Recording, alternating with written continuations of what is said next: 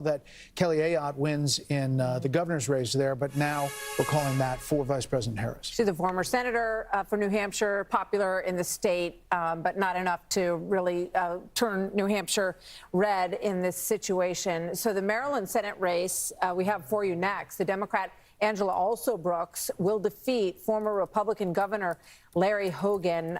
He never really was able to move past her. It was obviously a difficult race for the former governor as he tried to become a senator. So that sticks as far as the U.S. Senate goes. We're still on track. There's a one pickup for Republicans, and again, they're looking to Ohio and West Virginia.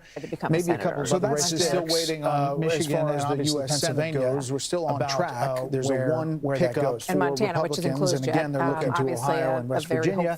Maybe a couple of other races still waiting on Michigan as far as the U.S. Senate goes. We're still on track. So I'm looking at the suburbs in Montana. First I would say the map, and again, it's fairly, but it seems to be So that's still waiting on Michigan as far as the U.S. Senate goes. We're still on track. So I'm looking at the suburbs in Montana. First I would say the map, and again, it's fairly. Donald Trump's So that's still waiting on Michigan as the U.S. Senate goes. We're still on track. So I'm looking at the suburbs in Montana. First I would say the map, and again, it's fairly.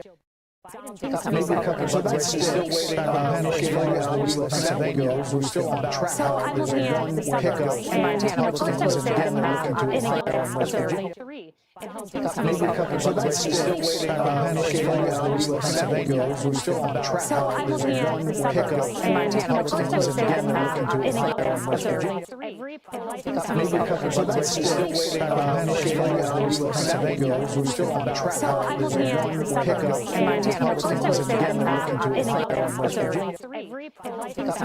So that's still waiting on Michigan as the U.S. Senate goes. We're still on track. So I'm looking at the suburbs in Montana. First I would say the map, and again, it's fairly. So that's still waiting on Michigan as the U.S. Senate goes. We're still on track.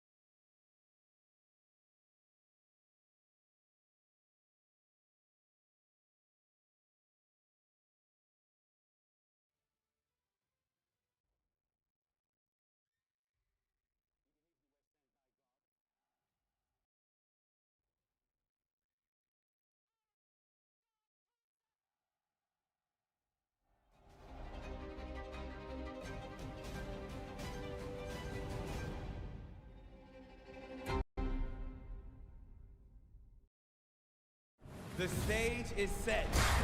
Oh, here we go, here we go. It's gonna be good. Season 12. Whoa! She can sing.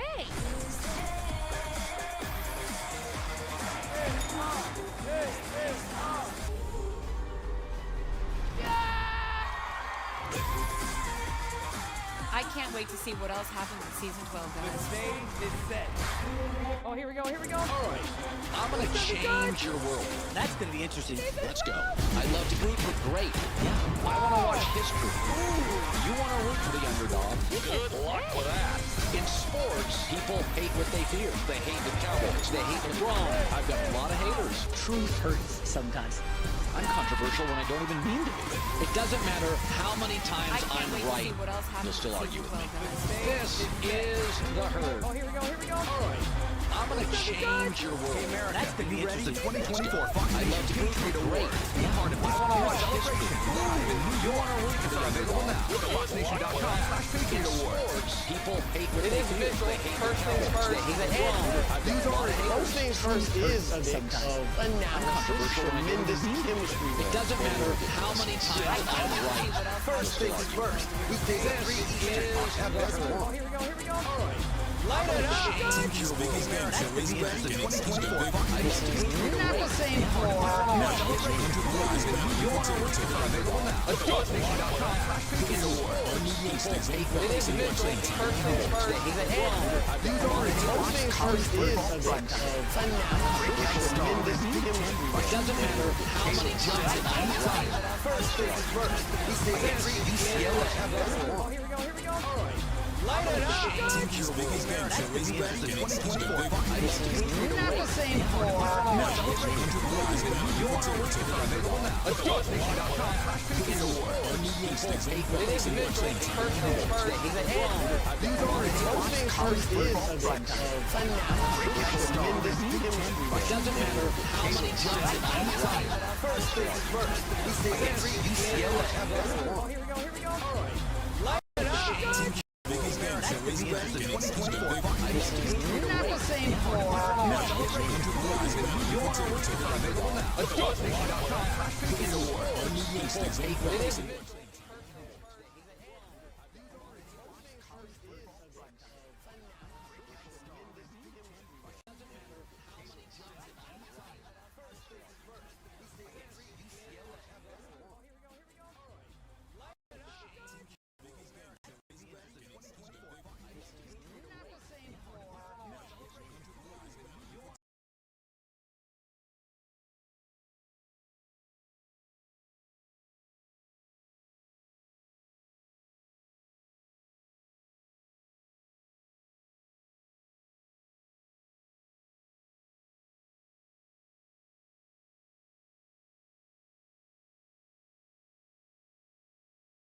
Has been coming in Pennsylvania is not surprising to the red team, at least at this point. There's Wisconsin, 47.9 to 50%, and Wisconsin has 23% of the vote in. Also expected to be a tight race. They have both spent a ton of time there.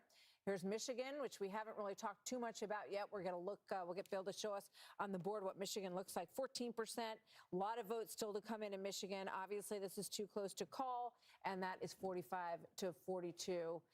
Let's go to Grady Trimble, who is just outside Detroit, Michigan, and we'll start to get a feel for what's going on in this part of the Blue Wall. Hi, Grady.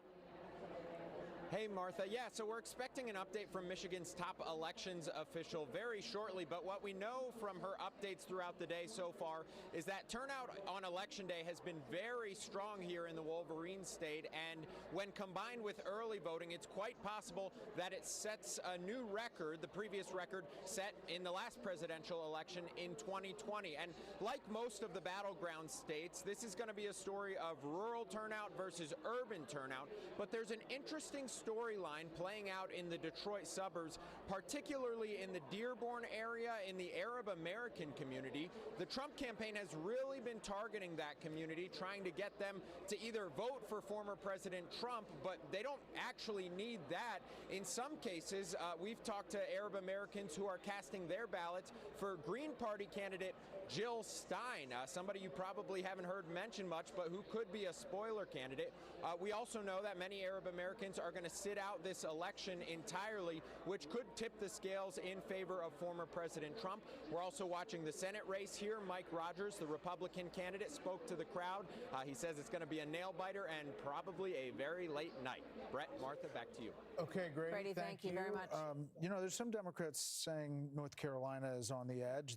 I don't think they're fully agreeing with Sean, and they still may make T-shirts.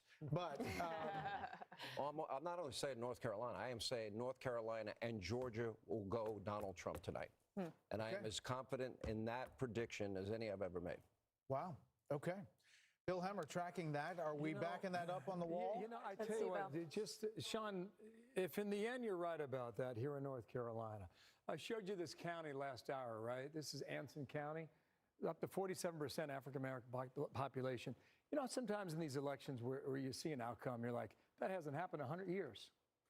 Well, something just happened for the first time since 1876 in North Carolina, and a Republican won this county for the second time since the 1870s. So I just like something to like stick in the back of your head and think about, well, that was a data point along the way. You guys mentioned the blue wall. Let's go ahead. We're moving toward the central time zone. We're talking about Wisconsin, Michigan, and Pennsylvania. I can show you a lot of stuff right now, okay? But this is anecdotal stuff. It's just the data points that I'm seeing on the map, okay? When you go to Wisconsin, all right, you have to look at Dane County, it's the University of Wisconsin. In the midterms, they had more than 85% voter turnout in one county, okay? You're going to get a ton of Democratic votes out of here, okay? You're just about halfway into it right now, and you see the margins. But I was poking through this and looking at Milwaukee. Now, there's a lot of votes out there, okay? You only got 25% coming in right now. Kamala Harris has almost 66%. So this is where Joe Biden finished. Same county, same city 4 years ago. He was almost at 70%. Right now, she is underperforming in Milwaukee. So you have to ask yourself, you know, that little pattern you saw back there in that rural county in North Carolina, is it repeating itself in some of these bigger cities? You know, is Detroit, you know, right now Detroit, Wayne County is red. We don't expect it to stay that way, but that's one of the things you look at as well. And this is Washtenaw County. That's Ann Arbor, University of Michigan. You expect to get a good number here. That's another county to watch as well. And then let's flip over here and just complete the blue wall, because this is where we are right now in Pennsylvania. Remember, we showed you how the mail vote, heavily Democratic, is put out first. And we still think we're probably seeing a lot of that right now in this composition. But let's go ahead and look now. Let's look at the vote difference in Pennsylvania. And what we've done here is we've gone back to the year 2000, okay? So you have 6 presidential races to look at. For so long, this was not even a battleground. It was heavily Democratic. When you think about what Barack Obama did in 2008, look at that. I mean, that's 10 points. It's off the map. Romney was able to cut it in half, and so the state came back a little bit toward the Republican Party. It really wasn't until 2016 when Donald Trump won the state by just less than a point. Let's look at the vote difference now for Michigan. Very similar, maybe not as extended, okay? Some would argue more Democratic in Michigan, all right? But that was the difference in 2016 for Trump. 0.2 percentage points, you know, and you see where Obama was. That was not contested. Look at the vote difference down in Wisconsin. Very similar. Blue, but not nearly as extreme. In fact, if you take out the Obama years in 08 and 2012, you find Wisconsin is, I find, guys, this to be the swingiest state you find out there, all right? Back in 2000, when we were looking at Florida, look what happened in Wisconsin. 4 years later, John Kerry, look what happened. You see Donald Trump in 2016, it's just by a nose he was able to win. And then when it went back to Biden in 2020, again, it was super tight, okay? All those races, 4 out of 6 over the past 20 years have been decided by less than a point. And it might well be the case again tonight. in the land of cheeseheads. Let's go ahead and clear this right now, okay? Bill, can Let's we clear go that. to Wisconsin? Yeah, we sure can. Because, go ahead. If you want to see how this is shaping up, I mentioned Dane a moment ago, and I also mentioned Milwaukee. Sean Duffy, one of our colleagues, former congressman for the state of Wisconsin, when he ran for Congress, all this area here was blue, okay? And when he went to Washington, it all flipped, it all became red, and it stayed that way. It's been a source of political strength and power for Donald Trump, and we'll see whether or not that remains the case right now. All right, so you know, we're just about the 30% mark in Wisconsin, and Kamala Harris has a slight lead there by about 3 points. This is where it ended, as I showed you out there on the map, right? 20,682 raw votes 4 years ago. So if I were to come to 2024, what am I looking at? I'm looking at Dane. How about Sauk and Kenosha? Yeah, Sauk is right here. Sauk is pretty interesting here because, you know, you start to see a little more population growth, and Trump has a lead here. And again, this is Kennedy. He popped up in Michigan. He's going to pop up in Wisconsin all night long. Trump has a lead here. Let's just go ahead and see. You got half of the vote in here in Wisconsin. This is where it finished. I find that interesting. What about Don't Kenosha? you? Let's find Kenosha down. So remember, this is the swingiest state. I mean, I spent some time there on 2 recall elections with agree, Governor right? Scott Walker. I mean, it's extraordinary. And we don't think about it that way. But it's true. Anyway, this is Kenosha, Brett. You asked for it. You got it. You got about half the vote in. Trump's just shy of 58%. Okay, so he's overperforming now in Kenosha as well. I can keep going if you want, so call it out, guys, if you like. Milwaukee County? Sorry? Milwaukee, is that what it's called? Just north of? Yeah, so the WOW counties here, they have been solid Republican forever, you know, but not during the Trump years. They got softer and softer, and they are, Wasaki here, just west of Milwaukee is one of them, sorry, Waukesha, excuse me, and then you get into Washington, and then you get into, over in the lake is Ozaki here. So let's see what we're doing right now. Trump at 53.5, all right, comparison point, 2020. Okay, so a little bit under right now in that it's suburban county north of Milwaukee. Let's pop on over here to Washington and see what we're doing. 70% is an impressive percentage, all right? From 4 years ago, what'd he do? So a little bit better right there in Washington County. Then we'll move over here. This is the most populated of the three, Waukesha, just west of Milwaukee, just shy of 60% raw votes, shy of 40,000 from 4 years ago. Okay, all right, so he ended up with 55,000 net. So he either has some space to make up or he's not going to get to the number from 4 years ago. So that's something to watch. The WOW counties there in Milwaukee. My favorite county in all of Wisconsin, maybe my favorite county in the entire map this year, right here. You know what this is, Brett and Martha? Door County. It's Door County, okay? And why do we talk about Door County? First of all, you don't want to be there in the winter, okay? Because it's cold and it's frozen. But in the summertime, it's got to be beautiful. Half the vote in. Trump has an edge here. 4 years ago, you see what happened here. Biden won it, all right? Go back to 2024. Let's go statewide. Watch all the map go into play here, okay? This is a flipper county in Wisconsin, all right? The shade of blue is just very slight, okay? So it shows you how close it was. So we'll keep an eye on it because sometimes those are the bellwethers statewide, and we'll see whether that develops there in Wisconsin. All right. Thank you, Bill. Little Wisconsin for you. Little trip to Wisconsin. Yeah, sure. Up to Door County in the Great Lakes. And obviously, this is going to be an area that is going to probably tell the story of this election, that in the Sun Belt, of course. So we're getting close to 10 o'clock, right around the corner.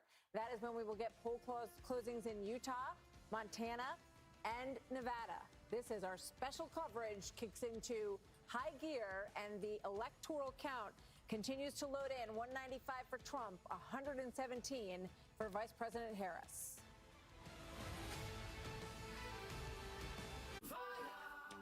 There are some things that work better together.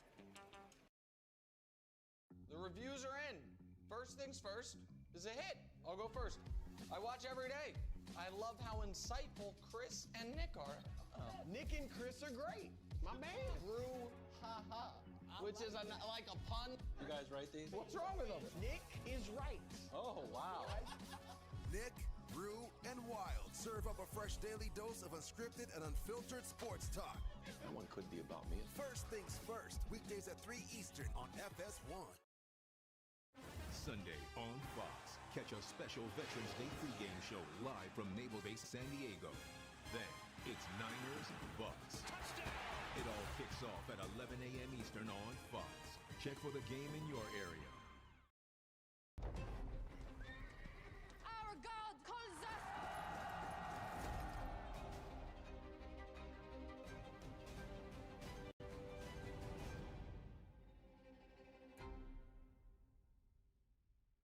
Does your student loan payment make you cringe? By refinancing to a lower rate through Credible.com, you could drastically cut your monthly payments. At Credible, you get personalized rates from multiple lenders. Visit Credible.com now to see your new monthly student loan payment. Hell yeah. They're dudes. Golf sucks, I'm done. Being dudes. Whoa, they got a freaking bathroom just for pooping. Doing dude stuff. Oh, that is not whipped cream. Universal Basic Guys, Sundays on Fox and anytime on Hulu. Our journey to $250,000 begins now. TV's biggest game show is back, and it's even bigger. This is not the same floor. Now with 100 players battling for territory. There's so much strategy this season. If you want to rule, Taylor Swift songs. You have to duel. Hero. Love. Together. Haze. Light it up! The Floor, all new Wednesdays on Fox and watch anytime on Hulu. You want to be a lifeguard? This is the real deal. Rescue High Surf is the hottest drama on TV. And you can watch it anytime. Welcome to the North Shore. Rescue High Surf, all new Mondays on Fox and anytime on Hulu. The stage is set. Oh, here we go, here we go. Season 12! You can sing. The Masked Singer, all new Wednesdays on Fox or watch anytime on Hulu.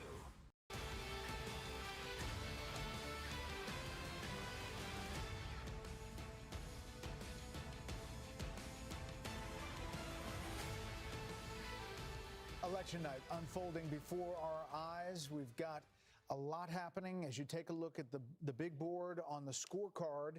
Right now, the electoral vote count stands at former President Trump at 195 to Vice President Harris at 117. We're still waiting, obviously, for Georgia to fill in and North Carolina to fill in. But there's a lot of discussion about that outstanding vote and whether or not it will meet the level that Vice President Harris would have to meet. And we've been talking about Philadelphia County. She would have to clear 700,000 votes in order to... In 2020, yeah. Yeah. All right, so let's go to Jeff Paul from the headquarters of Republican Senate candidate Sam Brown. And what's going on there?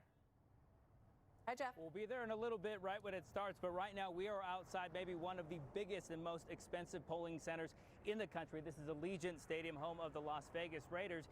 And one of the things I want to mention to you folks at home is that people are still showing up here to cast their ballot. We are a minute away from polls closing, roughly a minute away from polls closing. And under Nevada law, if you are in line by 7 o'clock, you have the right to vote. And we are hearing about some instances where there are some pretty long lines throughout the state. Also keep in mind that they will not release any results anywhere in the state of Nevada until the last person in the state votes. So we could be looking at a very long night ahead of us here in the state of Nevada. Martha? All right, Jeff Paul, thank you so much. Jeff. We're waiting now for these calls at 10 o'clock, and we're looking at basically a scenario where the Democrats are putting all their hope in the blue wall. The question is, what happens when we make a call in North Carolina and Georgia? If you believe Sean Hannity, it's coming soon. We'll see if it does. It is time to see how many more electoral votes will fall as we get ready for our next calls. Stay tuned. We are seconds away from 3 states, including Montana, Utah, plus the critical battleground. Together we will fight to win Nevada. Nevada, we fight for the future. With 16 electoral votes on the line, we have the results as they come in. The moment is here. America is watching.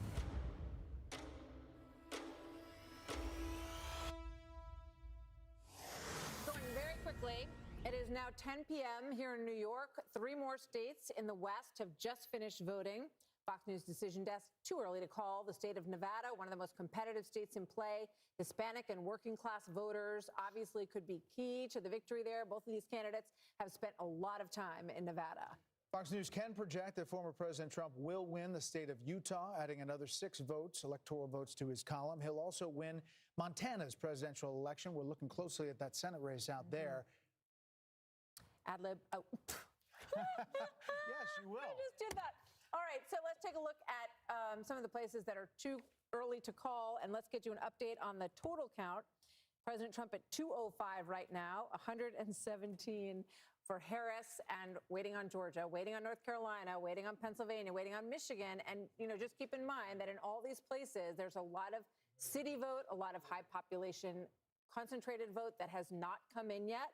The question is whether or not that vote, when it does come in, will be enough to outbalance what we have seen in the early part of this vote here. Montana, as we mentioned, also home to this pivotal Senate race. Longtime rural Democratic Senator John Tester in the political fight of his life this time. He survived it before, but this time Republican former Navy SEAL Tim Sheehy putting up a real fight and may win. The Fox News Decision Desk says it's too early to call there. Nevada also home, too early to call, to this Senate race between incumbent Democratic Senator Jackie Rosen and Republican Army veteran Sam Brown. But in Utah, Fox News is projecting the Republican Congressman John Curtis will move to the Senate.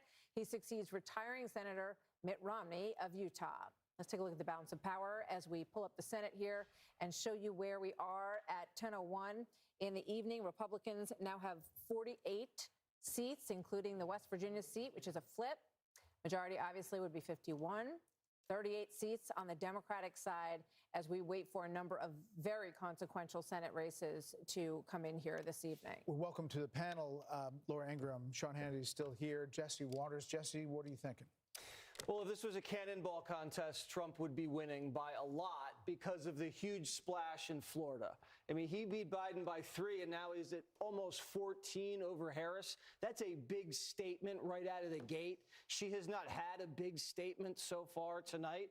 The other big splash, Virginia. Now, we don't know how Virginia is going to shake out, but Biden won Virginia by 10, and now it's tied.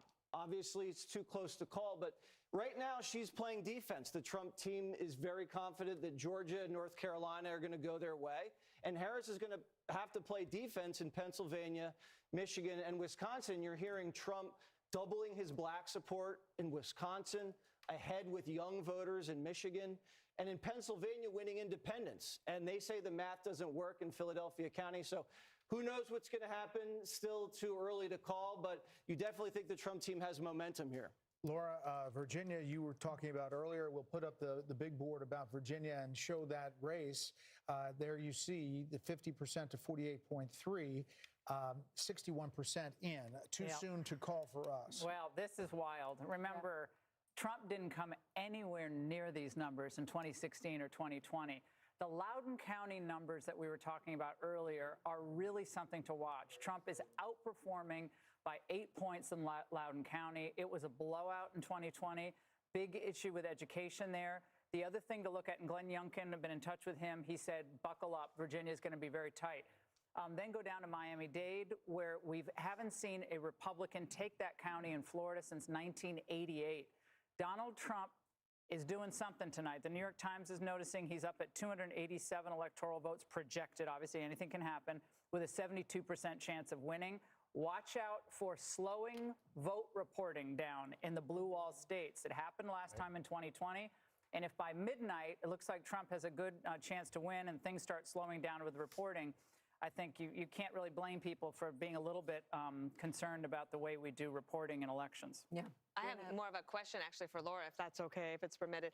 On Loudoun County, in Loudoun County, can you talk to what is the issue? Is it the economy or is it the cultural issues? We've been having a little debate. I think the cultural issues cut through the new immigrant population in Loudoun County. There's an enormous influx of Indian immigrants, Hispanic immigrants, and Muslim immigrants in Loudoun County. And if you talk to them, and some reporting has been done on this, a couple of issues of the gender curriculum, some of the trans issues, but also in general, just this idea that the new immigrants coming to this country want to be able to start small businesses and make a decent living. And I think both issues are really hitting hard tonight. And Loudoun County is the kind of place where you'd think it might be fertile ground for Democrats almost in perpetuity because of where it is. It's in the exurbs of Washington, but it is very close to that huge number of people who work in the Dulles Technology Corridor. And that looks like the kind of place young, tech-savvy people who would be prone generally to vote Democrat. And the fact that seems to be going the way it is tonight is I think, a lot of quite credit telling. to Glenn Youngkin and obviously Donald Trump for the way that state was handled. They were smart to go there late in the game. It's interesting to look at Virginia, and sometimes these things sort of take hold over a period of time, right? So Glenn Youngkin won his very close race, all about education, really, against Terry McAuliffe and parents' rights. But then in the midterms, Virginia did not get the seats that they wanted to get, and Youngkin was sort of trying to get them over that edge. So if this does, and then we're, can't call it obviously yet, if it turns into a win for Trump tonight, it will be a very big or even sign. close, Martha. And we have not called North Carolina. We have not called it yet, nor Georgia. I'm sure there are good reasons for that, but others have. I understand. Harold? Do we know what's outstanding in Virginia? Let's just talk to Bill Hemmer because he's at the wall. Yeah, I can do that for you. Don't mind me. This is Roanoke County. Why do I have that on the screen?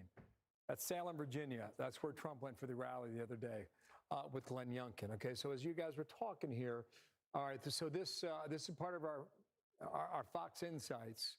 Anytime we see an outline here, we go in Loudoun County. We've mentioned this, right? Now, this is a 16-point advantage for Kamala Harris. You've almost got all the estimated vote in right now, and Trump's doing 3.4 points better now with 98% of the vote reporting than he did in 2020. So that's pretty interesting. The other thing I would point out while I'm here is Fairfax County. All right, so you're almost at 2/3 of the vote in. This is where all the people are, right? Number one out of 133.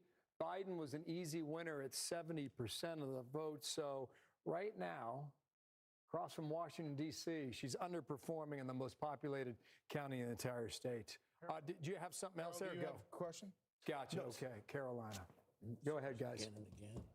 So the Virginia, is that the biggest county, the Fairfax County? Is there another big county out? Because the campaigns are saying they've got big votes still out in Virginia. They still believe that they... I tell you what I'll do, Harold. I'll cheat for a second here and go back to Virginia. It seems as if Kamala Harris is doing better in the southeastern part than was expected, okay? So there's still some vote out there, some vote coming in, and we'll see whether or not that holds up. Let me zip on down to Carolina. And Britt, I think you said some folks had called Carolina already. We've got about 70% of the vote in, and we've got Trump up, 4 points. 4 points. Yeah, almost 5. 185,000 raw votes. And I don't know what's going on here. Why don't we just poke around some of the bigger counties, okay? This is Wake, this is Raleigh. You got to look there, 3/4 of the vote in. She's got a firm lead down here in Mecklenburg and Charlotte. A firm lead yet again, but there's 80% of the estimated votes still yet to be tallied, so maybe that's the reason why we cannot call it. This is a flipper down here. This is New Hanover. You find Wilmington along the Atlantic shore. You've only got 5% of the vote in down there. This is one of those areas of the country that's turning more blue. You got a lot of transplants from the Northeast moving down into Wilmington. You also got a lot of folks from the Northeast going into places like Brunswick County.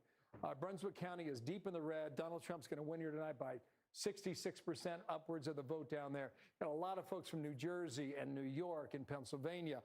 They're moving down to places like Brunswick County because they love the weather, they love the beaches, and it's not as expensive as Florida. And they've seen an awful lot of growth in this part of the state. So here's where we are. Too soon to call, but Donald Trump right now up by almost 5 points in Carolina. Go for it, Martha. Let's take a look at Pennsylvania, which is tightening up considerably, and in the presidential race and in the Senate race. Show us what's going on there. You're exactly right about that.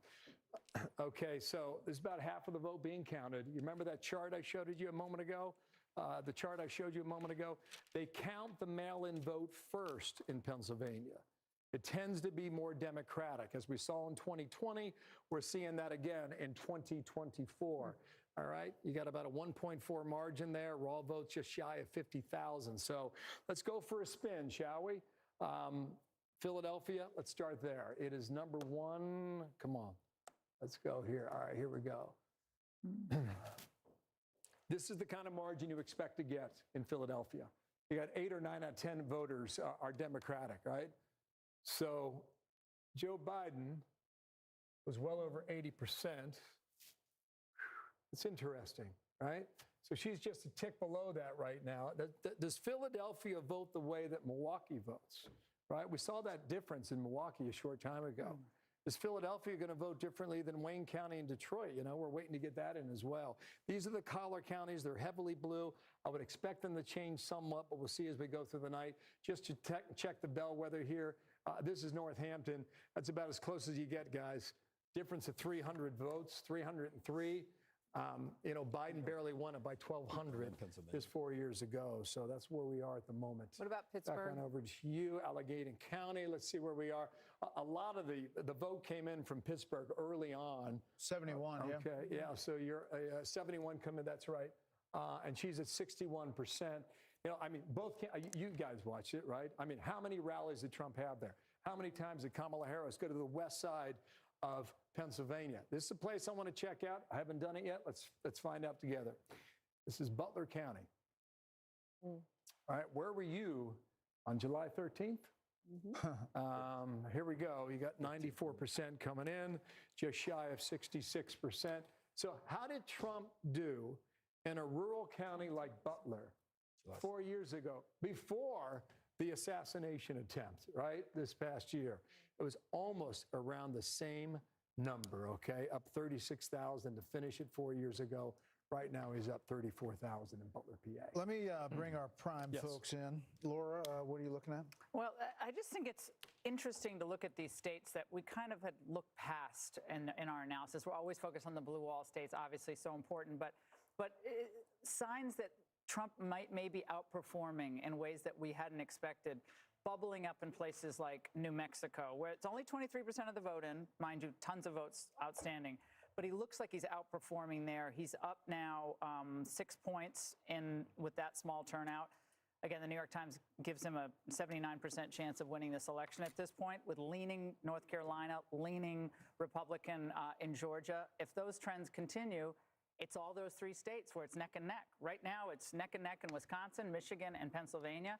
So I hope they can model themselves in the future on what Florida has done so brilliantly with Ron DeSantis. 96% of the vote in, and it's handled beautifully with absentee, mail-in vote. I mean, they just seem to do it in Florida. Why can't we do it in these other states? Yeah, I mean, it's a great question. I mean, most of us grew up with, you know, you voted in the morning. Same day. Parents voted in the morning, and then you went home and got the answer that night. We've gone from 96 million voters when Fox News started to 160 probably million tonight, somewhere in that neighborhood. And by the way, all of them watched Brett's interview with Kamala. I don't think absolutely nobody missed that.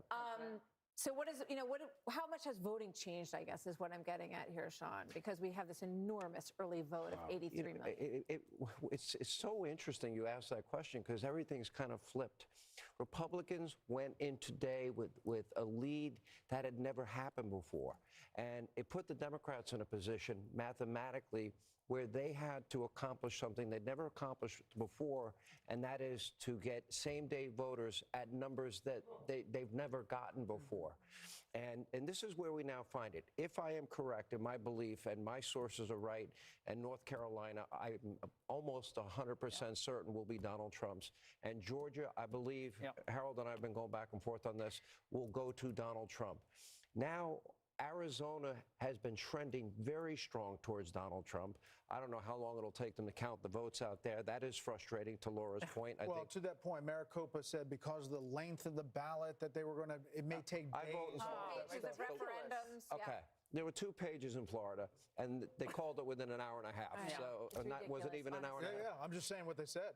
So, all right, if we want to play out a few scenarios, if that turns out to be right, or Harold's going to wear Sean Hannity's wrong T-shirt, if I'm right and North Carolina and Georgia go to Donald Trump, and I am confident based on the information, Dave McCormick's numbers guy just wrote me. Dave McCormick running for Senate in Pennsylvania. Against Bob Casey, the incumbent. Against Bob Casey, the incumbent, who's been running ads tying himself to Donald Trump in Pennsylvania, which I think is very telling.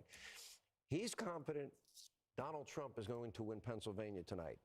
And what the Trump team has been telling me, where they were up by 1.1 million, we went over these numbers earlier, Back 4 years ago, they were only up 400,000 going into today's voting, day of voting. In Wisconsin, you have a similar situation. A 40% difference, a 40% shortfall. So I'm looking at the big board and I'm watching the ever-brilliant Bill Hemmer, and they needed numbers in Milwaukee that every source I know in Wisconsin is telling me they did not get today. And we're now at a situation where for Kamala Harris to have any opportunity to win, she's going to have to sweep that blue wall, those blue wall states. I don't see it. Do you see it? I don't see it either. And if you look at Philadelphia, for instance, everybody was bragging this morning about how well turnout was in Philly. But if you look at Philly, South Philly is Italian. That's Pat's, Geno's. They love Trump down there. Big Eagles territory, big Flyers. And then you go to the Northeast, that's Irish Catholic. Maybe Sean Hannity knows a few people up there. So they came out big for Donald Trump, and that might have been an explanation for those numbers to pop. But if you look at Pennsylvania broadly, they banked so much of the early vote, which they'd never done before.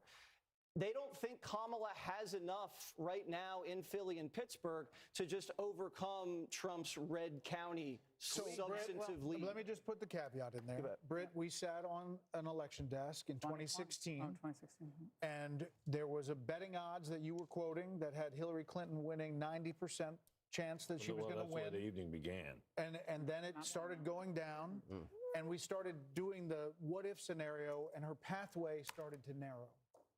It is flipped, to Sean's point, that the early vote gave Republicans an early boost, and the question is what the day of vote's going to show. Well, is her path narrowing as we get more into the night? I think she started out with a narrower path. You know, we could figure out more ways that Trump could win. She had a narrower path. And the betting odds, by the way, are now up to 83% for Trump, and started at 58%, and it's climbed all through the evening to 69. I think you should have a green eyeshot.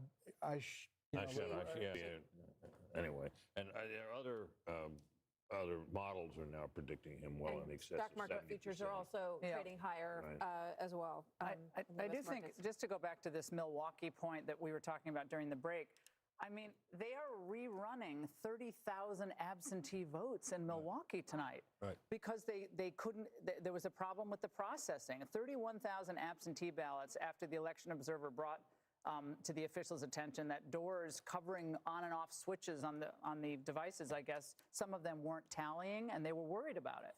So just for integrity purposes, they're rerunning all those ballots. So we might not hear the full and final counting from Milwaukee until tomorrow. AP Votecast has Trump winning 23% of black men. That's staggering. What's it?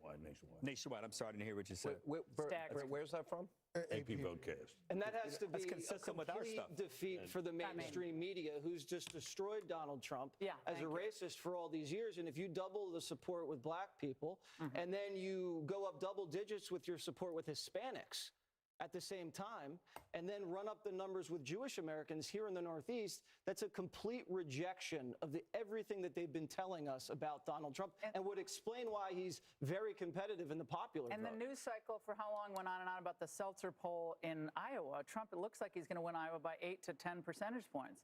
Well, Seltzer. I don't remember what that was called, but it was like he was going to lose Iowa. I mean, it made no sense. Let's go back to Pennsylvania really quick. I know you're in Wisconsin, but can we just go to Pennsylvania? I sure can. And this is I want to come back to this. It's a fascinating story. It's happening in Wisconsin. Okay, so go ahead, Brett, with your question in Pennsylvania. Lackawanna County. This is Lackawanna County. You got it. Let me come back to current day. Right, it's 2024, isn't it, guys? Yeah, it is. Yeah, I do believe. Okay, so. I'm kidding. So this is Lackawanna. This is Scranton. Okay, so she's got an edge. Go ahead. She's got an edge at 51%. The 2020 vote for that. Okay, I'm going to do something here, and you're going to see a slide come out. All right, so you guys got to remember these numbers, all right? Versus 2020. Here is Biden's number. So she's about, you do the math. 2.5 points below what Biden did, but she's winning the county too, and that's Scranton. Can I just show you guys something that I think we need to pay attention to? This is Wisconsin. All right, so you got your Fox Insights going here, okay? We talked about Dane, we talked about Milwaukee. What about Green Bay? That's Brown County, all right? Right now, with 46% of the vote reporting, in Brown County, which is Green Bay, Trump's up 3.6 points at this time in the night, okay? Take this off. We'll move down here to Oregami. All right, he's up 1.8 points higher than he was 4 years ago. Take that off. This is Winnebago, right? Trump is up 1.3 points at this point in the vote, higher than he was 4 years ago. And, you know, when you're analyzing the state going into this election, those are three of the counties you're looking at where he's trying to, like, drive the numbers up. And he's able to do that. And so this is where we sit, you know, half a point. And not for nothing, guys, but sorry. Come on back here. Not for nothing. But Robert Kennedy has racked up 8,000 votes in Wisconsin. And 2020 in Wisconsin, we'll get it here. Yeah, I got you. 20,682. Wow. Maybe it matters, guys, or maybe it doesn't, but it's just something to point out right now. When we come back, I'll take you to Michigan. Some things happening there as well. Fascinating, too. Back on over there. That's something to keep an eye on. The 31,000 votes you talked about, Laura, you think they're going to count in the morning, and that's in Milwaukee, right? Which they're is reprocessing them. They've begun to reprocess them, but there's no indication as to when that's going to finish. Because they had problems with the machine. There was a problem with this on-off switching device on the machine or something. It's hard to understand Laura, what it actually is. can I ask you a question? You just gave me the latest numbers. I've been looking at the betting odd numbers that Brett was talking about. They have moved massively 90%. now to Donald Trump. New York Times has it massively to Donald 71%. Trump. To a point that the Jesse... Needle. Yeah, no, the needle, right. Yeah.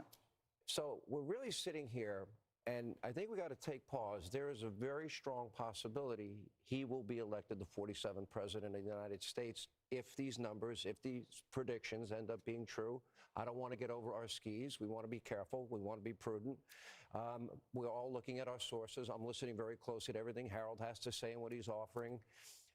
But if that is true, after all that they have thrown at this man, after all that they have done to this man, and with all the media that wouldn't even vet her and her radical positions, the only person in the media that challenged her in any reasonably tough way is sitting right here at this table, and that was you, Brett. And to think she never had to answer why she doesn't think we should say radical Islamic terrorism, why she wasn't asked about supporting a bail fund, 574 riots in the summer of 2024, or co-sponsoring the Green New Deal, or saying no private health insurance, Medicare for all, or sex change operations for, you know, illegal immigrants. What will this say, Brett, about legacy media in America? It's dead. Well, the decline of its influence has been evident for years. This is further proof of it.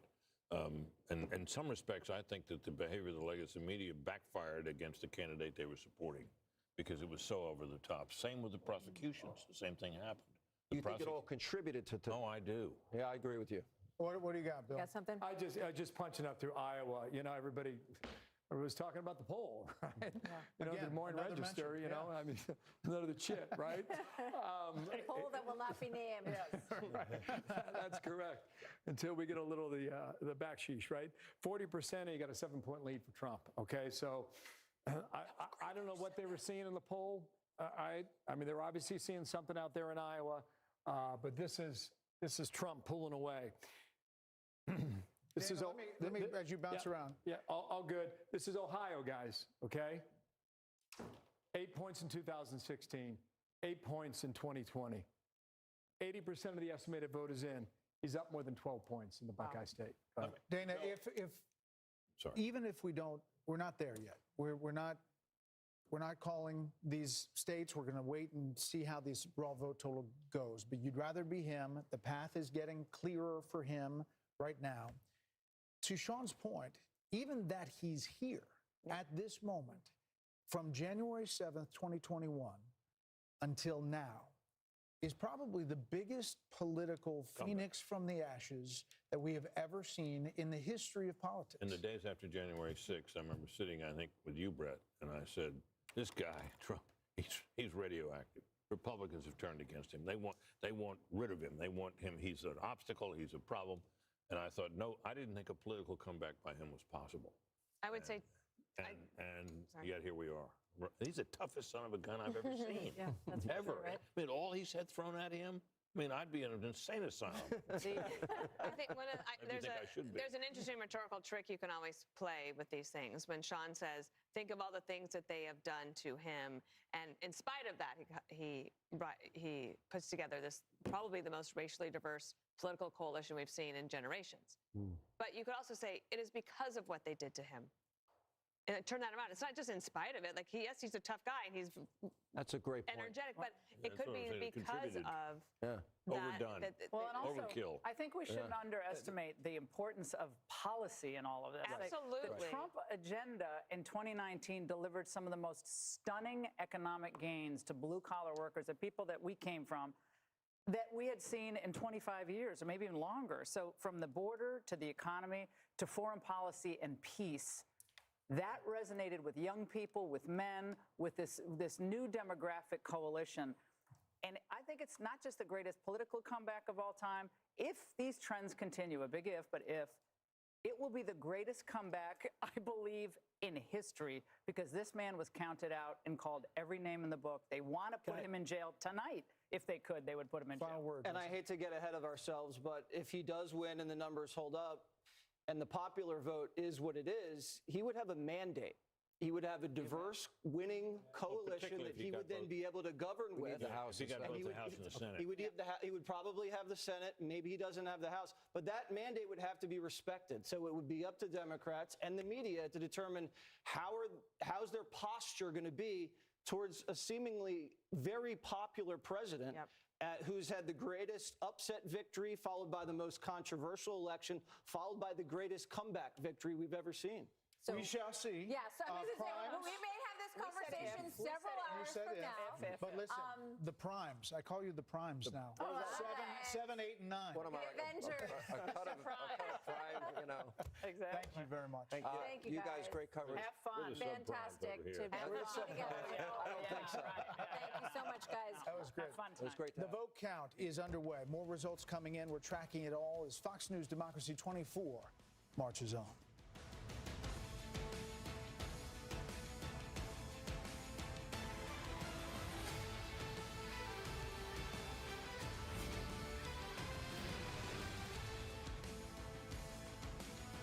Election Night on Fox News Channel is brought to you by Simply Safe Home Security. It is official. First things first is a hit. The reviews are in. First things first is a mix of analysis, tremendous chemistry, And total ridiculousness. First things first. Weekdays at 3 Eastern on FS1. Light it up! TV's biggest game show is back, and it's even bigger. This is not the same floor. Now with 100 players battling for territory. Let's do it! The Floor, only Wednesdays on Fox, and watch anytime on Hulu. You believe you were sent by God? Yes.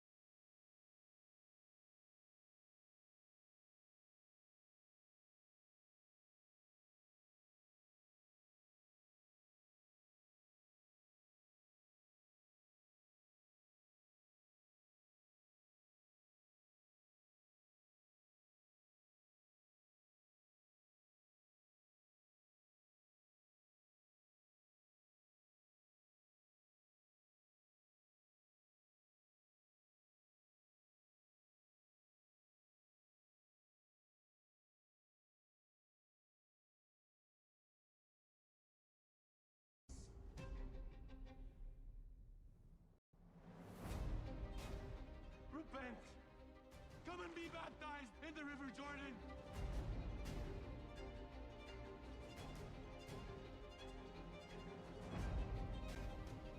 I speak in the name of the one true God.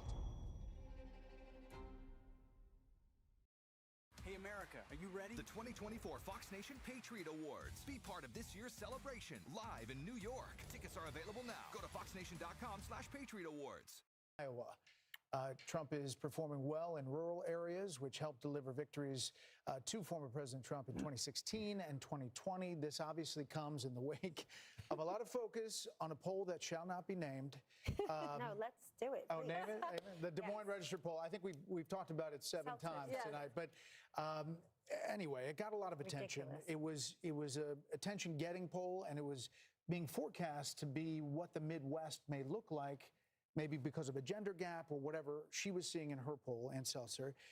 We are now calling Iowa for the former president. Yeah, I mean, it was, described as a bit of a jolt when it came across. I think all of us, when we saw that, Ann Seltzer, because the reason is she has an excellent reputation. She's called a lot of things well. In fact, she called the Trump lead in 2016 in her polling, and everyone thought she was crazy. She had him like +6 or something like that. Well, she also had him winning the caucus, and Ted Cruz beat him. And Yes, so she has a good reputation, but this one appears to be a blip on her screen because clearly Iowa is in the Trump column tonight. Harold, thoughts about what's developing? So you think about what everyone is saying. This blue wall, there are 44 electoral votes there in Michigan, Wisconsin, and Pennsylvania. If she loses Virginia, Nevada is 6. That gives her 50. If she wins Virginia, that gives her 57.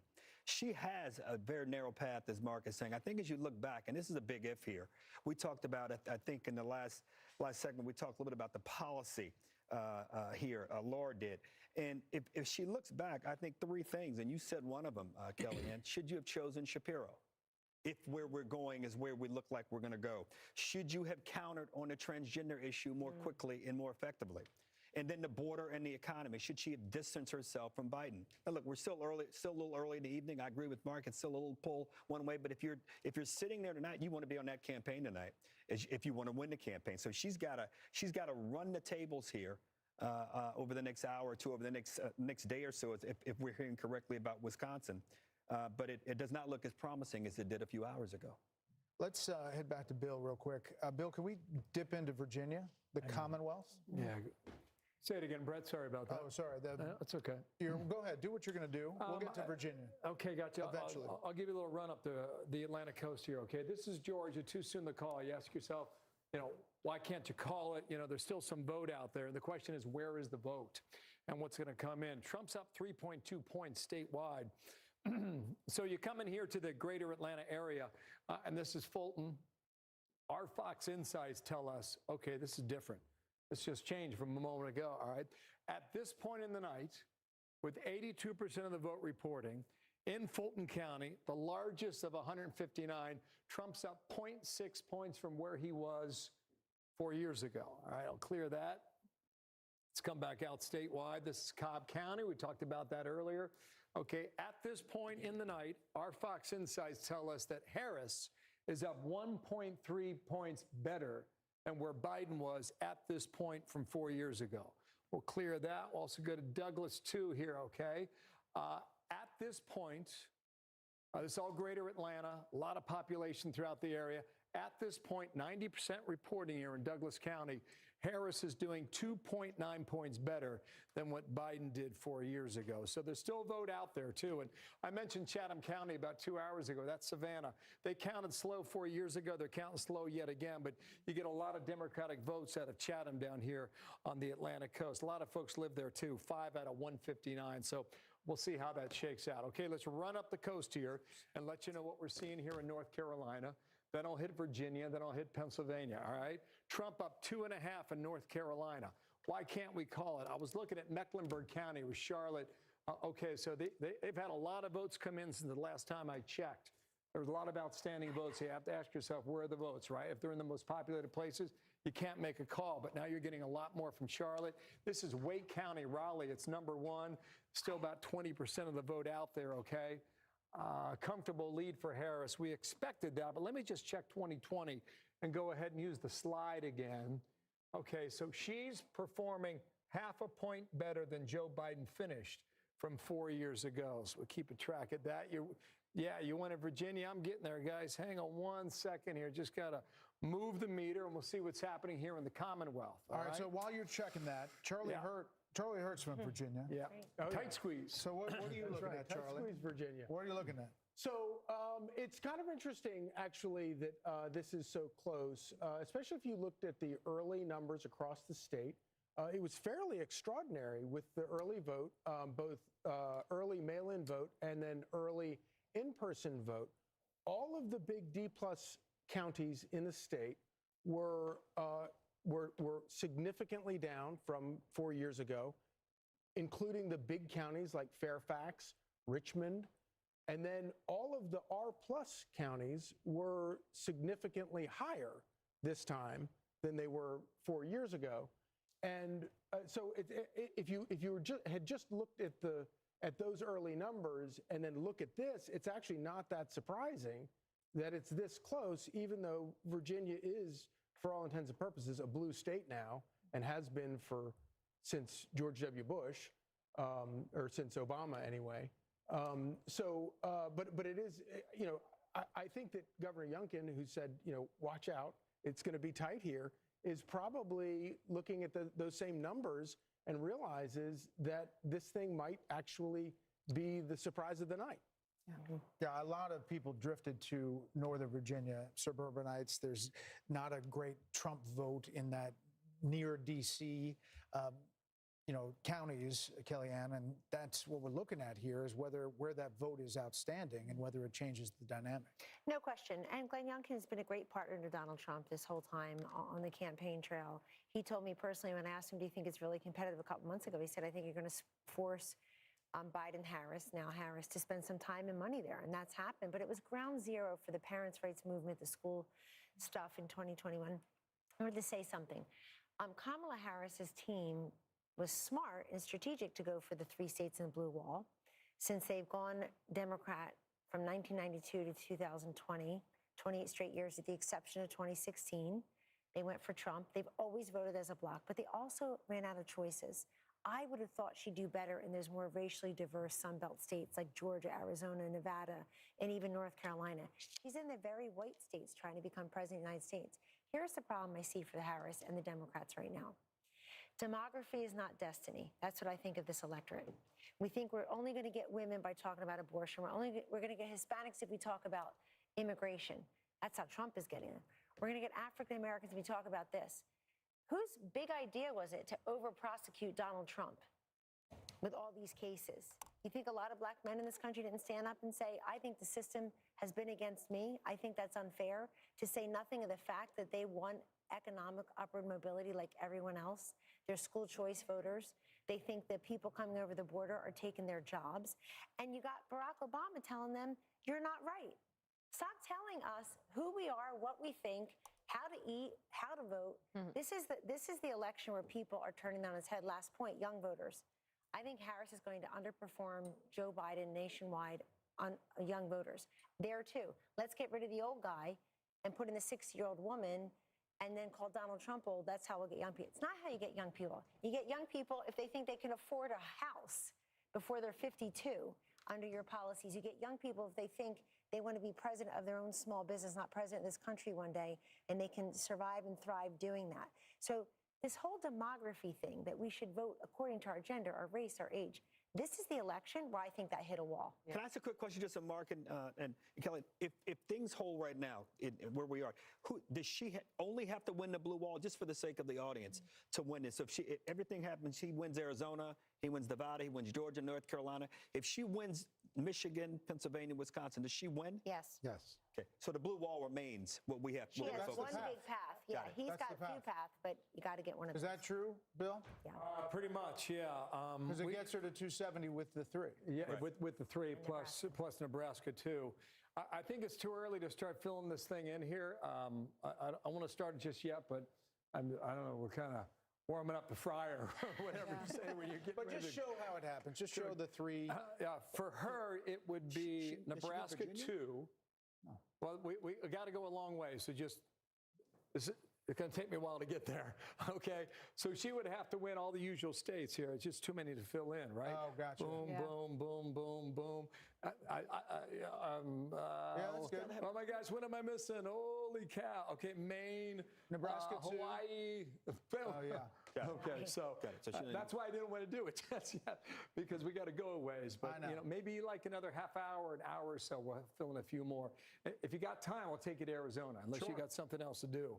Love to go there. Let me go ahead and reset this, because there's some movement here. There's some movement here in the American Southwest. This is Arizona. First time we're looking at it on the night. And Trump has just taken a 1/10 of a point lead. Kamala Harris had the edge here for really the past hour. This is Maricopa. This is Phoenix. This is where you get 60% of the vote statewide is in Maricopa County, all right?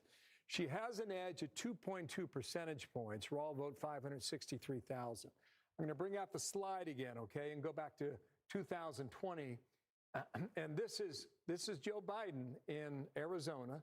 So she's up about half a point, not quite, all right? But Donald Trump's performing a little better right now at this point, but there's still just about half of the vote out, and too soon to call there in Arizona. Let me come back to modern day, 2024, and see if this has changed. It has not.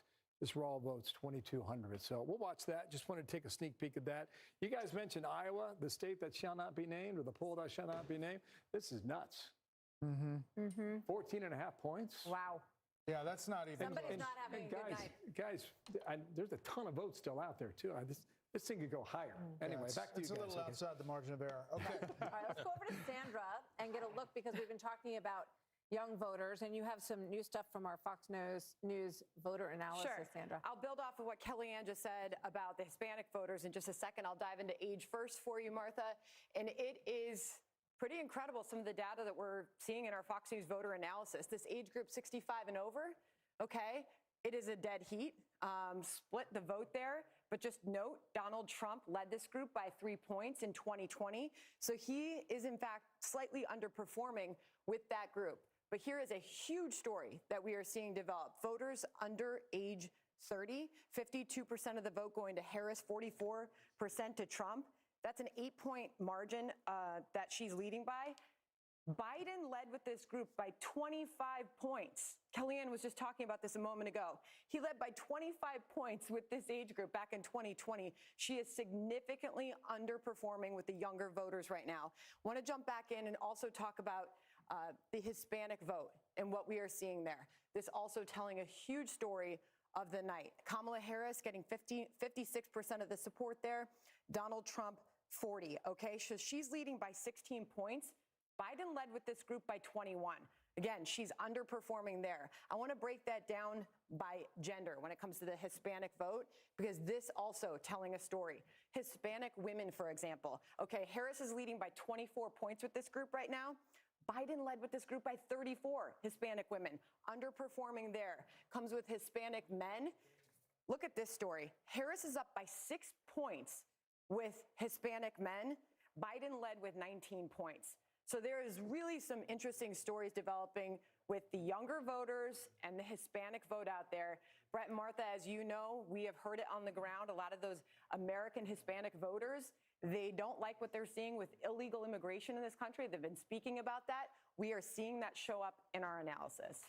Sandra, thank you. Yeah. Interesting stuff, especially that Hispanic vote. And that gap, that 20-plus gap that we're seeing, we've been seeing it for a long time. We've been talking about it for a long time. It has shown up in polls that she was underperforming Biden by more than 20 points with Hispanic voters, Brett. It's a very seismic change. Which means that if it comes down, as we now, I think, have agreed at this desk, that it does to those 3 blue wall states being her chance of victory, on a very narrow path, that if these numbers are meaningful about how she will perform, broadly speaking, and I think they're big enough now that we can say they are, her chances of pulling this off would be the biggest thing we've ever seen. I mean, amazing come from behind victory, and I think the odds on that are very long indeed. Yeah, I mean, well, it's a significant, to say the least, point that Kellyanne was making, which is that it all stops, right? And I think that I don't even know if in 2028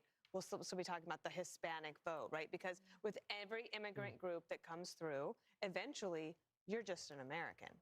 And you care about all the issues that everyone else in America cares about, and it's not so segmented. So I see a lot of those barriers breaking down.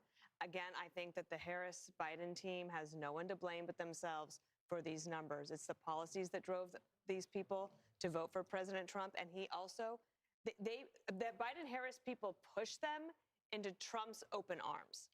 And now they'll have a chance to have a different type of president if he were to win. I know we got the blue wall to see, but the betting markets, everything is sort of going this way, and you sort of have this feeling that the Hispanic vote is no longer going to be so segmented. It's just the vote, the American vote. And there's a traditional, not to overgeneralize about any group, but, the traditional faith-based in many ways Hispanic family that is not responding to what Kamala Harris is talking about and focusing on. Harold, gender and race, we talked about the outset would emerge as big themes because Democrats have enjoyed great advantages with certain groups of people. The numbers didn't show up tonight. They show politics may be a dead end. Well, what it shows is that we're going to have to, as a party, rethink and reformulate and reconstitute how we think about going after voters. If these votes hold up, and even if they don't, the numbers are narrowing. So you have to rethink this and consider some different strategies. Because as we sit here tonight, Democrats have to be surprised. From what we were told over the last several days about how her numbers were coming home, how people were coming home, this is a very different race. Hold on one second. David Plouffe said yesterday that she could win all 7 battleground states, and said that she could do it. Now, maybe if it turned, she could win 6 of 7, but he said 7 of 7. He said the other day. He did. He said there was a confidence from him that, and Democrats abound, that there was. And even up to early this evening. All the polling said that it could go either way. We got to hit a break real quick. We will. A lot of votes to count still, and we are covering all of them for you. Our special coverage continues. Stay with us. We'll be right back.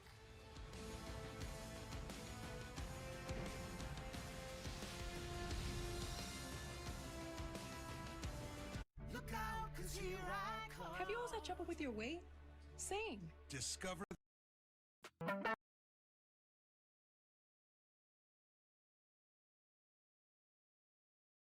It is official. First things first is a hit. The reviews are in. First things first is a mix of analysis, tremendous chemistry, And total ridiculousness. First things first. Weekdays at 3 Eastern on FS1. You believe you were sent by God? Yes.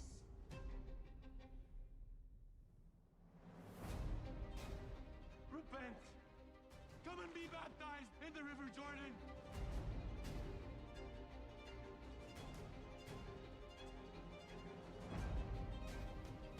I speak in the name of the one true God.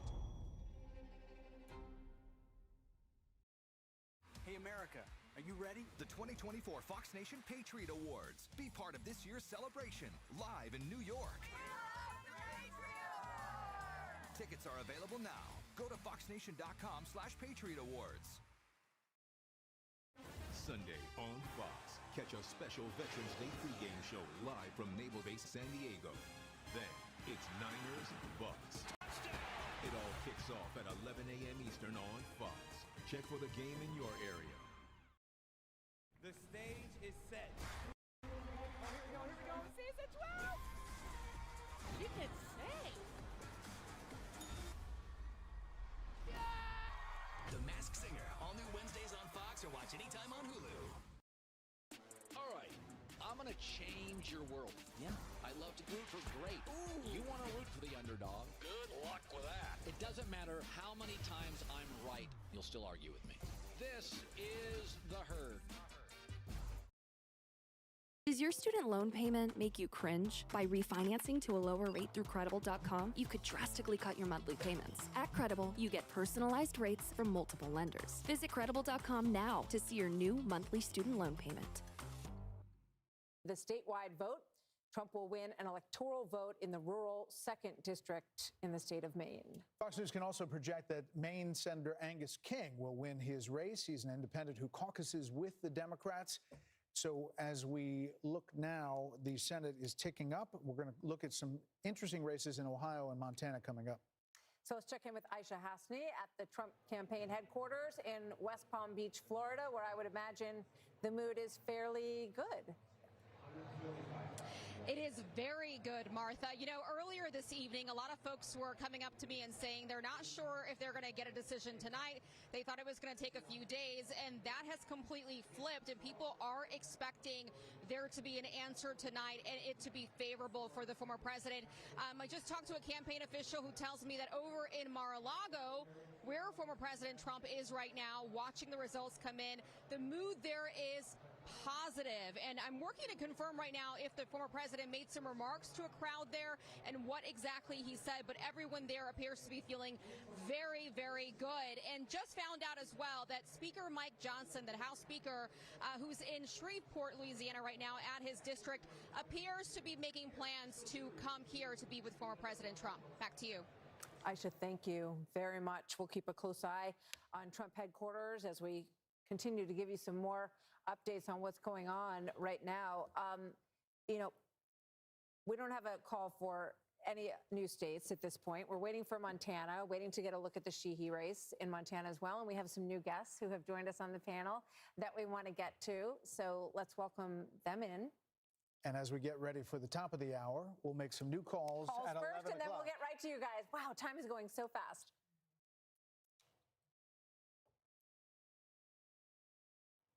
There we go. It is now 11 p.m. in New York, and 4 West Coast states have just finished voting. The Fox News decision desk can project that Vice President Harris will win California, the Golden State, 54 electoral votes, biggest prize, more than any other state in the country.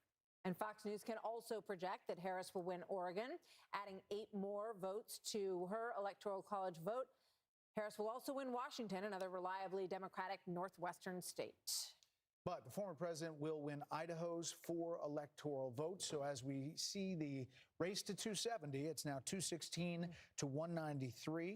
The race is changing quickly. I am getting some word from the Democrats who have now put out kind of a sense of the race, saying that in Pennsylvania, they say they're overperforming turnout expectations in Philadelphia and the early vote expectations in Bucks County.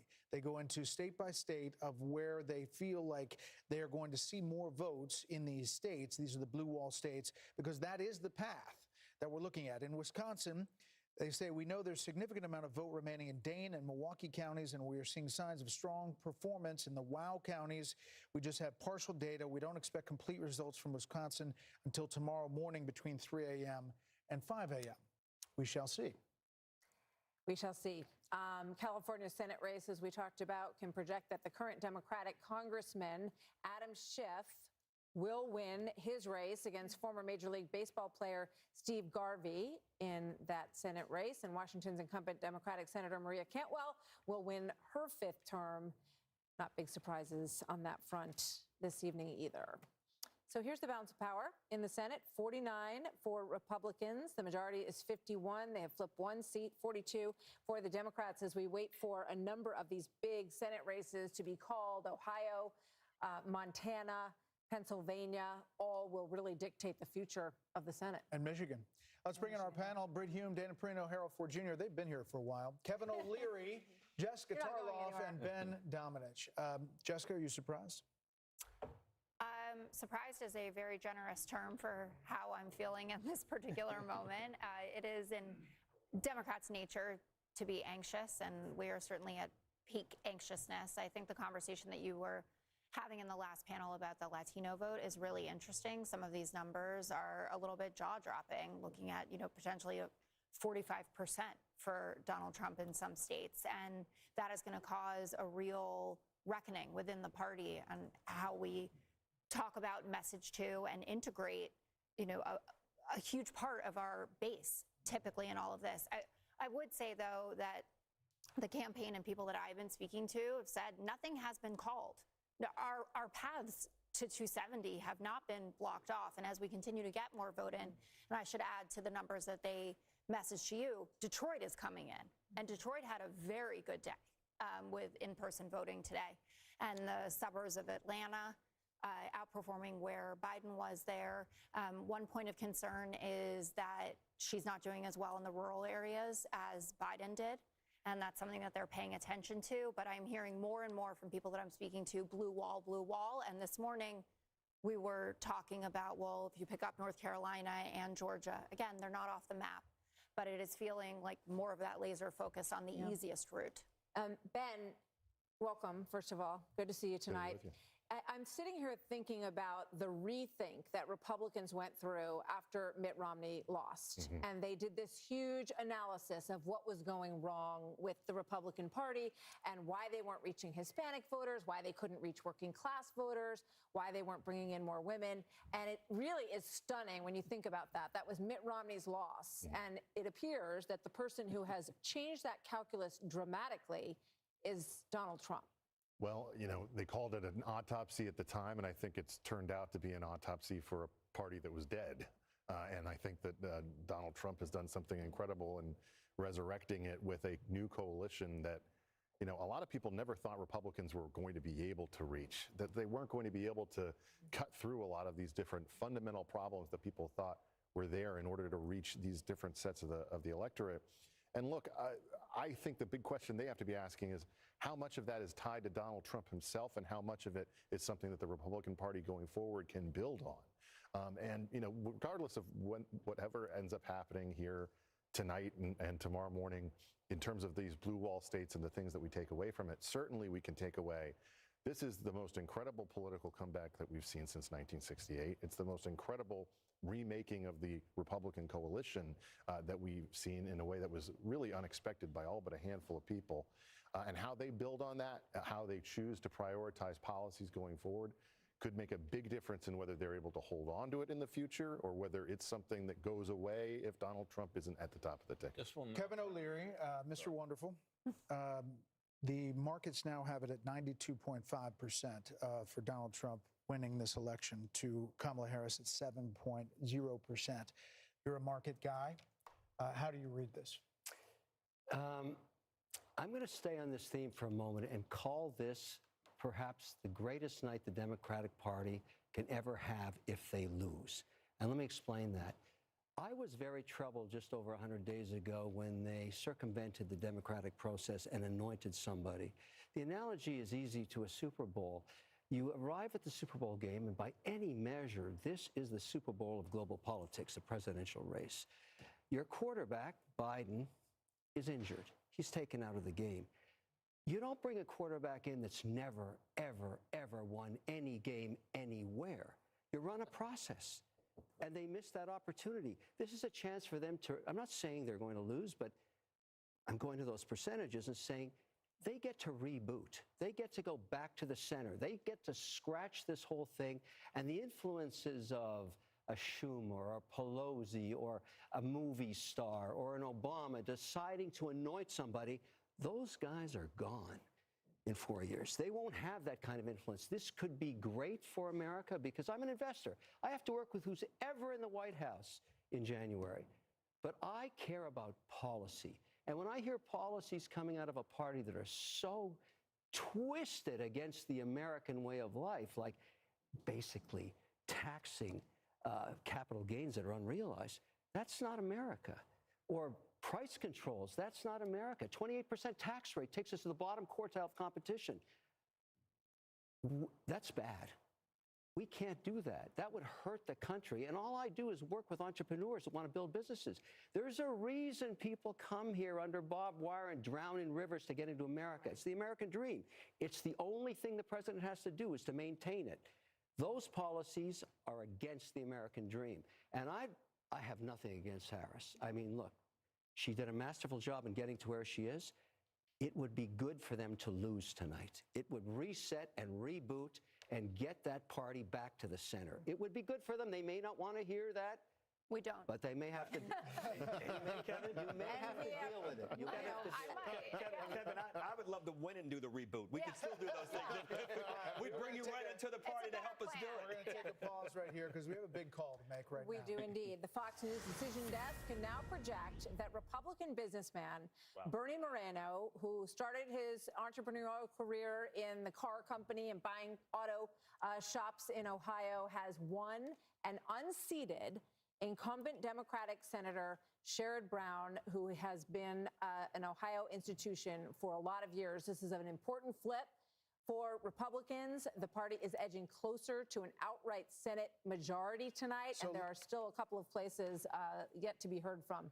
Right. Now, think about this. Now, if the Democrats would somehow hold on to the John Tester seat, that would be a different math. But as you look at the balance of power in the U.S. Senate, is this Moreno speaking right now? Can we go in there? Let's listen in for a couple minutes here. There we go. Look, today starts a new wave. You know, we talked about wanting a red wave. I think what we have tonight is a red, white, and blue wave in this country. Because what we need in the United States of America is leaders in Washington, D.C. that actually put the interests of American citizens above all else.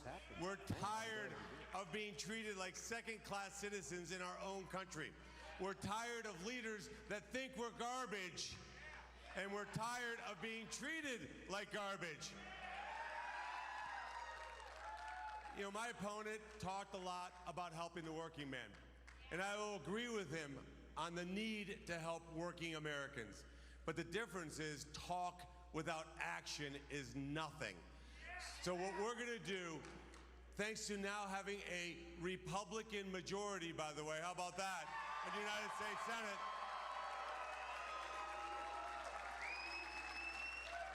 and Chuck Schumer, if you're watching, thanks for the help in the primary, but you're fired, buddy.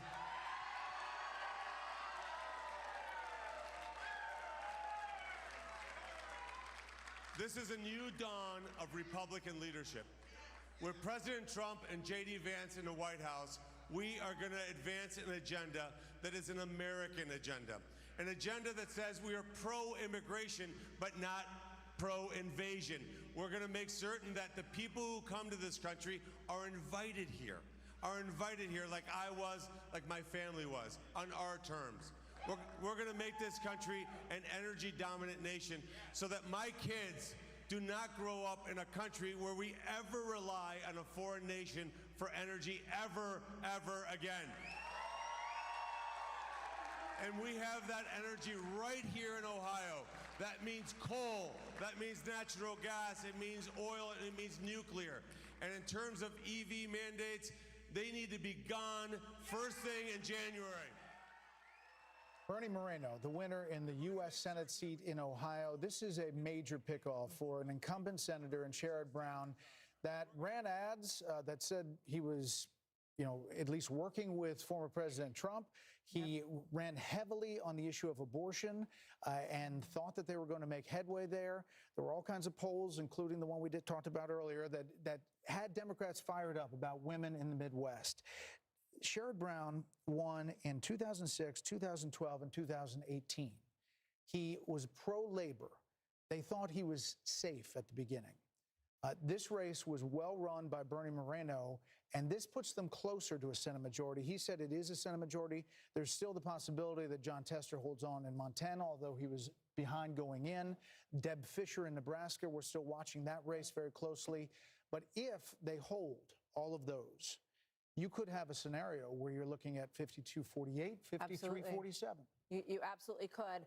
And it's worth pointing out that these Senate candidates, if he is one of a few, potentially, as Brett just said, they all closed very strong. I mean, these races were not considered competitive. You didn't see them on TV a lot because they weren't really considered to be in the game, but they are closing very strong, and we're going to keep an eye on all of them as they do. It's interesting to point out, you know, his family immigrated here from Colombia, and, you know, he talks about the American dream, about immigrating here, and it raises questions about how immigrants feel about immigration, because he is very much in favor of closing the border. Yeah, his brother was the ambassador. There's a lot on that. You know, Garrett Tenney, our reporter in the Midwest, he's done a couple of pieces for us on a couple of small towns, one in Ohio and one in Indiana, that were completely just doubled overnight almost by immigrants. And he talked to families who have kids who are like, they can't even go to school anymore. They dropped out because nobody could be taught anymore. No one can find a place to live. I'll be very interested to see what Sandra Smith pulls out of that state of Ohio. Now, Donald Trump ran very strong in Ohio, and that helped Bernie Moreno as well. It will probably help Deb Fischer. I think it even helped Ted Cruz. Even though I think Ted Cruz was always going to win, it helped him win by a larger margin. Another point is, Sherrod Brown has been there forever. Incumbents usually win. But this past 4 years has seen a remarkable amount of incumbents all around the world, up and down the ticket. You think of what happened to the Conservative Party, the Tory Party in the UK. They lost everything because there was just throw the bums out type election, and Kamala Harris is basically weighed down by the Biden administration, and she still couldn't come up with something that she would change, and I think people are reacting to that. And once again, you have a state like Ohio where Sherrod Brown was able to hang on, even though it has been basically a red state for quite some time. And sometimes the migration of this kind of party move in a state takes a little while, takes a couple cycles. Surprised by this one? That Sherrod Brown, there were a lot of Democrats who thought like you thought at the way you posited the question, that he's held on for a long time, he's running tough races, and that he had appealed to enough Republicans over the many years. But Moreno was a great candidate for them. He hung in there, and what it goes to show also is this issue of energy security. It's going to be interesting to see how this continues to play out in Pennsylvania this evening. Ohio and Pennsylvania both, and even Montana, where energy is a big, big issue. These three Democrats may have run up against a challenge here that they can't overcome. This shows you a little bit of break in the blue wall. If Ohio's 10 points and Bernie Moreno takes off Sherrod Brown, don't you, as you're looking at Wisconsin, Michigan, and Pennsylvania, say there are similar issues in these states? That's what I'm saying. No, I don't. Brett, the answer is a resounding unfortunate for me. Yes, I think you can begin to see that where that crack could come, if not a whole collapse. Let me make one last point. $161 million spent on the Bernie Moreno race by the Senate Leadership Fund. McConnell's basically the PAC to keep the Senate majority. $161 million. And in part, that's because they understand if we have one more of these things flip, think about what that does to the Supreme Court and the decisions that will be made by some of the justices and there. We're, one seat away from a majority for the Republicans, and Republicans have been counting as if it were a done deal all along on Montana Senate, where there's very little vote in, which I think is the reason it's too early to call.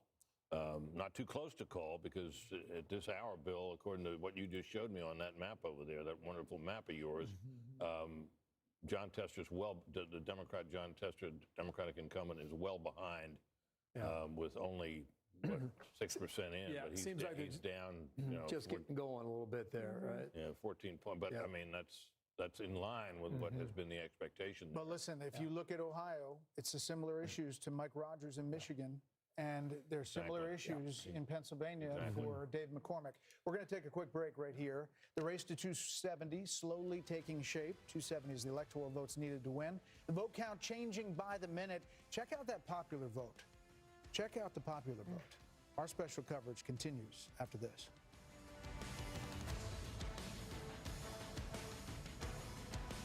Election Night on Fox News Channel is brought to you by Simply Safe Home Security.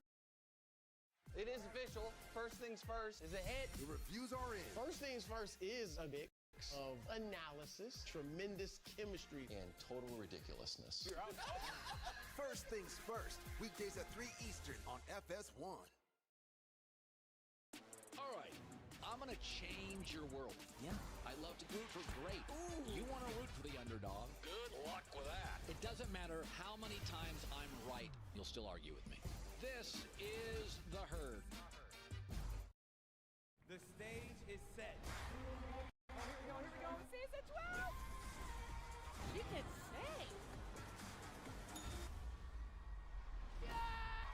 The Masked Singer, all new Wednesdays on Fox, or watch anytime on Hulu.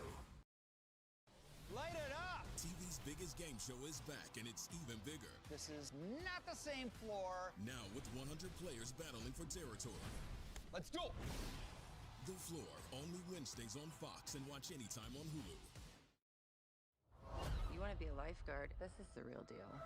Rescue High Surf is the hottest drama on TV. And you can watch it anytime. Welcome to the North Shore. Rescue High Surf, all new Mondays on Fox and anytime on Hulu. Does your student loan payment make you cringe? By refinancing to a lower rate through Credible.com, you could drastically cut your monthly payments. At Credible, you get personalized rates from multiple lenders. Visit Credible.com now to see your new monthly student loan payment.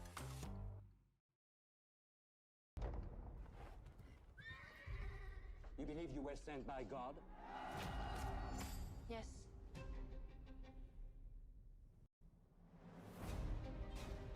Repent! Come and be baptized in the River Jordan!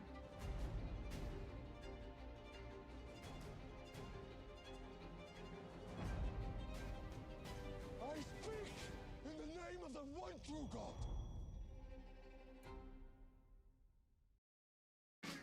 Hell yeah, they're dudes. Golf sucks, I'm done. Being dudes. Whoa, they got a freaking bathroom just for pooping. Doing dude stuff. Whoa, that is not whipped cream. Universal Basic Guys, Sundays on Fox and anytime on Hulu. Hey, America, are you ready? The 2024 Fox Nation Patriot Awards. Be part of this year's celebration, live in New York. Tickets are available now. Go to foxnation.com/Patriot Awards. I speak in the name of the one true God.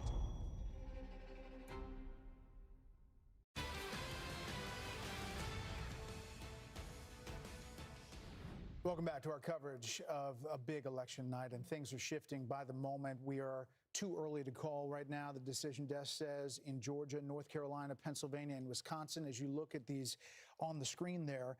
But you can see that Georgia, we're the lead with 90% in. As Bill talked about earlier, the Atlanta vote, we're still waiting on that, and that could be why the decision desk is holding back there. North Carolina, also 89% in, 136,000 votes. That's starting to get into territory which is tough to close depending on where that vote stands out. The big, obviously, states that we're watching are the blue wall states, Pennsylvania and Wisconsin, 65% and 75% in. But again, the former president leading now, and the question is, how much of that vote showed up for Vice President Harris in the Philadelphia area, the suburbs, the Bucks County areas in Pennsylvania. We also have an update from Wisconsin. Indeed, we do. Mike Tobin is standing by with an update. This has really been the biggest problem area that we've seen, at least so far. We're waiting for a number of these cities, Mike, but give us an update on what's going on with the machines there and what you expect. Well, we're hearing from more of the Wisconsin election officials, and they still want to push off the idea that this was a legitimate mistake, and they have recounted these 31,000 ballots or retabulated these 31,000 ballots out of an abundance of caution. What you're looking at right now is one of the tabulation machines, and if you look at the back of the tabulation machine, you should be able to see some red stickers. Those red stickers are the seals. The seals were in place on these 13 machines. What was not engaged with the locking mechanisms on the doors there. The machines operated for hours. When the Republican Observer noticed it, flagged it, that particular problem, the city and also the executive director of the Wisconsin Election Commission says that was the 31,000 ballots were run through again, as she put it, so no one could use a procedural misstep to call the legitimate votes into question. That's Megan Wolf, the executive director of the Wisconsin Election Commission. Now, I talked with Wisconsin Senator Ron Johnson. He said the whole process is sloppy. It had been done 5, 6, 7 o'clock in the morning with Republican observers going, yep, that's locked, that's properly sealed, locked, properly sealed. Why didn't they do that? Again, this has just been sloppy. And as the chairman of our party said, they've got one job to do, and they didn't do it very well. Now, here at Central Count, there are some 108,325 ballots. These are the mail-in ballots, drop-box ballots, and in-person absentee ballots. Some 80,000 of these ballots have now been counted, but the whole process has been delayed because this 31,000 had to go through a second time. Guys, back to you. Mike Tobin, thanks. Just an update from our own Chad Pergram talking to Democrats and Republicans about the House races as we are looking at the Senate, and they're poised to take control if they hold the rest. The House is looking like it very well could flip to the Democrats. A couple of races, Vindman in Virginia. We're not calling that, but they're looking really good. There's a few races in New York here, the Brandon Williams race to John Mannion. So Dems, essentially, we won't know until California, where a number of those seats are up. They're doing what they need to do to hit the marks to flip the House. So that could be a bright spot for Democrats tonight. So let's go to look at some, we're going to Trace Gallagher and talk to him and his panel out on the West Coast, because we are waiting for a lot of California races, as Brett was just saying. Brett, Trace, tell us a little bit about what you're seeing out there on the West Coast tonight. And we're going to pick up the last 3 hours of this coverage tonight, Martha, so we're kind of gearing up for that. It's interesting. The big news out here, of course, California, no surprise, went to Kamala Harris. Interesting, though, because Proposition 36, which is the big story here in California, that would revise Proposition 47, which lowered the thresholds of crime. It really allowed crime in California to run rampant. We have our panel here, Steve Hilton, Jody Armour, Kayla McGee-White, and Gianno Caldwell. Steve Hilton, to you very quickly. Prop 36 is winning dramatically right now. It's expected to win. It would be a big deal for this state. It's a massive deal because it shows that people have had enough of this far-left attitude on crime. And it's not just that proposition. You see it on some of the other ones, on rent control and raising the minimum wage. It's a really interesting shift. And if I may, Trace, the other big point for us here in California, you look at this change, this massive reconstruction of the Republican Party under Donald Trump's leadership and the Latino vote here in California, the largest group now. And this points to the future of the Republican Party, because actually, if you think about the Latino vote, how long have we been told that the Democrats benefit from the diversity of the nation and the future? Look what's happening. The more diverse America becomes, the better Republicans can do if we keep going with this new Republican Party that Trump has fashioned. It's a very good point. And, you know, it's interesting, Kayla McGee-White, because we talk about Proposition 36, and Kamala Harris was asked about Prop 36. She would not weigh in on this. She wouldn't say whether she voted for it or against it, and that's significant. And this was one of many policies where she refused to provide a clear answer on where she stood. And, you know, this strategy of avoidance, which we've seen repeatedly throughout this campaign from her, it was a gamble. She thought that because she was slipping in the campaign at the last minute and because she was running against Trump, that voters wouldn't notice or they wouldn't care, that she was giving them a whole bunch of nothing. But I'll just say, I'm from one of these swing states, from Michigan, and even in the swing states, it matters a lot where Kamala Harris stands on something like Proposition 36, because if she doesn't want California to take crime seriously, what about the rest of the country? Yeah, and nobody takes crime more seriously than Gianno Caldwell. You have studied this, Gianno, and this is a big deal going forward for California should this pass. That's right, and that's why I started the Caldwell Institute for Public Safety. I got to tell you, I'm glad to see that many voters in the state of California have been pushing back against crime. Unfortunately, Gavin Newsom has been very supportive of the initiative of Prop 47. He thinks that there shouldn't be any changes. But this is a major problem, and I think we see this not just with this particular prop, but we've seen it with a lot of progressive prosecutors funded by George Soros, people like George Gascon, who people are fed up with, and that's why Nathan Hochman, who's running for district attorney of Los Angeles County, is predicted to potentially win this one really big.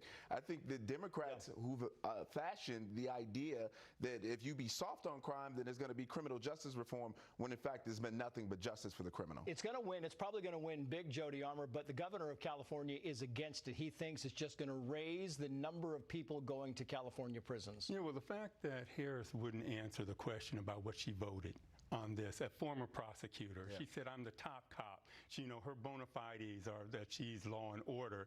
She was one behind Prop 47. Right, and so she wasn't, she's a frictionless weather vane. She gives you that impression.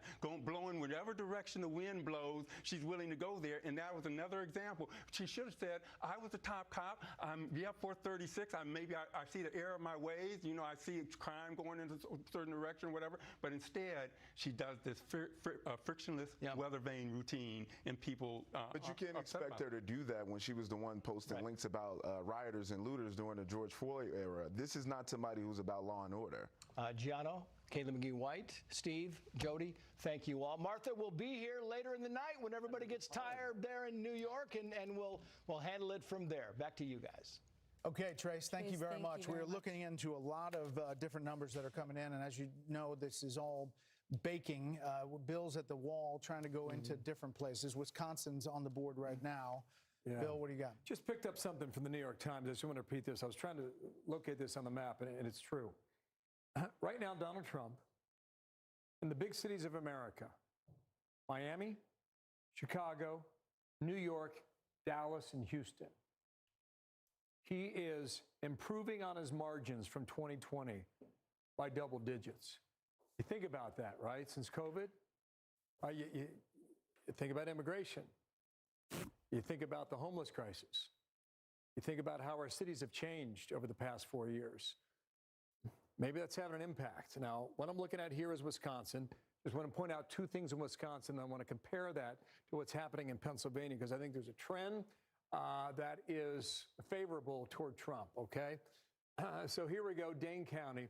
I'm going to take you back to 2020. I'll just compare the numbers for Biden and Kamala Harris, okay? So this is Madison, University of Wisconsin, et cetera. Ton of Democratic votes in this county. So she is underperforming Biden's mark by about 1.7 points. And that translates to, it could be tens of thousands of votes. Trump, meanwhile, is up about 1.4 going back to 4 years ago. Let me come up here to La Crosse, all right? You get Democratic votes here in La Crosse, right along the border there with Minnesota. So this is Biden 4 years ago. It's not quite 2.5, but it's close to it, where she's underperforming in a county where she should be doing better. And here you go, Trump doing 2.5 points better in that particular county in Wisconsin. So we'll keep an eye on that. Come out a little broader here. Come back to 2024. Hang on one second, guys. And we'll go into Pennsylvania and try and prove a similar theory, all right, in two places. One is Allegheny and Pittsburgh. The other is Philadelphia. So we'll put this map into motion here. Put the slide bar out, okay? She's nearly meeting her number in Allegheny, off a half a point. Trump's doing slightly better, just 0.6 points. The last time I looked at that, she was dead even with the number from Joe Biden from 4 years ago in a percentage-wise. Come over here to Philadelphia, because this is really where, if you're a Democrat and you want to win the state, you got to run your numbers up in Philadelphia. And this kind of matches what I just read from, America's big cities. In Philadelphia, she's underperforming Biden's mark from 4 years ago. And Trump is outperforming, overperforming where he was 4 years ago. So, when you think about the number of votes that are available in Philadelphia, and you have 300,000, right? And that's a huge difference. I mean, you can run the totals up and never look back oftentimes in Pennsylvania if you're a Democrat running with a number like that. So let's take this off the screen and come on back to 2024, and you guys are asking, how come we can't call North Carolina? Well, we may be getting closer because Mecklenburg is in, and Wake is pretty much in. This is Guilford. That's Greensboro. You had a lot of campaigning down there. It's a fast-growing area, too. There's about 22% of the estimated vote is still outstanding. It's an impressive number. I haven't looked at this yet. Let's just go see Joe Biden. Okay, so pretty close to where Biden was. The raw number is lower, but on a percentage basis, she's just about hitting her number, and Trump's just a little higher, just a little bit there from 4 years ago. So maybe that's the reason you can't make a call in North Carolina. Maybe, and maybe that changes in a moment here. We'll see. So this is Georgia. Too soon to call yet again. Let's see with the 134,000. So 2.7. That has been consistent, guys, for a while now. On a percentage basis, it has not much moved. Trump is favored just under 3%. I can go hunting around trying to figure out why you can't call it. I would have to think maybe, DeKalb County still got a little bit of vote out there. Come up here to Gwinnett County as well. A little bit of vote out there. Democrats scored their points in Fulton, Cobb, Gwinnett, and DeKalb County. So too soon to call right now for the Peach State. Bill, listen to this. So Jen O'Malley Dillon, I quoted from it earlier, where they're kind of painting the picture of the blue wall and how they're doing great things in Pennsylvania and Wisconsin and Michigan. But at the end of this email, she says, we'll continue to keep you all updated as we get more information. This is what we have built for. So let's finish up what we have in front of us tonight, get some sleep, and get ready to close out strong tomorrow. So the Biden, I mean the Harris campaign. Sorry, it is the Biden folks that run the Harris campaign now. Essentially, you're saying, you know what? Let's pack up and get some sleep, and we'll see you know you what in the that morning. reminds me of? It's 4 years ago, Clinton in Martha. 2016, Exactly because right. she said, you know, John Podesta came out and said, you know, well, we're all going to kind of sleep on this and see how all of this works out, and everyone else was saying, we're calling these states. So And we may stay with us. We're watching it all as our special coverage continues, and we could have some big calls coming straight ahead, whether they're up tonight or not.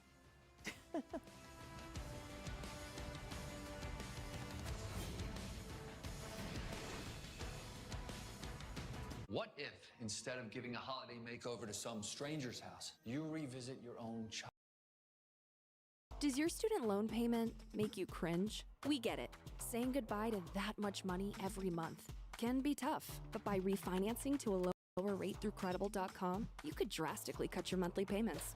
At Credible, you get personalized rates from multiple lenders, so it's easy to find the refi that puts the most cash back in your pocket. And life with extra cash is, well, extra. Visit Credible.com now to see your new monthly student loan payment. Our journey to $250,000 begins now. TV's biggest game show is back, and it's even bigger. This is not the same floor. Now with 100 players battling for territory. There's so much strategy this season. If you want to rule, Taylor Swift songs. You have to duel. Hero. Love. Together. Haze. Light it up! The Floor, all new Wednesdays on Fox and watch anytime on Hulu. Sunday on Fox. Catch a special Veterans Day pregame show live from Naval Base San Diego. Then, it's Niners Bucks. It all kicks off at 11 a.m. Eastern on Fox. Check for the game in your area. All right, I'm gonna change your world. Yeah, I love to root for great. Ooh. You want to root for the underdog? Good luck with that. It doesn't matter how many times I'm right, you'll still argue with me. This is The Herd. It's Fox College Football Friday. Breakout star and Big Ten rushing leader, Caleb Johnson leads Iowa. My goodness! Against UCLA. Wow! It all kicks off at 9 Eastern on Fox. The reviews are in. First things first is a hit. I'll go first. I watch every day. I love how insightful Chris and Nick are. Nick and Chris are great. My man. Brew, ha-ha. Which is like a pun. You guys write these? What's wrong with them? Nick is right. Oh, wow. Nick, Brew, and Wild serve up a fresh daily dose of unscripted and unfiltered sports talk. That one could be about me. First things first. Weekdays at 3 Eastern on FS1. You want to be a lifeguard? This is the real deal. Rescue High Surf is the hottest drama on TV. And you can watch it anytime. Welcome to the North Shore. Rescue High Surf, all new Mondays on Fox and anytime on Hulu. And shipping is always free. Go to DealDash.com right now and see how much you can save. Okay, let's bring in our panel. Joining us now, Kayleigh McEnany, Richard Fowler, and Katie Pavlich, and our three steady Eddies over to my right, who we're not letting we've chained them. They're not going anywhere. They're with us for the chained, evening. actually, to the desk. Exactly. Physically chained. We're very sorry. Hopefully it's loose enough for you. Allowed breaks occasionally. But. Yes. So, Richard, welcome. Good to have you here. Good to be here. How are you feeling about how things are going?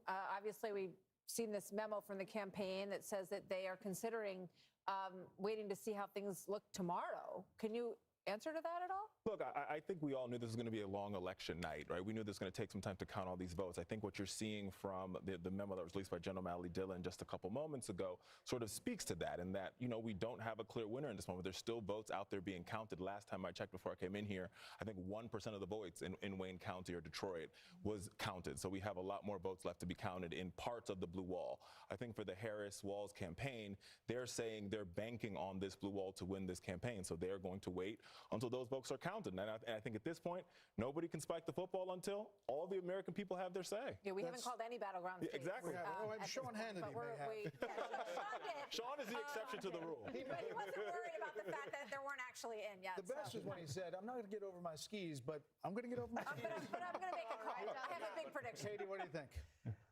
Just based on looking at the data going into tonight, but also the numbers on Hispanic men, for example, and the youth vote, the fact that Donald Trump is running ahead of Kamala Harris, according to a number of exit polls, shows that their messaging to those groups isn't working.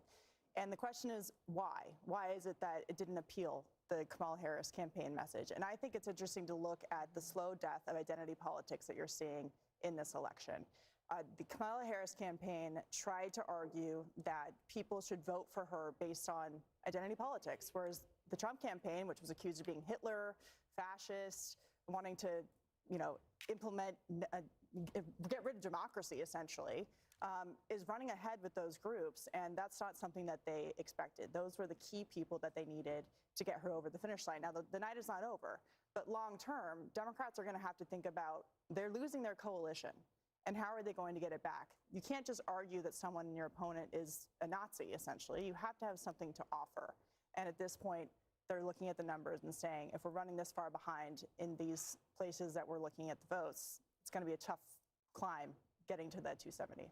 One of the interesting things that strikes me as you say that is that the character issue was dug into so deeply by the Harris campaign and by Democrats at large across the country. And Kayleigh, it looks like not only did the 48% that has been rock solid for Trump throughout the entire course of his run, not only did they not care about that issue, I think, they say, well, we know and we've seen all of this, what we watch is, the policy results, whatever they're saying, but added people on top of that, despite these character issues that were so drilled on by Kamala Harris in this campaign. I think you make a really important point, and two voters come to mind when you make that analysis. There was a voter in the New York Times. They'd followed this group of undecided voters. This voter said, pre-Kamala Harris, I was 50.01% likely to vote for Trump. He didn't like him personally. He didn't like his affects. He didn't like him. Then Kamala Harris came on the scene, and he wanted to know how she differed from Joe Biden on inflation. He ended up discovering she doesn't. And he went by a 51% margin for Trump. He said, I still don't like the guy, but that tipped me over the edge. Another voter who comes to mind I saw today, he had not voted in an election since Obama. He said, I am a blue-collar worker. I am here voting today because of no tax on overtime. And I think if Donald Trump prevails tonight, we have to look at his working man's agenda. No tax on overtime, limit on interest on credit cards, no tax on tips. This holistic look that perhaps not just realigned the party on blue-collar workers, but demographically as well. Can I just add to that? For years, we've heard from the Biden-Harris administration that Americans are not suffering, that inflation, wasn't happening, then it was transitory, then we just had to deal with it, even though it wasn't getting better. That has been something the campaign has struggled with. They eventually came around to grocery prices being too high, but their essential argument was, Donald Trump is a bad guy, therefore you should vote for us, even though we're not going to detail what our policy plans are. And you're seeing with a number of groups that they're saying, touching on the economy, we actually need some hard economic policy because we are hurting, and they've been told to either deal with it or that it's not happening. And the Harris campaign has not had an answer for those folks outside of what they've tried to Katie, I think that issue that Donald Trump is a bad guy worked for them in 2020 in particular. I mean, people tell me all the time, no way Joe Biden got 80 million votes. I kind of agree with that. I think Donald Trump got those 80 million votes for Joe Biden. In the passage of time and with the record of the Biden administration, those concerns faded. And while I think a lot of people voted for him, like the voters you described, without much enthusiasm for him, but in definitely thinking it was a better deal back then than they are getting from this administration and have gotten from this administration. And if he wins tonight, it'll be the fact that they look back on his administration more fondly than they ever might have thought they could even 2 years ago. We've said it before, Dana, about what former President Trump has faced. If you look at what they call lawfare and what he faced in Manhattan, he still faces a sentencing at the end of November, Judge Marchand there. He is still facing other cases.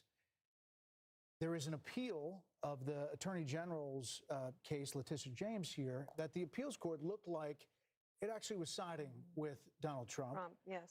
And they could have a ruling that either strikes it down or reduces it dramatically right after the election, even though Vice President Harris used that in many ads to say that he was, convicted and he also lost the civil case. It's pretty amazing that we are where we are. It is, and I feel like I wish I were Shannon Bream right now because I don't know all of the legal issues, but I could play. But you know the sense, 30,000 feet. Yes, I think, again, it's one of those things that you think of all that he withstood, but it's also this result of these states that are coming in so far. It's because of what they did, right? And he didn't let it bring him down. So he would sit in courtroom all day, and then he would go campaign at night and go do a rally, and he'd be back in court the next day. And if you think even just about the creativity of the campaign, like at McDonald's, et cetera, they were just beating her to the punch every single time. Yeah, You're going to make a quick call. They completely dropped the felon argument. Like, you don't even hear it. You didn't hear it through the course of most of the campaign. Fox News decision desk can now project that former President Donald Trump will win the state of North Carolina. This has been a contested state. Vice President Harris went there many, many times. Democratic governor in the state of North Carolina. You saw former President Trump go there a number of times, about 4 times in the past 2 weeks to campaign. The campaign always felt that they were in good position in North Carolina. Now we can project that he will win the state of North Carolina and its 16 electoral votes. The Fox News decision desk can now also predict that Vice President Harris will win New Mexico. That was a tight race. It had tightened in recent days, but Vice President Harris will win New Mexico. So as we look at the race to 270, the electoral votes needed, it now stands at 232 for former President Trump and 198 for Vice President Harris. That makes North Carolina the state in the battlegrounds that Trump has won 3 times. It was the only battleground state that he locked down in 2020. So obviously a relief at the Trump campaign that he has kept that one in his column as well tonight as we continue to move on. Peter Doocy is live at the White House. What he's hearing from the Harris campaign and the Harris path tonight. Peter.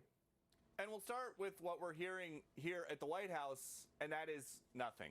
They told us that President Biden and some longtime advisors were inside watching the results come in on TV, but we have been here outside, and we have been noticing that a lot of lights that were on within the White House, at least from the part that we can see, have been turning off. So it seems like some folks around here may be taking the campaign co-chair, Jen O'Malley Dillon's advice in that memo that they should get some sleep and prepare for some results in the morning. There have been 3 big changes, though, in the way that the Harris team has been presenting their case to us in the last couple hours. As results started coming in, they were telling us where they saw silver lining in all of the battleground states. They were also telling us that they thought they had a plausible case to win in all 7 battleground states, and something over the last 36 hours they've been pushing a lot is that they thought Trump could come out and declare victory early. We're not hearing much of any of that anymore. The memo that the campaign co-chair put out is pretty broad and just something that they've been telling us since the summer when Harris took over, that the blue wall was one of their pathways to victory. That is not new information. That is just what they have got right now.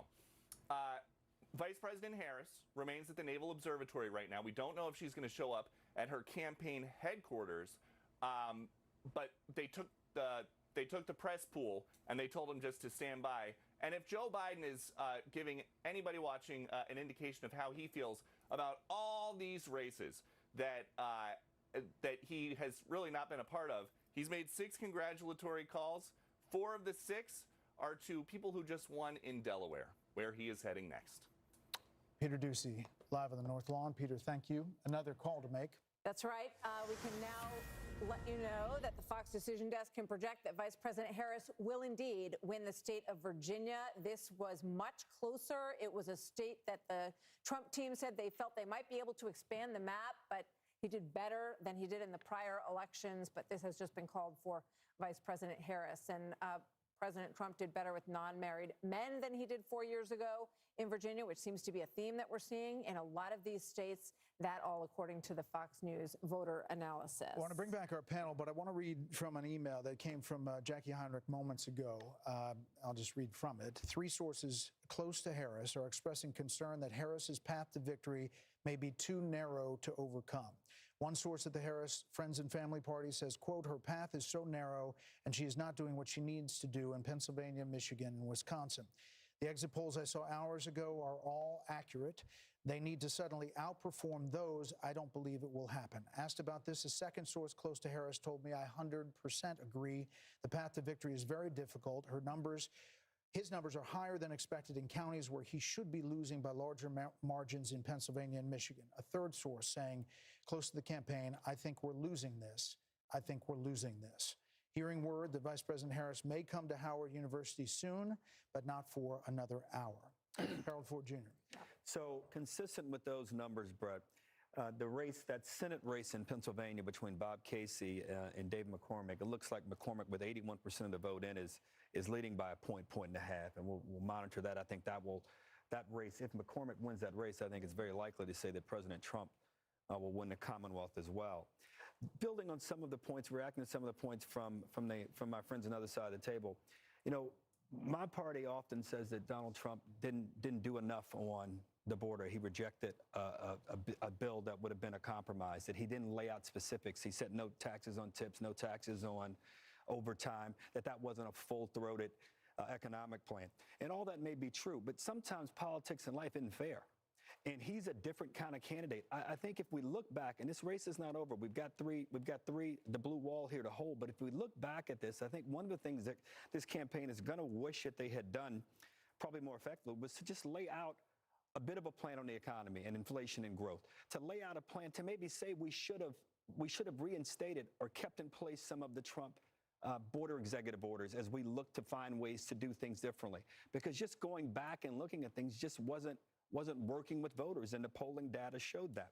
And the fact that we have more wealth today than we did 3 years ago, more innovation, more cures and therapeutics, more oil than we did 3 years ago, and they couldn't figure out how to run on that, couldn't figure out how to capitalize on that. So as we talk about reconstituting our party, that's some of the things we're going to have to do. And if you guys are successful tonight, I hope that President Trump is willing to reach out to us as well and try to figure out ways in which to grow the country for every American. But don't you think he's done that? Don't you think he's done that? I mean, look at the coalition he has built. I think there's been an underestimation of what the definition of protecting democracy is. So, okay, you have RFK Jr., Tulsi Gabbard, who was in charge of the DNC at a certain point, saying there's all this lawfare. You're suing to keep RFK Jr. off the ballot. Nicole Shanahan, one of his vice presidential candidate at the time, feels the same way. And people look at that and say, he's building a coalition that actually works. The only thing I'm saying is Brett Baer wrote a great piece for FoxNews.com called about unity and about what happens when these races. This is one of the most divisive races in my 54 years of life. My only point is it will be time to whomever wins. And if it's President Trump, it looks like it might be, it's time to heal and move forward. And I think he'll have to do something. I don't disagree with he's built this coalition, it looks like tonight. But it's going to take more than that. I'm one, as a Democrat, willing to work with him if he wants to do that. But it's going to take each side wanting to do it. We're going to make a call here. Stand by.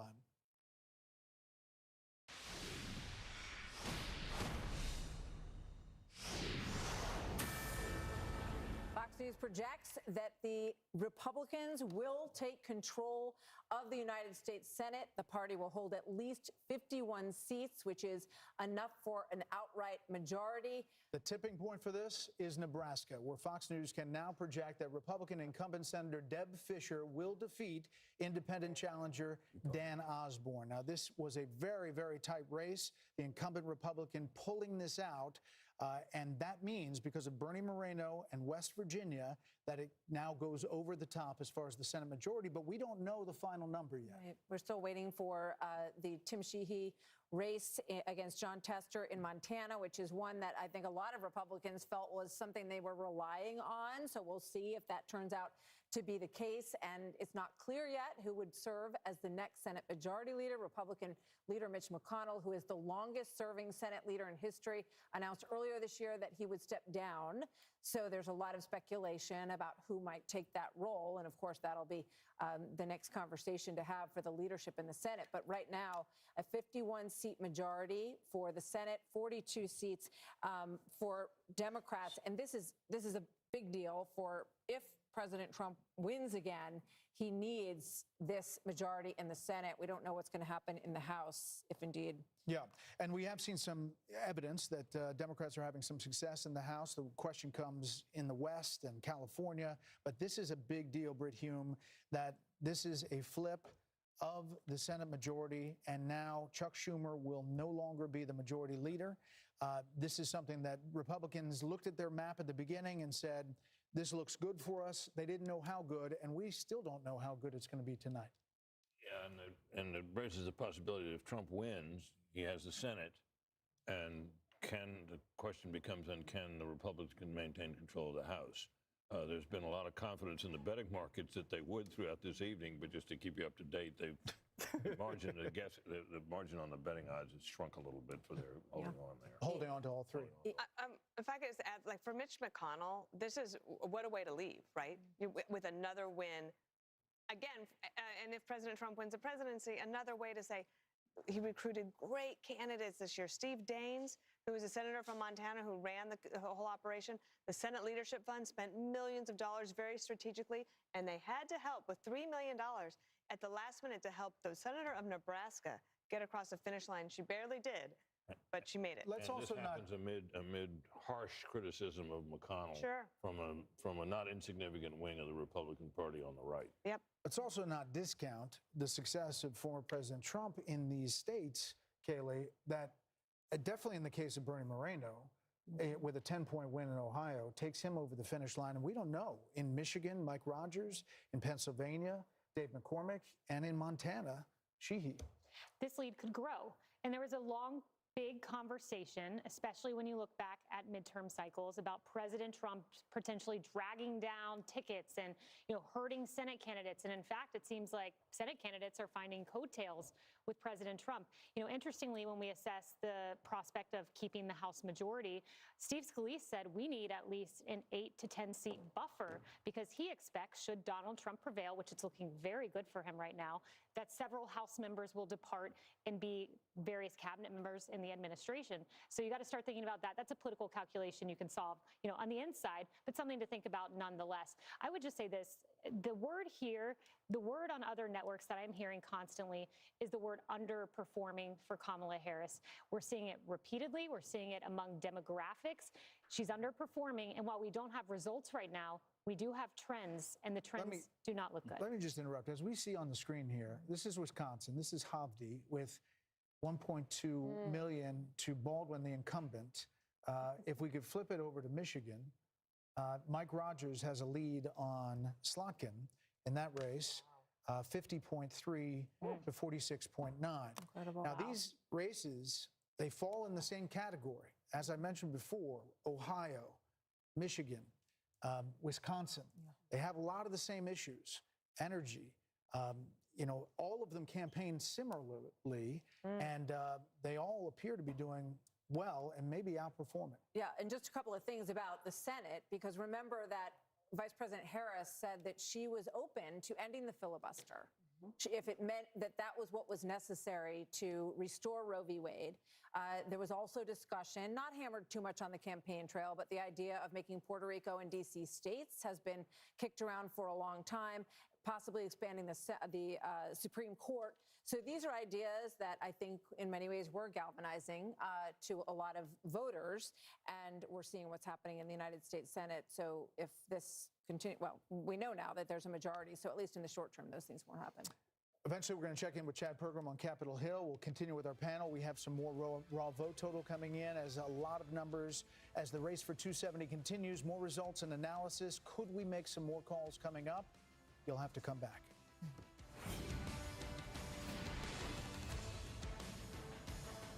Putin's army has unleashed unthinkable evil since invading Ukraine.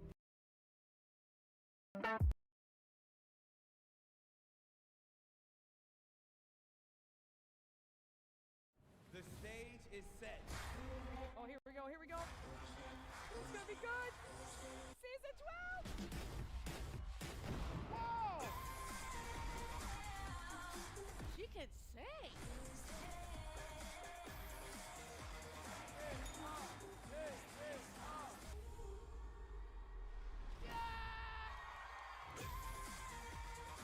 I can't wait to see what else happens in season 12, guys. It's Fox College Football Friday. Breakout star and Big Ten rushing leader, Caleb Johnson leads Iowa. My goodness! Against UCLA. Wow!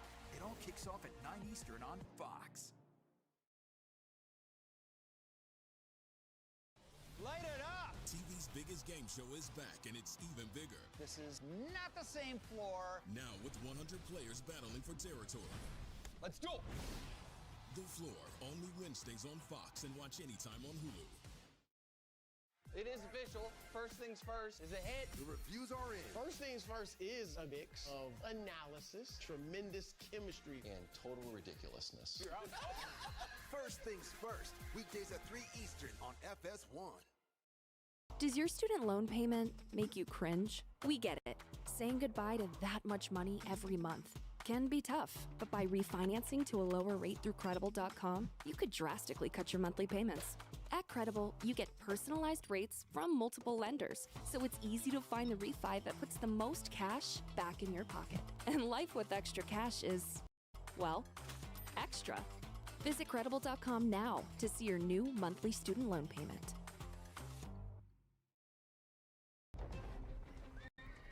Our God calls us.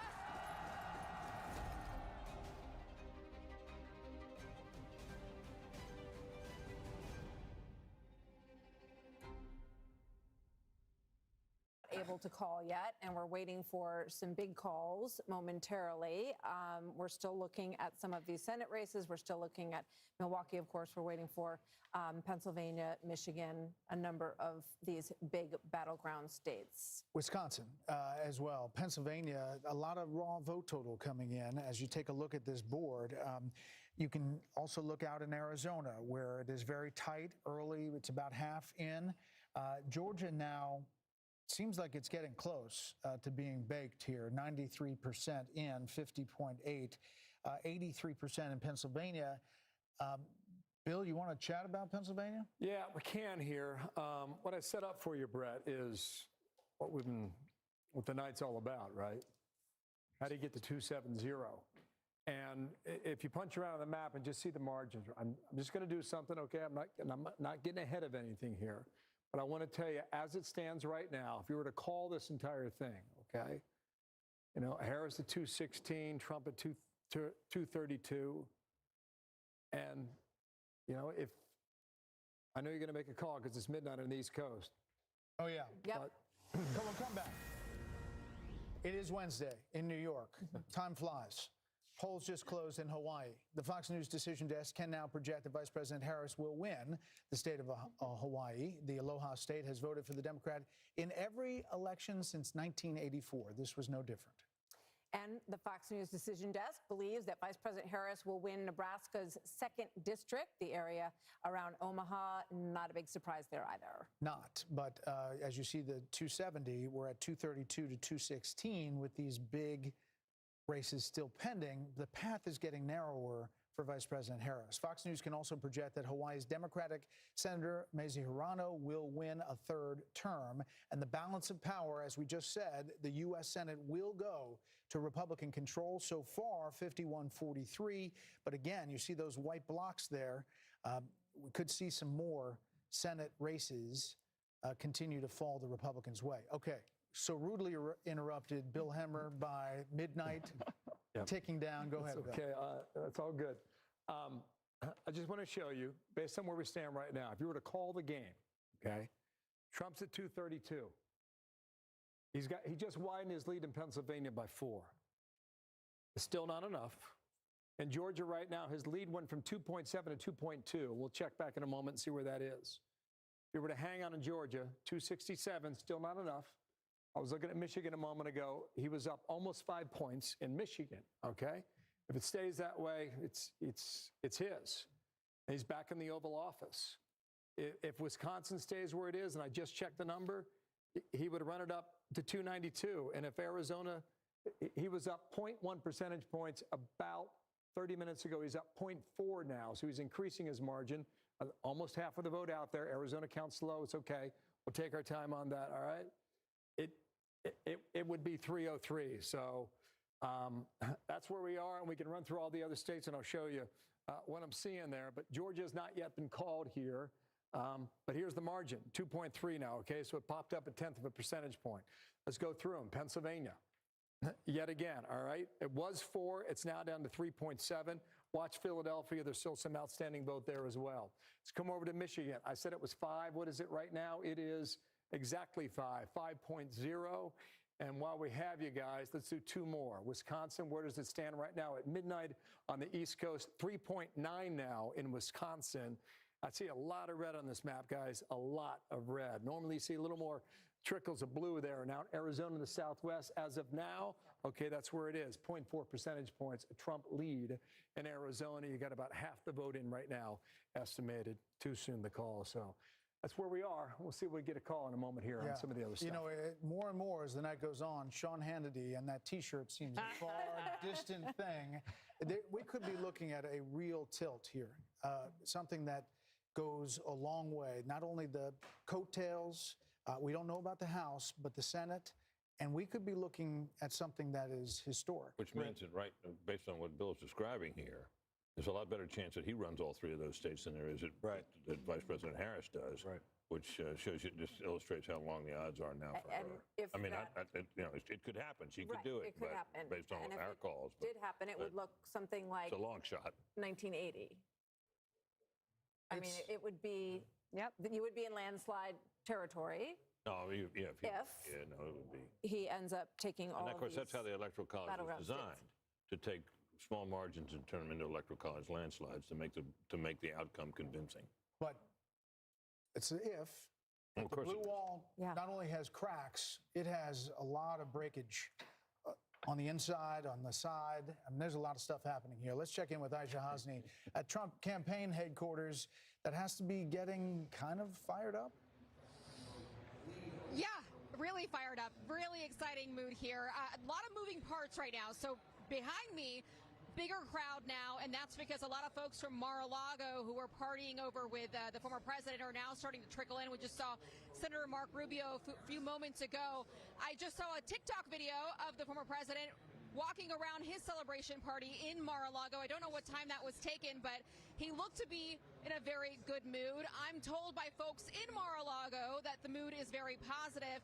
And I also know now that House Speaker Mike Johnson, who was in Shreveport, Louisiana, at his own party, is now on a plane en route to Mar-a-Lago to come here and celebrate with the former president. So all around, all the signs are indicating that there's going to be a victory celebration here tonight, here shortly. All eyes on Pennsylvania, Pennsylvania, Pennsylvania. That is the only state that anybody here wants to talk about. That's what they're waiting for to be called, and that's when this place is going to get lit, guys. Back to you. As they say. I hear they say that. They do say that. They do. The kids say that.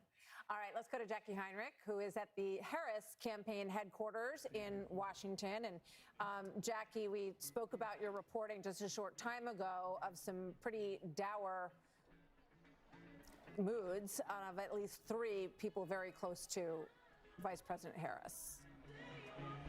Yes, and there were some more colorful words than that even that I wouldn't ever dare send over email. But overall, the sense that I'm getting from multiple people close to the campaign and close to the vice president is that the vibes are very... Really well done. It didn't really work. Jackie's too young. Jackie doesn't know who it is. Didn't really work that well. Jackie's too young. Jackie was spellbound by that one. Sorry about that. Let's bring in our panel. Mark Thiessen, Trey Gowdy, Kellyanne Conway join us, and then we have the chain gang over here on the right, chained to the desk, and they haven't left. Okay, Mark, you haven't been on. What's your thoughts? So when I interviewed Donald Trump at Mar-a-Lago the day after the second assassination attempt, we were talking about the previous election, and I pointed out that 2020 was decided by a handful of swing voters in a handful of swing states, and that this election probably would be as well. And he said to me, maybe, or maybe a lot. I have a feeling it might be a lot. Looks like he might have been right.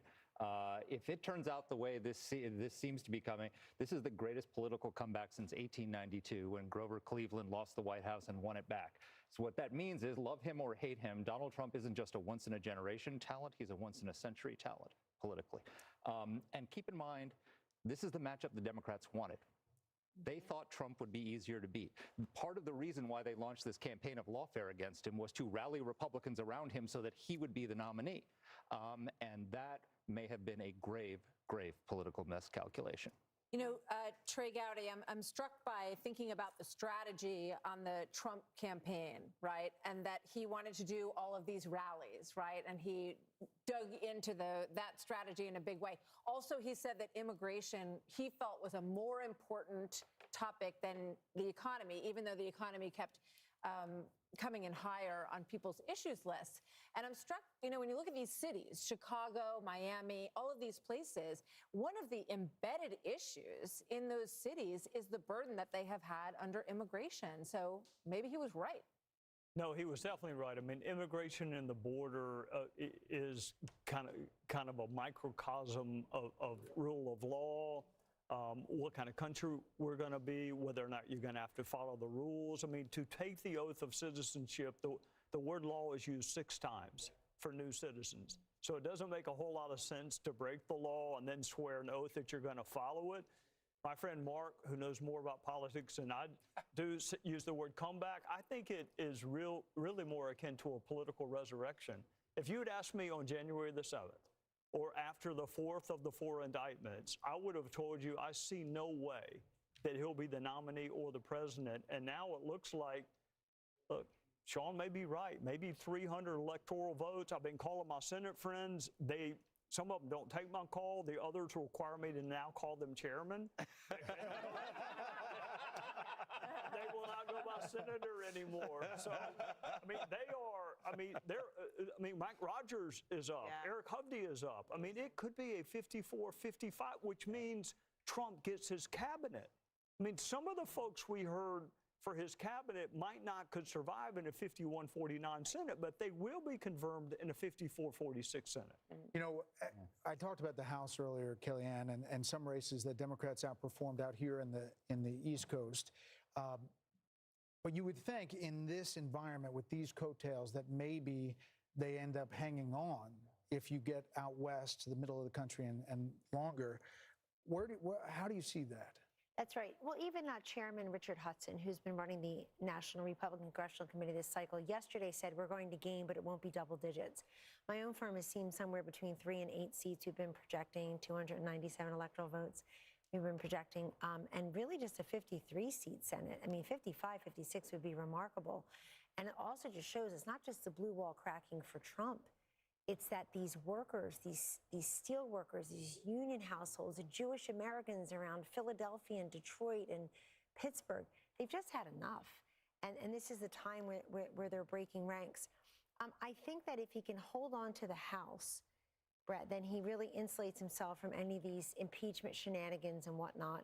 And I got to tell you, if this is a decisive victory, and we're not there yet, but if it's a decisive victory, then I think the Democrats have to think thrice about this lawfare strategy that they have put on his shoulders like an anvil. They really thought that would get rid of him. No one's been more insulted, investigated, impeached, indicted, convicted, take his name off the buildings, take him out of his family business, take his name off the ballot. You name it, they tried it. Oh, and the assassin's bullets, of course.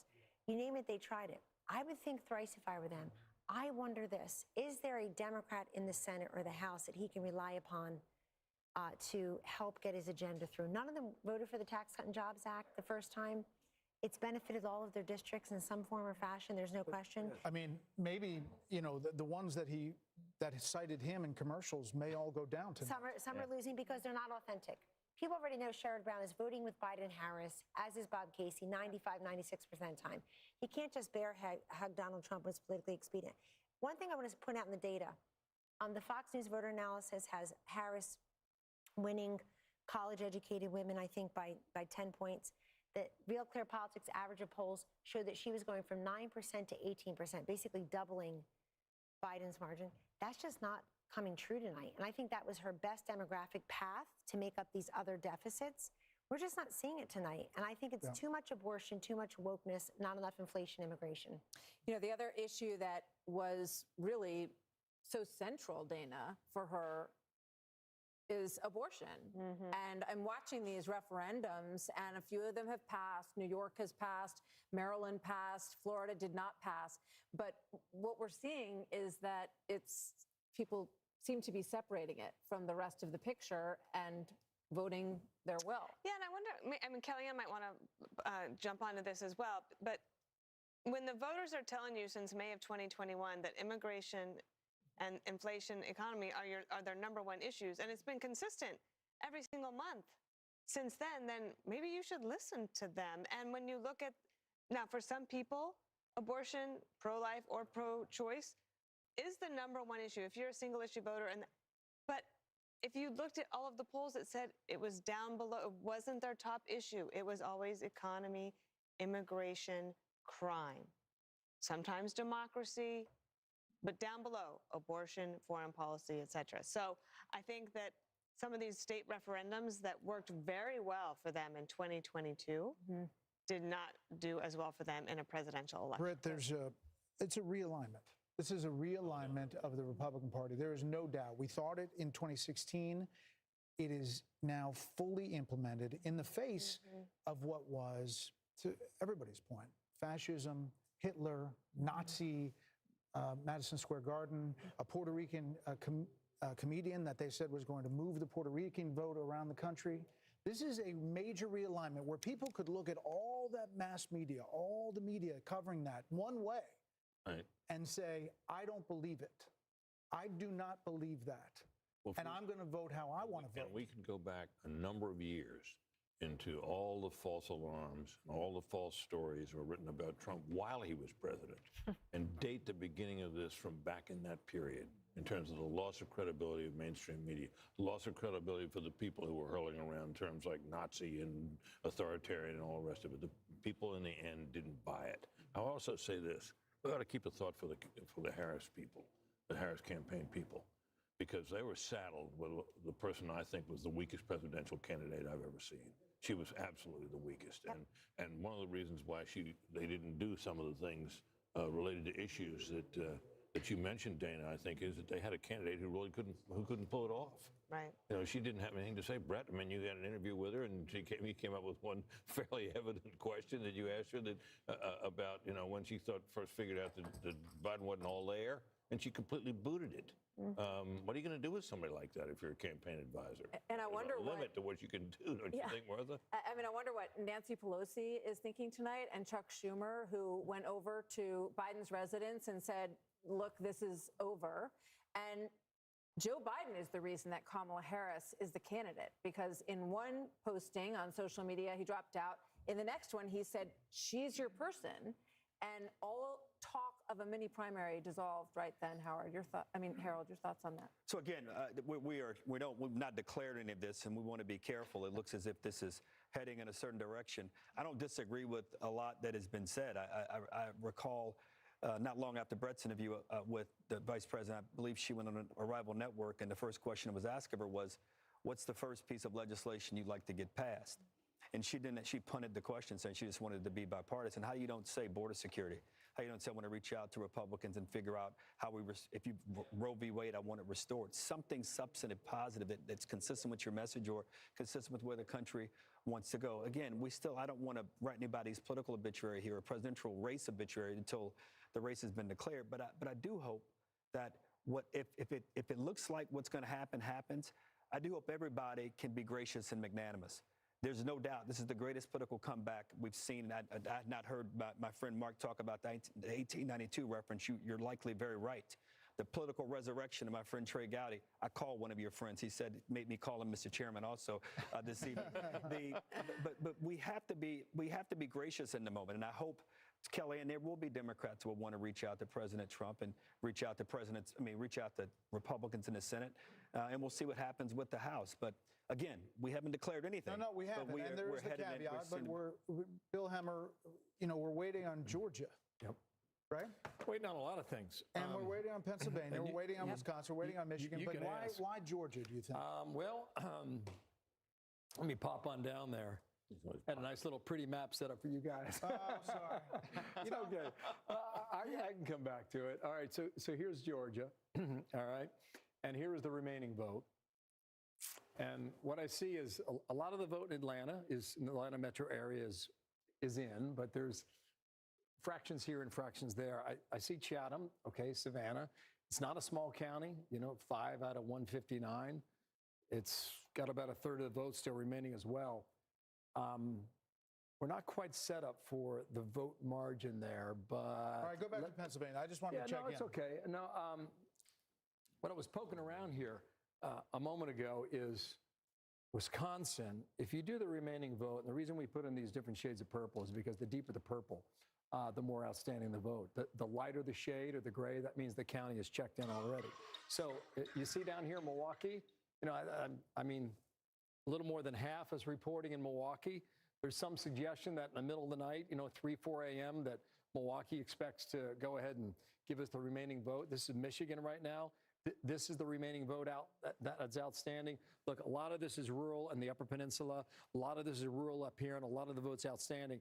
But this is Wayne County. This is Detroit. All right, only 23% of the vote has now been reported. So that's 75% outstanding, right? 75 to 77, somewhere in that range. So a lot of votes in Detroit. So whether or not that's something they can overcome on Harris's side, I do not know. Let's pop out to the southwest while I got you guys, and let's go here. Okay. Well, this is a change here. 0.7 now, 13,365 for Trump in Arizona. Let me just see this. Okay, you got some rurals out here. Apache, you get a lot of Republican votes up in here. Sorry, excuse me, Mojave. My bad on that. But Maricopa is the big one. 60% of the vote statewide is here in Maricopa. She has a slim lead here, 2.2. That hasn't really moved. And the folks in Arizona told us before the night began that they were going to, it's going to be a process.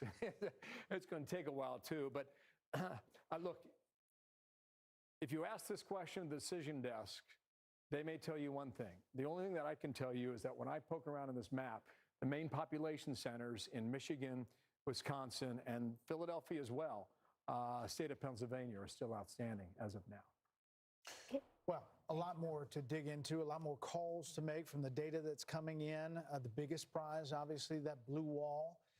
Our coverage continues next.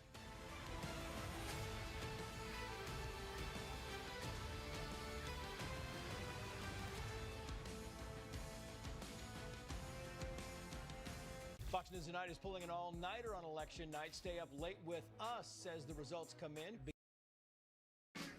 Hell yeah, they're dudes. Golf sucks, I'm done. Being dudes. Whoa, they got a freaking bathroom just for pooping. Doing dude stuff. Oh, that is not whipped cream. Universal Basic Guys, Sundays on Fox and anytime on Hulu. Light it up! TV's biggest game show is back, and it's even bigger. This is not the same floor. Now with 100 players battling for territory. Let's do it! The Floor, only Wednesdays on Fox, and watch anytime on Hulu. You want to be a lifeguard? This is the real deal. Rescue High Surf is the hottest drama on TV. This is a job you have to put your heart into. You fight and never give up. And you can watch it anytime. Welcome to the North Shore. And every Monday, Watch and learn, Junior. it's all new action. You gotta work hard and you gotta play hard. All new adventure. It's too dangerous. We're going in. All new episodes. It's all in a day's work. Rescue High Surf, all new Mondays on Fox and anytime on Hulu. It's Fox College Football Friday. Breakout star and Big Ten rushing leader, Caleb Johnson leads Iowa. My goodness! Against UCLA. It all kicks off at 9 Eastern on Fox. The reviews are in. First things first is a hit. I'll go first. I watch every day. I love how insightful Chris and Nick are. Nick and Chris are great. My man. Brew, ha-ha. Which is like a pun. You guys write these? What's wrong with them? Nick is right. Oh, wow. Nick, Brew, and Wild serve up a fresh daily dose of unscripted and unfiltered sports talk. That one could be about me. First things first, weekdays at 3 Eastern on FS1. Sunday on Fox. Catch a special Veterans Day pregame show live from Naval Base San Diego. Then, it's Niners Bucks. It all kicks off at 11 a.m. Eastern on Fox. Check for the game in your area. Does your student loan payment make you cringe? We get it. Saying goodbye to that much money every month can be tough, but by refinancing to a lower rate through Credible.com, you could drastically cut your monthly payments. At Credible, you get personalized rates from multiple lenders, so it's easy to find the refi that puts the most cash back in your pocket. And life with extra cash is, well, extra. Visit Credible.com now to see your new monthly student loan payment. Thanks, Revere. We really need to keep Zycam in the house. Only if you want to shorten your cold. When you feel a cold coming, shorten it with Zycam.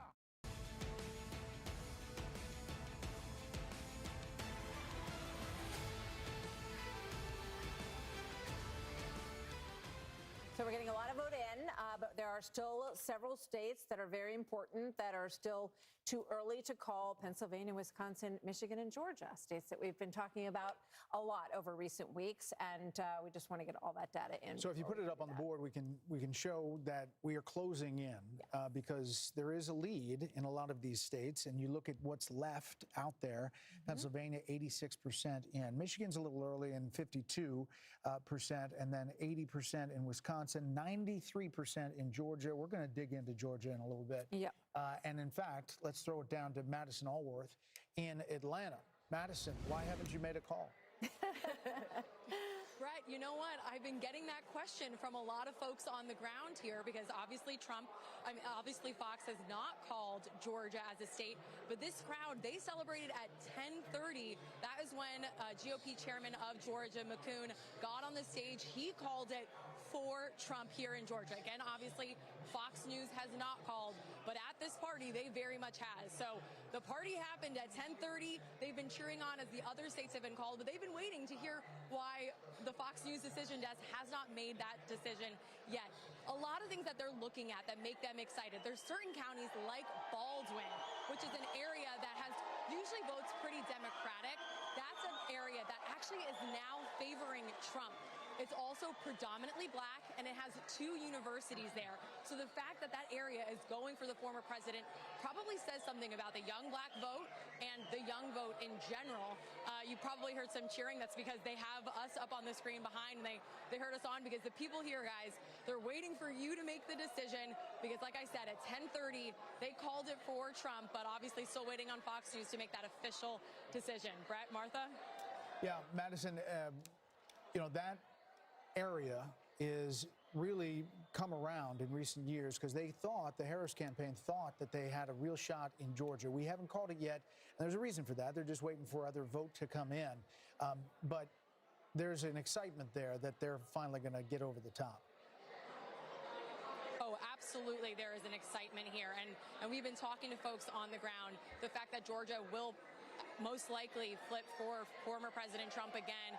They've said things like, enjoy this moment. We worked hard for this. Enjoy the fact that we're bringing safety back to America. They're very happy that their candidate is probably going to take home the win here. And, I've been talking to voters on the ground for days now, and I got a lot of people that said they waited and they took time to make their decision, and ultimately it came out to Trump for them. So a very dedicated voting base here. And in this room, we're at the GOP watch party. Obviously, they're quite excited. Yeah. All right, Madison, thank you so much. By the way, there hasn't been a lot of count in Georgia in the last 45 minutes or so. So we'll see where that stands. We'll get a look at that and see where that's going. But what about Tennessee, which we called a really long time ago? I know everyone's wondering what is happening in Tennessee, but Pete Hegseth can answer that question for us because he is in Nashville. Did you hear, Pete, that we called Tennessee? A while ago. With 0% of precincts reporting, yes, which I very much appreciate. And so did the crowd here. My kind of state. But I'm telling you, we're having a lot of fun. We're at Kid Rock's in downtown Nashville on Broadway. And behind me, I've got a lot of intelligent, independent women behind me who are really fired up about the outcome tonight. I mean, you guys are like John Madden and Pat Summerall calling a football game. Every call you make, this crowd erupts. And when they erupt, it is based on a call you're making.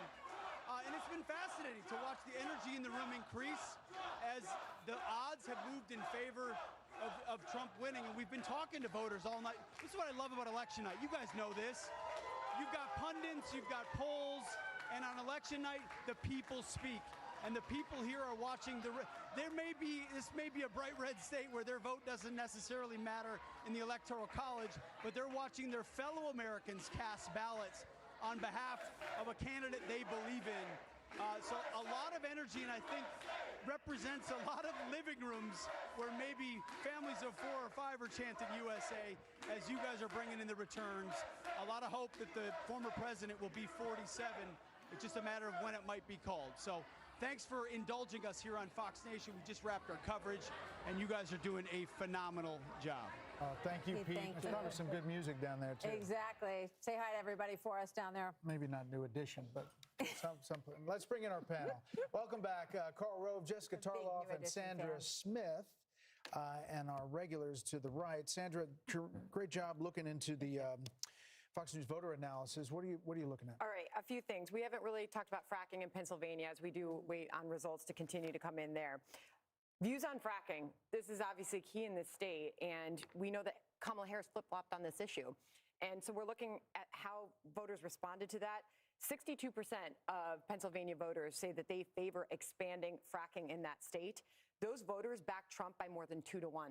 That was important to those voters. We'll see how that turns out. Another big difference, Michigan union voters, that vote is looking about the same with our Fox News voter analysis when we compare it to 2020. What might make the difference for Donald Trump in Michigan, white Catholics. Really interesting, he is at 61% of the vote with white Catholics. Harris is at 37%. Trump won white Catholics by 13 points in 2020. He has run that up to 24-point margin. That's a big difference in Michigan. Difference. That is a big difference. And you wonder whether she should have gone to that dinner. To the Al Smith dinner. She may be wondering that tonight. He showed up and gave his speech, and he has had a lot of support, mostly based on the pro-life issue. From and RFK Jr. was cutting ads for the Catholic vote in particular in battleground states. As far as I was just going to say, I think, when you look at the margins, at least at this moment in Wisconsin and Michigan, I think somewhere in Florida, RFK Jr. may be breathing a sigh of relief because he could have been a spoiler in those, but it looks, at least at this point, like the margin is big enough. I do think we have to bring up the youth vote again. I mean, what a difference we are seeing from 4 years ago. Those voters under the age of 30 going for Harris over Trump by 8 points. 4 years ago, they favored Biden by 25 points. I mean, this is a huge difference. And we dive in at the state level, you are seeing what a difference that makes where he is outperforming what we saw earlier leading into this in the polls. And how crazy is that the younger candidate, there was a lot of talk that a younger candidate would draw younger voters, but Joe Biden drew them in a larger numbers than she appears to have. Karl, you've been on the back end of nights like this. You have been digging into the numbers. What board do you have for us now? There you go. Where we began. It all comes down to Pennsylvania. Pennsylvania, if it goes for Trump, will settle the contest. It will be mathematically impossible for her to win. So as you looked at tonight, what did you see as it unfolded? As it unfolded, a little bit changed. Earlier in the evening, it looked like he was doing slightly better in the big city urban areas. And in some suburbs, like in Georgia, he was not doing as well. But tonight in Pennsylvania, for example, he's doing better in all 4 of the southeastern suburban counties, as well as doing better in the rural parts of the state. And it is an unusual coalition. It's inner city ethnics, it's Catholics who have been for decades the principal swing vote in America. Increasingly Hispanic voters among them.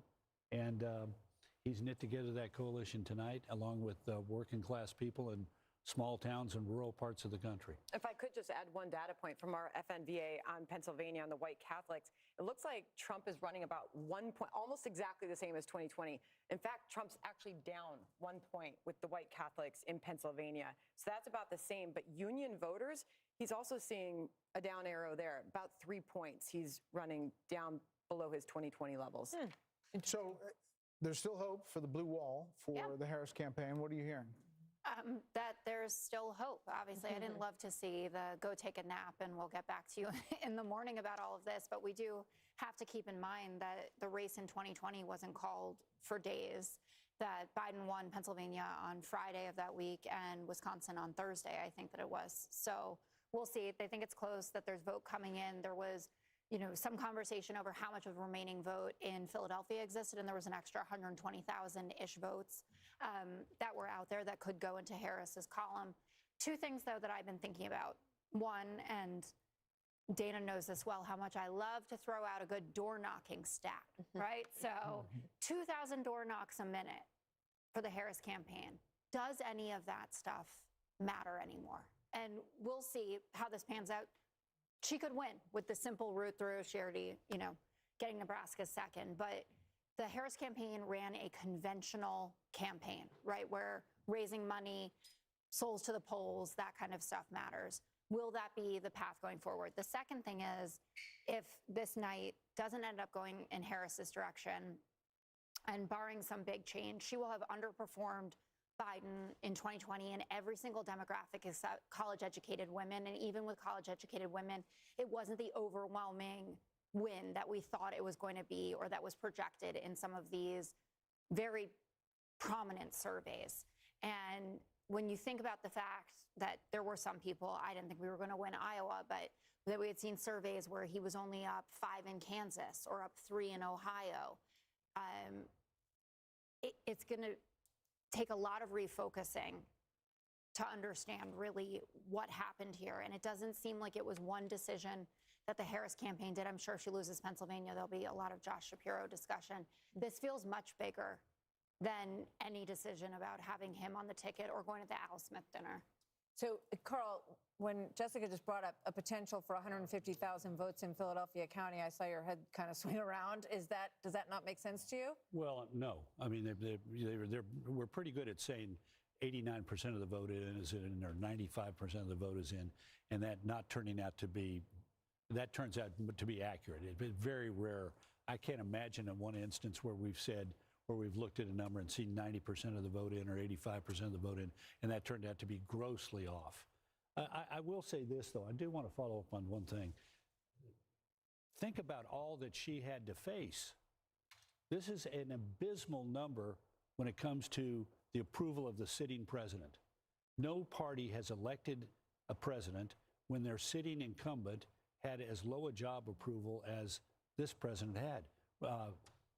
Take a look at the right direction, wrong track.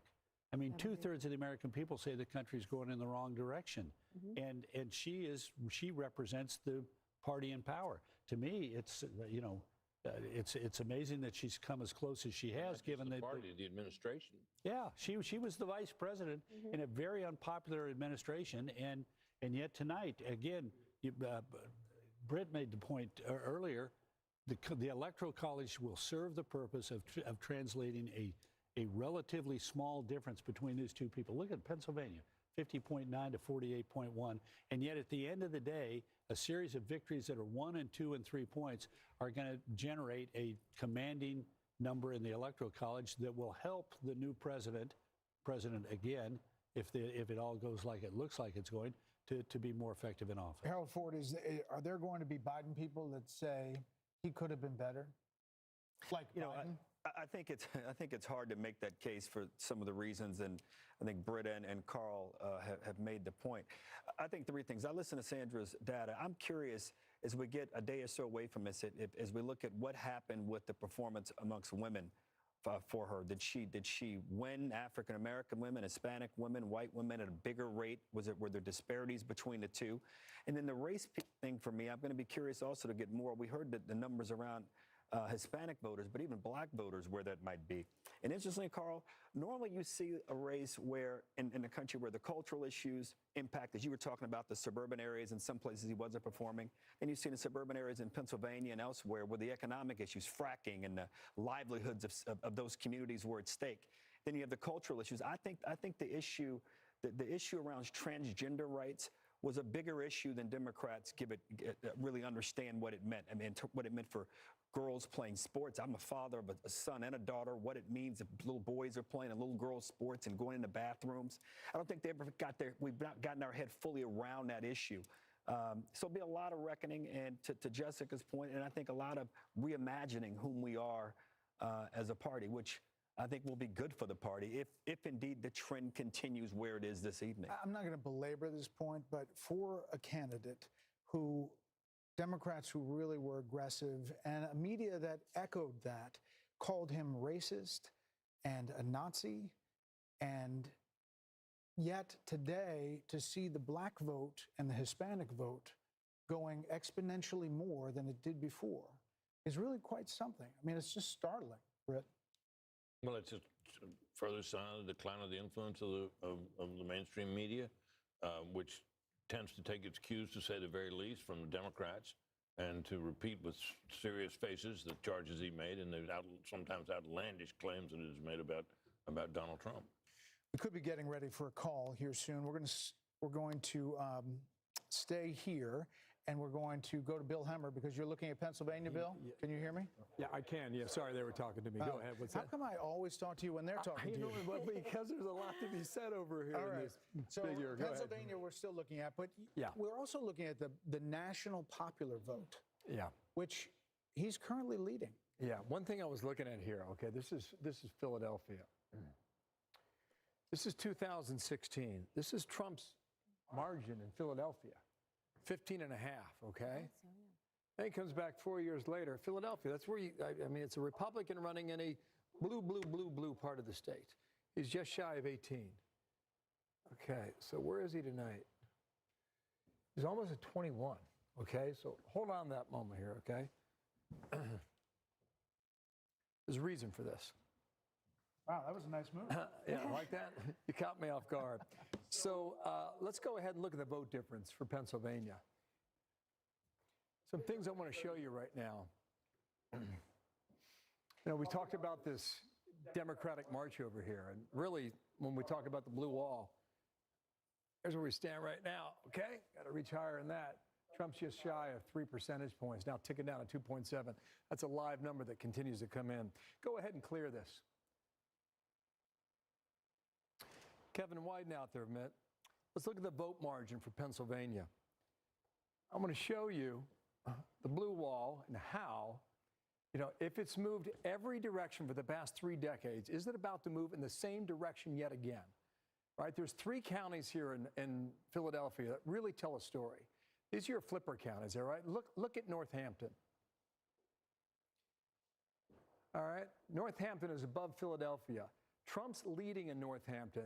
That flip for Biden, it's flipped back to Trump by about 5 points. Look at the other end of the state in Erie. Erie is one of these bellwethers as well. Kamala Harris has been leading there most of the night, and just about 30 minutes ago, Erie flipped. In Center County, right smack dab in the middle of that T that you normally get in Pennsylvania, Center County has always been the exception. It's been blue. That's where Penn State University is located, et cetera. Right? That is another indication about how well Trump has done in Pennsylvania thus far tonight. There's a real good chance he flips all those and maybe more shortly. So I want to show you that. We'll go ahead and clear it and give it back to you guys, okay? Well, it's really interesting. you, Bill. We've got some action because we're hearing the former president is going to his party in West Palm, but we're also seeing Cedric Richmond in Harris Walsh campaign co-chair speaking at the Harris Watch party. Let's listen. Votes to count. We still have states that have not been called yet. We will continue overnight to fight to make sure that every vote is counted, that every voice has spoken, so you won't hear from the vice president. University, that's where the campaign headquarters party is. But the vote is still going. They're not stopping.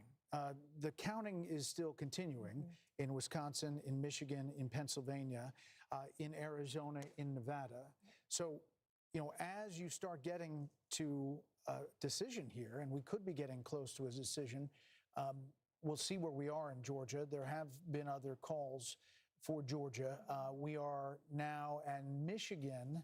Bill Hemmer, seeing some movement. Up over 6 points, 6.3 now. The margin's getting larger for Trump here. Raw vote count is 210,000. So if you start doing some math, And you think, like, what's outstanding in Detroit, Wayne County, which is a lot. It's a sizable amount of votes out there. But whether or not there's enough votes in Wayne, once they announce and release, whether or not it's enough to overcome his lead right now. What about Kent County? He has closed 3 campaigns in Grand Rapids, and he just closed this one there last night. Yeah, Kent County has been stubborn for Donald Trump. I think he would probably confess that. This was a flipper from 2020 when Joe Biden took it from the Trump team. Right now in Kent County, she's got a pretty comfortable lead here, about 10 points. It's a remarkable thing when you think about it. You know, the Gerald Ford Museum is there, and we talked about 5 hours ago about the realignment of America in the South, primarily like in North Carolina and Georgia and perhaps parts of Florida. You don't think about a realignment in Michigan necessarily, but this has been an area that Donald Trump wanted to win. There's a reason why he started his tradition in 2016 by concluding his campaign in Kent County, Grand Rapids. He did it again in 2020 in a losing effort. He did it again just this past weekend, Monday night at midnight, right? He rolled into, wow. Yeah, he rolled into Florida at 5:30 in the morning. That was yesterday morning. No, it wasn't. It was this morning, wasn't it? Right, because it was Wednesday, right? Okay, you follow me on the calendar? Okay, yeah, okay. But it's been stubborn. It appears that it will stick that way as well. Kent County and Grand Rapids will stay in the blue column. It's a changing area, you know, this west coast of Michigan. But what I'm seeing right now, even though you'll have just about 60% of the vote in, I'm seeing a lot of red lining up and down Lake Michigan. And for a while, you know, that had changed. It seemed to be shifting a little bit. There's a county right here called Muskegon, beautiful part of the world. And that had seemed to be drifting in the Democratic column as well. But Trump's got a firm grip on it now, 16 points. And I'll just go west of Muskegon, or sorry, south of Muskegon, west of Grand Rapids, is Ottawa County there. Like for years, this was like a Republican bastion. Trump kept it that way in 2020, winning by 21.5 points. In 2016, in Ottawa specifically, you ran away with it at 30 points. And so it will stay that way tonight. And let me just come out to real-time data here and let you know where we are statewide. You've got some vote out there, but you see this margin here yet again. Just as I'm talking here, guys, it's ticking higher. 210,967, 6.3 percentage point lead in Michigan. I'm not going to say it because it's not my job, but it looks like the blue wall could stay intact yet again for another year where it votes in unison with the winning party who takes the White House that year. Since 1988, that has held. I think we're getting ready for a call. I think we are too. Are we? Fox News can now project that the state of Georgia will go to former President Donald Trump. This was a really hard-fought battle. If you think about Georgia, loses it last time to President Biden by 11,779 votes. For some reason, that number sticks in my mind. And this is a big win. He went there, campaigned there, and so did Vice President Harris numerous times, thinking that Georgia could stay in the Democratic column. You know, he had a difficult relationship with Governor Brian Kemp. If you remember, 4 years ago, after losing Georgia, they tried to salvage 2 Senate races in Georgia. A month later, special elections. That didn't go well either. So this is a very big win for former President Trump to, you know, have this redemption in Georgia tonight. So now we are at Electoral College vote, 248 for Trump and 216 for Harris. We have a panel. We're welcoming in Darren Shaw, a member of the Fox News Decision Desk. Welcome in Juan Williams as well, along with Karl Rove. Darren, we got you out here. We were going to say, what happened? Are we calling Georgia? And then you push the button. Are you here to tell us that we were right when we said you called Georgia? Yeah, that's exactly right. I mean, I thought you were going to come down here to grill me, and we preempted that. What else are we going to call?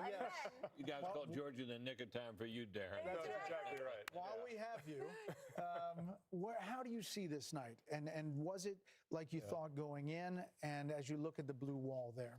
Well, I think 2 things. This is an election. This is unprecedented by my standards because the more data I saw, the more possibilities seemed to unfold. There was stuff a couple weeks ago I didn't think could happen. I didn't think Trump could win let's say, the national vote. I'm not saying he's going to, but that was something that nobody thought could happen. They thought he was capped at 47, 48%. That's a possibility. We had a lot of conversations about whether these swing states were going to move together or whether they were going to sort of crack and each move separately. There's a possibility tonight that, I didn't think this would happen earlier in the afternoon, but that he could sweep all of them. That's not a prediction, but it's something that's within the realm of possibility with the data we've seen. You're saying blue wall turns into a red wall. It's possible. And that wasn't something anybody was talking about. People talked about Michigan, in particular, as being the toughest state for Trump to crack. Now, Bill's shown the data recently. We've been looking at it for hours. Michigan's looking very difficult for her right now. All these toss-up states had been within a point or two. So is there any way to look at what you see now and say this could be a win in a larger percentage than that? I mean, a lot of these states are still close, but... Right. What we're looking at right now, we have sort of model data, and we're looking to reach a certain level of statistical significance to make a call. We're also looking at what we call the outstanding vote. And so, for instance, in the case of Georgia, we were modeling about 835,000 outstanding votes. A lion's share of them were coming from suburban Atlanta. She needed to hit about 55, 56%. She was getting about 45%. And at a certain level, that becomes a statistical impossibility. The more data you get, the less room she has to actually grow or do better than she's been performing. And so that sort of triggered the call in Georgia. We're not quite there yet in the other states, but this may not be an election where we need to be here till Thursday or Friday. Right. And so when they say go home, relax, you're saying maybe not yet. We'll see if they continue to count. Arizona and Nevada have been particularly stubborn about that. We understand in Nevada they don't allow any counting until the last vote has been cast, which is, we think, why we're getting basically nothing from Nevada so far. Yeah. But Arizona, it's coming in sort of droves. It's a close race there. Wisconsin and Michigan. Michigan seems to be counting there at like 54, 55%. Wisconsin at 2 a.m. in 2020 had counted 99% of the votes. So we think there's a chance we might have enough data in Wisconsin, maybe Michigan. So we may have some resolution more quickly than we thought. So in Pennsylvania, Sean talked about this earlier, the early vote and what that looked like and what she would have to do day of in Philadelphia and those counties right around there. Is it possible that that's still out there and it's possible to do? Well, it seems to be a probability diminishing by the hour. I think this is something from the Georgia data, but we've also seen it in Pennsylvania. Young African-American men did not come home. Part of the African-American vote came home to her, but a lot of it didn't, and there's a gender gap there. And the Georgia, I think, I have to run the numbers, and I'm not going to lay this at the feet of any demographic group in particular, but she really did seem to underachieve amongst African-American males, especially young African-American males. I mean, it just makes me think about Michelle Obama and Barack Obama, the former president, and the very strong appeals that they made. Michelle Obama said, don't let your husband or boyfriend's rage dictate your vote. President Obama talked about bringing out the brothers and scolding them. That does not seem to have been a strategy that worked. Darren, did the Fox News voter analysis track with what you saw with raw vote as you went around the states? Yes. There were a couple. What we're doing early on is we get this early vote from Indiana and Kentucky. It allows us to kind of figure out, is the FNVA performing consistent with the data? There were a couple states where Trump overperformed a bit. Florida was one. We were a little concerned that we might be overestimating Trump's performance in rural areas, but the more data we got, the more that didn't seem to be the case. It seemed like he was basically hitting what we thought he would hit. We've got the brain here. Did anybody else have a question for Darren? I'm curious about immigration and what you've seen in terms of how much that played into the votes in some of these states. Well, I think the one thing we can say is that it didn't repel people. In particular, there was some talk about the Hispanic vote coming home over the issue of immigration. That did not seem to happen much at all. The FNVA suggested, I think it was 40% was Trump's performance amongst Latinos. That ended up being, I think, within 13 or 14 points of Harris's. I mean, if you showed me data before the election and said, that he's going to get 15% of the African-American vote, 40% of the Hispanic vote, I'd say that's an awfully tough night for a Democrat to win an election in. There's some reporting that Trump has won Erie County, Pennsylvania. Is that square with anything you understand? I think it was on sort of a knife's edge. I don't know if Bill's got the latest data, but It was a moment ago here. It's part of her hope, right? Went back to the Trump team, and right now, currently, just to keep you guys up to date, he leads it by a point in 1.4, which is a little less than 2,000 raw votes. and it's 99% Left out. How much? Yeah. It's 99% in, or 90? What did you say? 90, 99%. statewide, 90%. Darren, I got a question for you. When you think about the blue wall in the upper Midwest, when we were at the convention in Milwaukee in July, it ended on a Thursday. On a Friday, we had that national computer glitch, and all the airports were shut down. So all the delegates and all the journalists and all the campaign folks were stranded at the airport in Milwaukee. And I was still thinking at the time about, you know, why did I just see Kid Rock? And why did I see Hulk Hogan? And why did I see Dana White? And I went to the campaign, and I said, what's going on there? Because it was men. It was white men. And they said, we notice in the upper Midwest, at the time they were thinking about Minnesota, Wisconsin, Michigan, Ohio to a lesser degree, and Pennsylvania. That's what they were thinking about. And they said, we noticed that there was a certain percentage of white men who voted in 2016. They sat out 2020, and we're trying to win them back. Is there evidence that those white males in those upper Midwest states did that tonight?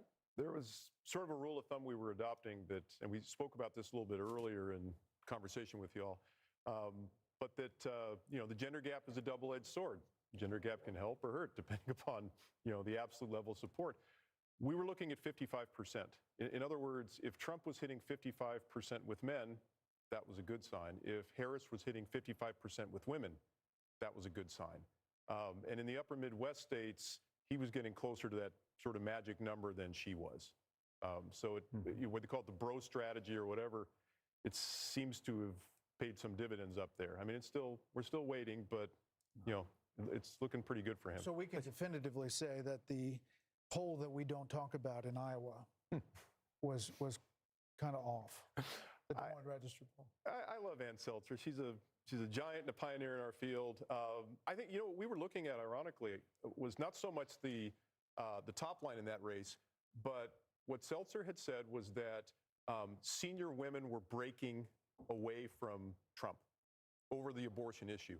And I think our friend Sean Trende had a really good observation where he said that may be true, but it may not help Harris, because that's something that could occur in Iowa where abortion was a hot issue, but might not occur nationally in other states where abortion wasn't as salient. We have to let you go, but really quickly, what's happening in Minnesota? That's what I was going to ask, exact question. Minnesota, why is that still? They have done what sometimes they do in states. They've stopped counting votes. Really? And we're kind of close After all we've been through with that? After all we've been through? We're at a level where we're close to statistical significance, but it's not quite there yet. And there are Is still. Tim Walz in charge of that? Yeah, well, there you go. Rumor has it. We have to let you go because you have some more data crunching to do. I do. We appreciate you coming Thank you, by. Darren. Thanks, Really Darren. does help a lot. For coming Good job. by. Very Great job. nice to see you guys. Thank you. Let's check in with Aisha Hosni at the Let's Trump do that. campaign headquarters. Aisha? Hey, you guys. Well, all signs here are pointing to perhaps imminent remarks from the former president shortly. The biggest debt giveaway was a short while ago. Somebody went onto the stage right behind me and put up the glass for the teleprompter, so perhaps somebody will be speaking to the crowd here shortly, and that might be the former president. We've got eyes outside, our security details outside watching to see if the motorcade arrives from Mar-a-Lago. I did get a video from someone at the Mar-a-Lago party a short while ago, and folks there were jubilant and cheering and clapping. They had Fox News on the screen. They were watching as we were calling states and more races for the former president. The excitement here is climbing every minute, and people here are anxiously awaiting to see if the former president shows up here tonight and perhaps gives a victory speech. Back to you. Oh, Aisha, thanks. Thank you very Had a mught. cough drop? We'll head back there. If the former President Trump is about to take the stand and speak there. So we're going to keep a close eye on that. 1 a.m. in New York. Polls have just closed in Alaska. The Fox News decision desk says it is too early to call Trump has a lead in our Fox News voter analysis, so we will get you back to Alaska when we have a little more data to report there. And there you see 248 to 216, the Electoral College map. We are waiting on the blue wall, which could be a red wall. You just heard from Darren Shaw, and I think that data and the way he laid it out there and their decision-making really kind of lifts the curtain to how these guys operate. Based on our Fox News voter analysis, which again was 120,000 voters, that a rolling poll, and then the raw vote total that they came in. Alex Hoff is in Pennsylvania. We'll check in on the ground there. Alexandria. Yeah. To report there. And then you see the 248. Hey, good to be with you. Yeah, the crowd here in Bucks County, they are excited by some trends they are seeing, not necessarily expecting to result tonight. Pennsylvania's results and the count is historically slow. It took 4 days in 2020, but the Commonwealth Secretary does believe that it's going to be faster this time. New technology, more training will come into all this. Now, looking at Philadelphia, both the Trump and the Harris campaigns, they are saying they're outperforming there, but Team Trump feels that this could be good news for them because there are pockets of support inside of South Philadelphia, Northeast Philadelphia, and there is a saying that goes that Republicans can gauge how well they are doing in the state by how much they are losing Philadelphia by. Simply, it cuts into the margins that Democrats need, and here in Bucks County, they're seeing themselves on the screen right now. It means a lot. If he were to win this county, Bucks County, I mean, that would be the first time a Republican presidential candidate has taken this county since 1988. And these suburbs of Philadelphia, this is what pushed Biden over the edge in 2020. Harris needs to do well in these counties if she stands to have a chance of taking this state, guys. Brett, Martha? Alex, thank you. So let's go to Bill and see, what are you cooking up over there, Bill? You know, I was just looking at New York. You know, we heard so much about MSG and the insult comic about the Puerto Rican joke. And, you know, Trump, you know, New York's his home, right? I mean, now living in Florida, Mar-a-Lago, but just look at this. I'm going to go ahead and use the slide bar and just, okay, 8 years ago when he's running against Hillary Clinton, this is his margin in New York, all right? 37.5 compared to almost 59 for Hillary Clinton. And then against Joe Biden, it was what? Was it? Oh my gosh! It was 0.3 of a point. All right, and now we come to 2020 and see the numbers on the board here. That's a pretty decent performance, and we're just getting some insight here in the New York City. He did well over 40% of the vote here in New York as well. One thing I was checking out here, guys, in this is the number, right? The path to 270. I guess in theory right now, if you were to close out, you know, you're at 248. If you were to close out Pennsylvania, and even though Alaska has ranked choice voting, which could take a while to post a number here, nonetheless, that would put him right at the number at 270. So even around the blue wall, that's possible too. That goes back to the argument that we've been talking about for some time now, that Trump had more paths to the Oval Office than Harris did. Let's go check on Pennsylvania one more time here, and we'll see. Okay, it's holding steady at 3.5. 90% of the estimated vote out there is now reporting here. In Michigan, you know, the blue wall, 6.3, so that number is stuck a little bit here.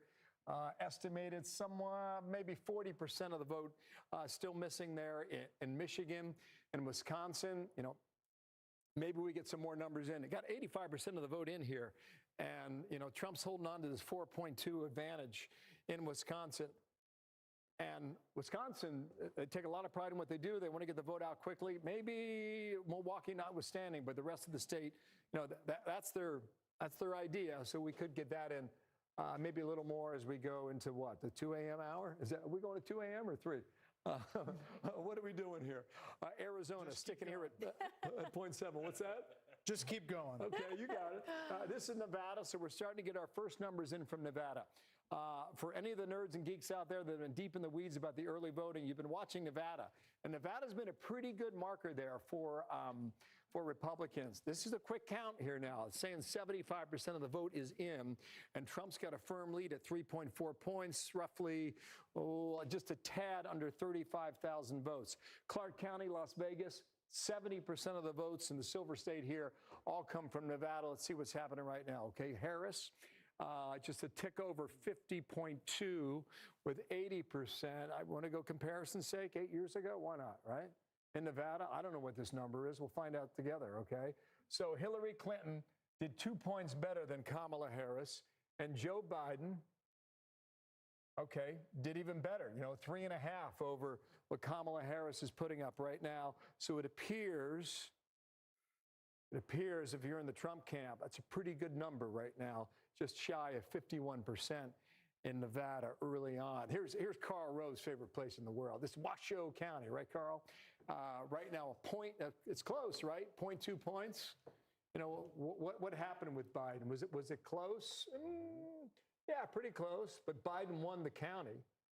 So in all likelihood, Trump's got a chance to flip this if it holds up right now. Super slim and more vote to come in, but Nevada is looking good too. And now you start to wonder, how high does this number go on the Electoral College? Yeah, New York Times needle is now at greater than 95% and likely to win the popular vote is what they have. Well, let's check in. Let's go out to Vegas. Jeff Paul is live in Las Vegas. Jeff, what's happening? Well, a lot of excitement here and optimism at the Sam Brown watch party. He is, of course, the Republican candidate trying to unseat the Democratic incumbent Senator Jackie Rosen. And just a few moments ago, when Bill was talking about Nevada, you heard a lot of cheers here from the crowd at the Sam Brown watch party, just knowing some of those initial numbers. It took nearly 3 hours to finally get some of those numbers. We're hoping to get another batch in the coming hours, but Nevada has an interesting law where it's, you can vote right up until the 7 o'clock hour, and if you're in line, they'll let you vote. And in order to release those results, they wait until the very last person in line votes. That person, it took 2 hours and 48 minutes, so still a very long night ahead of us. But for the folks here at the Sam Brown watch party, a lot of optimism in the air. All right, Jeff Paul in Las Vegas. Jeff, thanks. So our panel is still with us, and we have some new folks that are here as well. Kevin McCarthy is joining us. Karl Rove is back. Juan Williams is here. Great to have all of you with us. Kevin McCarthy, let me start with you. Give us an update on what your overall take on the night so far, and then maybe drill down on some of what you're seeing in these House situations as well. The Senate Republicans did an extraordinary job. Yeah. They surpassed all expectations. President Trump is on his way. And I think President Trump is going to help the Republicans hold the House, but it's going to be very narrow, maybe even narrower than we have now. But you think they could do it? Maybe even narrower than you have now, you said. Yeah, it may be exactly the same or maybe smaller. Look at the 2 seats I said at the very beginning of the night. Watch Pennsylvania 7 and Pennsylvania 8. I think we're going to pick those both up. You said North Carolina 1. We're probably going to lose that by 1 point. She did an extraordinary job. Wow. Then you look at Maine. We're ahead there. But we have some incumbents that have fallen in New York. California's just in now, but don't read those numbers yet because it's just the first part coming in. We're going to have to wait some time to see where we're there. Arizona, we've got a couple incumbents in trouble. Bacon's coming back in Omaha, maybe there. If we hold the House, if this is a trifecta, the credit goes to President Trump. But it also fundamentally means something different. You can do reconciliation when it comes to tax reform. So you don't need 60 votes in the Senate. Having the Senate as large as he is, he's going to get the cabinet that he wants. The other thing that's going to happen is you're not going to have a Hakeem Jeffries that's going to try to impeach him every single week. So America is going to see ability to govern. And if Republicans take this moment in time to not play games and focus on the issues, they can grow it the next time. Otherwise, it's going to be very competitive in 2 years. But Juan Williams, if it's as big as we think it could be, we obviously haven't made these calls yet, but it's trending that way, and the pathway for her to win is getting narrower and narrower. Isn't it not a mandate? And Hakeem Jeffries and the thought of impeaching with what we're seeing tonight seems like wouldn't be the right move. Well, I think the Democrats are, dispirited at this moment, and I think that the likelihood, as we've pointed out, is that Trump will be the president. And I think that, for me, talking to people like Darren and political professionals around, no one anticipated the size of this mandate, as you call it. I think that there's even recriminations now among Democrats as to Biden and whether Biden should have dropped out earlier or Biden should have stayed. Would a white male have done better? Obviously, Trump has defeated 2 women and now a black woman.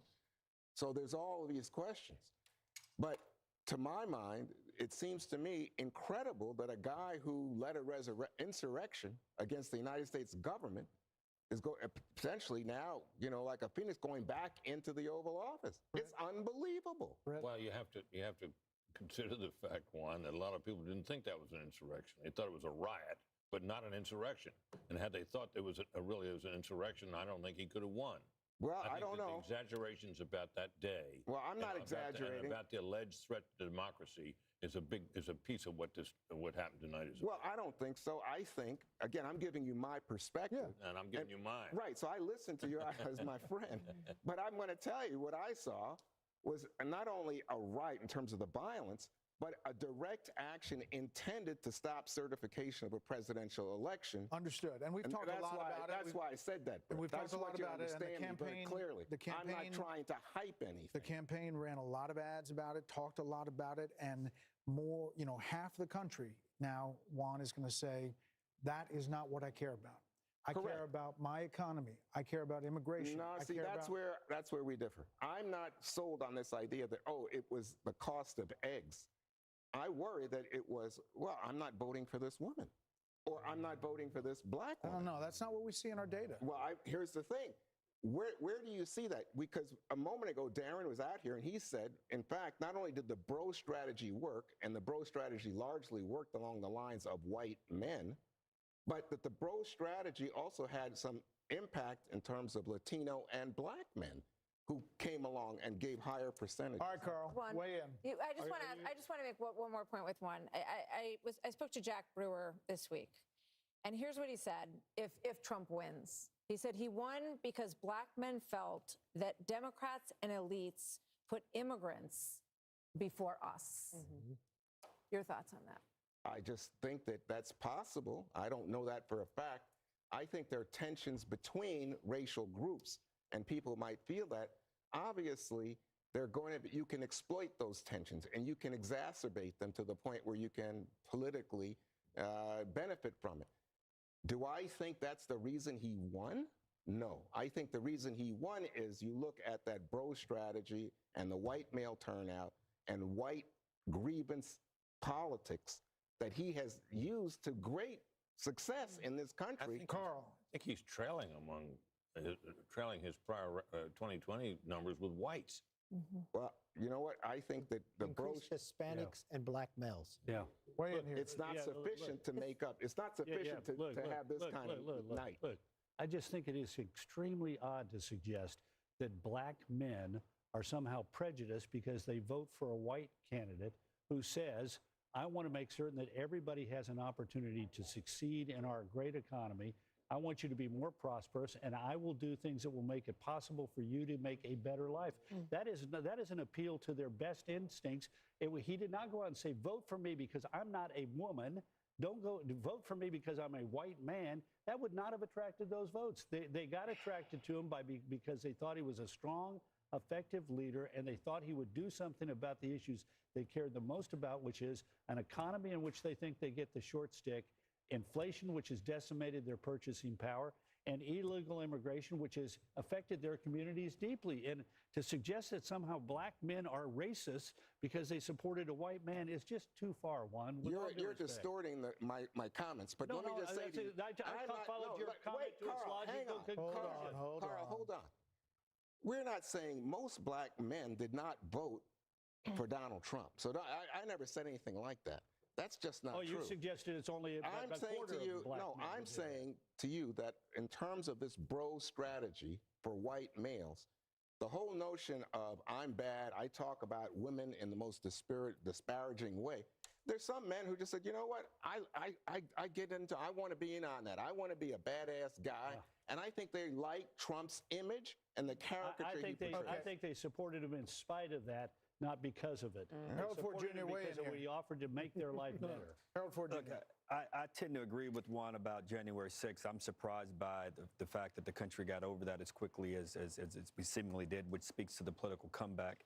I've said here earlier, I think that the fact that some of these issues around the economy and the border were not addressed more forthrightly, I think had an impact.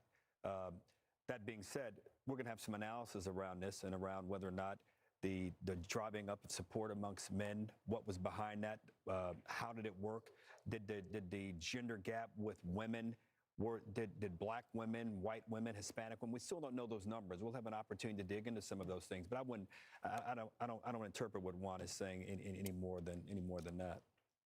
All right, more to talk about here. There's a lot more coming up as election night moves on at 1:15 on the East Coast. We continue to get more vote in. We will be able to make some calls when that vote is in full. Our coverage continues next. Stay with us.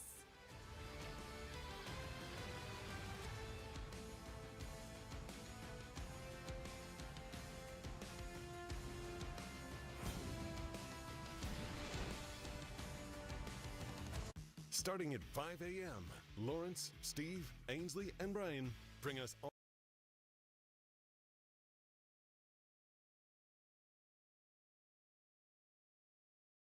It's Fox College Football Friday. Breakout star and Big Ten rushing leader, Caleb Johnson leads Iowa.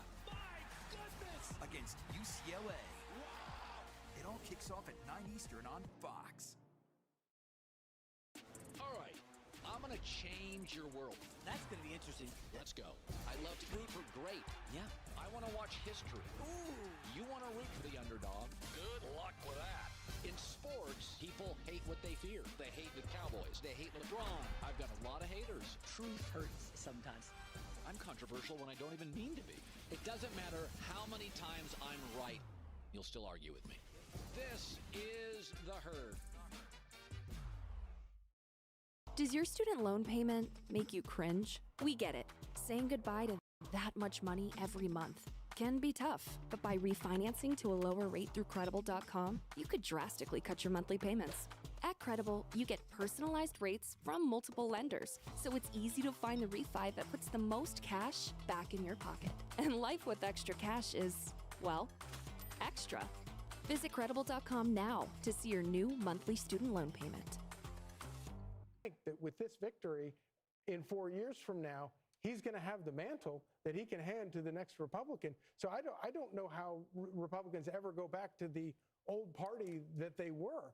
But it is truly extraordinary, and it is all by the force of one guy, one man who had the fortitude, the strength, the vision, the refusal to accept anything. All of the experts counting him out, and he just kept on fighting and fighting and fighting. Charlie, it would have been one thing for him to come back from a single defeat to be elected again. But when you think about it, he came back from a series of them. I mean, his party lost in the midterm in his term. 2018. They lost in 2018. They lost the presidential election in 2020, and they had a major disappointment in 2022. Which one might have thought after all that the party wouldn't turn to him again, and yet in the face of that, plus all the things that Martha enumerated, the indictments, all the other troubles that he had, for him to come back from that is really quite striking. And think about how toxic he was after, say, January 6th. Yeah. And then you're looking at races now in states where Donald Trump very well may drag Republicans, and he's overperforming in a lot of places fellow Republicans. It really does. I think there are parallels to 1980, Mark Penn. When you look at Jimmy Carter, we had hostages in Iran. We have hostages in Gaza right now. Very high inflation and a malaise in many ways in the country that I think these people who have been called a lot of names have had enough of. What is your impression of what this means tonight? Well, I think this means a lot to a lot of people. I think the working class are looking for a renewal of American jobs. I think people are looking for a border that is sane and an immigration system that works. I think a lot of people over in the Middle East are looking for Iran to pull back in the face of a president whom they fear.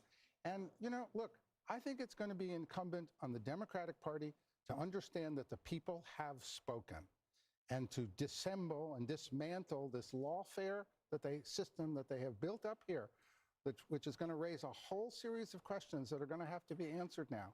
But they cannot say that they are better than Donald Trump and recreate a system that does not recognize that he won and the people have spoken, and he is going to be the 47th president. We haven't talked about foreign policy a lot, but imagine the Saudis, making a normalization deal with Israel in the face of a new president here. Imagine I'm going there tomorrow night. Imagine a Ukraine deal that Donald Trump talks about. Kevin O'Leary, what is the market going to do? You're going to love this. What's happened here is the system self-corrected. When you try and break the American model, it fixes itself. And I think people should give credit within the Democratic Party. Donald Trump saved them tonight, too, because they're going to have to take a spatula to these policies and bring it back to the center over the next 4 years and, in a way, reset. And we talked about this earlier, but he saved entrepreneurship. He saved the entire model of the S&P 500 because taxing 20% higher was a really bad idea, and it self-corrected. Capital, and this is why I'm getting on a plane tomorrow night. I intentionally didn't leave till tomorrow night so I could go to Geneva, go to Abu Dhabi, go to Riyadh, and say it's 21% corporate taxes, 100% not going to change. That is very important for people like me that bring capital back to this country. It fixed itself. It fixed itself. And I think that's why America works. It has worked for 200 years. When it gets too crazy, it fixes itself. And whether you love Trump or you hate him, every Democrat owes him a thank you very much, Mr. President. By the way, as the markets, the poly market and all these election markets were moving, Bitcoin went up exponentially. Yes, I'm long Bitcoin. Are you? So you're buying later. Speaking of Bitcoin, I'm also struck by just calling Pennsylvania here, Dana. Trump embraced Elon Musk in an enormous way. A lot of stories were written that said that he was going to blow it in Pennsylvania, that the people who were working on his outreach teams didn't know what they were doing. He's going to And he got a lot of criticism. Remember the $1 million giveaway for registered voters? But for that. Selena Zito, who's somebody that we follow and we've had on the show many times, and she knows that area very well. She said the people of that region love somebody who is a big thinker, who wants to create jobs, who is like looking into the future, and they can get behind that. And they love somebody who can really lead. And leadership takes courage. And you have to be willing to make decisions where you are going to be criticized. I think this is one of the problems that Kamala Harris has always had.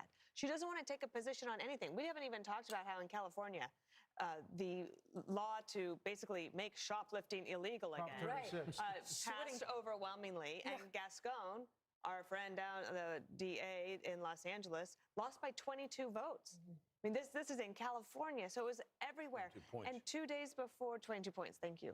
She wouldn't even take a position on that. 75% of the people in California wanted it gone, and you can't take a position to be with them? Not only that, you were part of Prop 47, which changed the law the other way when you were in office. So not wanting to take a position and not being willing to be criticized is a problem if you want to be a leader at that level. She had that affliction in 2020. Why didn't her own party say, you're not the right candidate? I mean, run a process. Well, they did. They ran her out of town right before any votes were cast in 2019. But the same and then she's affliction out of there. hit her here. The same problem she had in 2020 hit her in 2024. She's the same person. I mean, it's not all her fault. They put her in a race that we now know couldn't win. Yeah. But Kevin, in fairness to Democrats, there's no doubt. I agree with you on the unrealized capital gains. We shouldn't be taxing that. But we produce more wealth, more innovation, more oil, more cures, more therapeutics over the last 3 years. So I hear you. Democrats are not bad for the economy. Some things she proposed that I'm with you on. But we're a great country, and we're going to continue to be great. And I trust and hope and believe that President Your party will be great again. I want the and you can thank Donald Trump for that. But he inherited an economy also that was in pretty good shape. I don't want to quarrel about that. All I want is going forward. I agree with you. I want the country to be great, and I hope that both of the parties can work together to try and do that. And I salute President Trump tonight. What a great win. And I agree with you in this regard. My party's got to reimagine and reinvent itself going forward. Listen, Your party needs more of you. Hold on. I wrote about this, the unity and you did. Past presidents and past losers and winners and what they said. This is a big speech, Britt, for former President Trump. As he gets ready to deliver this in front of a crowd, he's obviously taken the slings and arrows and everything that's been said, the fascism, all of the things we've talked about tonight. But this moment is actually a moment to reach out. It's an opportunity if he chooses to do that, but it's also 1:30 in the morning. So you got to wonder how many people are alive to hear. Oh, they're there. And he's definitely a lot of people are still up. The question is how much of the national TV audience is. I bet they're still in. You know, I think back at the moment in Iowa at the beginning of this process, Brett, when we were in a town hall with him, bless you, Brett, and he, you know, we asked him about all of this revenge stuff and that he was going to want retribution, and this is what everyone heard. And there were times when he had language that was that matched that, but he said that he wanted success to be his revenge and that he wanted a successful America. And I would imagine that we're going to hear something along those lines tonight, but we'll see. Brett, you wrote in your piece, you quoted one of those great old Republican presidents, H.W. Bush, who said that a campaign is a disagreement and an election is a decision, and decisions clear the way for harmony and peace. You know, maybe but listen, there are a lot of Thanksgiving tables that people are still going to have hard feelings after this election, more than any other election. I have one of them. And if you know, passing the Brussels sprouts is not going to be as easy Thanksgiving Day. But this is a chance to move forward, Britt. Go ahead. Well, I was just going to say that one thing that can happen here, and it happened to Biden, in my view, when Biden was elected, we had every reason to believe that he would be this sort of moderate deal-making guy that he'd been when he was in the Senate. Yes, he's always followed sort of the drift of his party, but he'd worked across the aisle with many senators, had Republican friends and so on. We thought that would probably be the kind of president he was. And then something happened. Trump went to Georgia and made a mess of that Senate, those two Senate races down there, and the Democrats ended up with control of the Senate, at which point old Biden started getting these hysterical sugar plums dancing in his head and went out for a very aggressive agenda. Sure, there were articles about FDR. How he was going to be the next FDR. The next FDR. He was going to out-Obama Obama. Remember that? Yep. Well, and that, in my view, that was he would have been, if the Republicans had maintained control of the Senate, first thing that wouldn't have happened was all that wild spending that led to the inflation or led to a big part of the inflation. And Biden and the country would have been better off because of it. There's always a danger in overreading your mandate. One wonders if Trump will be sober-minded about his. I think that happened to Biden. Early on, remember, he said he's going to be returned to norms, and then the historians came in and said, no, you could be bigger than FDR. So he says, fine, okay, I'll spend all the money. Then they caused inflation, and now they end up with this result. Well, he has said that this looks like new President Trump, if he gets to 270, which we expect he will, fairly shortly. Yes, exactly. Has a moment to bring about the unity that people expected after the last election. Of course, we would be kidding ourselves to think that there won't be a tremendous response to this, tremendous backlash in a lot of corners of the country. So listen, he's going to get there because Alaska is going to be Republican, but we're not done as far as calling states. There could be even more states that go Trump's way. This could be a massive landslide just by what we're looking at in the polls. Fox News Decision Desk count now project, though, Vice President Harris will win Minnesota, and her running mate Tim Walz serves as the state's governor there. That takes it up to 267 to 226. But again, Donald J. Trump will be the 47th president of the United States. More Democracy 24 special coverage next.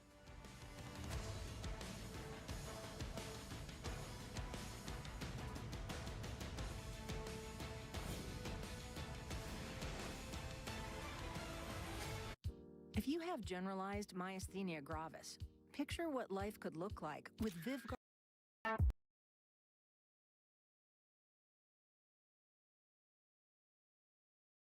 Light it up! TV's biggest game show is back, and it's even bigger. This is not the same floor. Now with 100 players battling for territory. Let's go! The Floor, only Wednesdays on Fox, and watch anytime on Hulu. The stage is set. Oh, here we go, here we go. It's gonna be good. Season 12! Whoa! She can sing.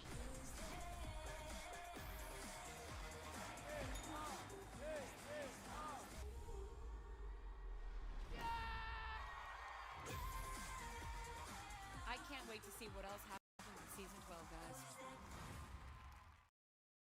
All right, I'm going to change your world. Yeah.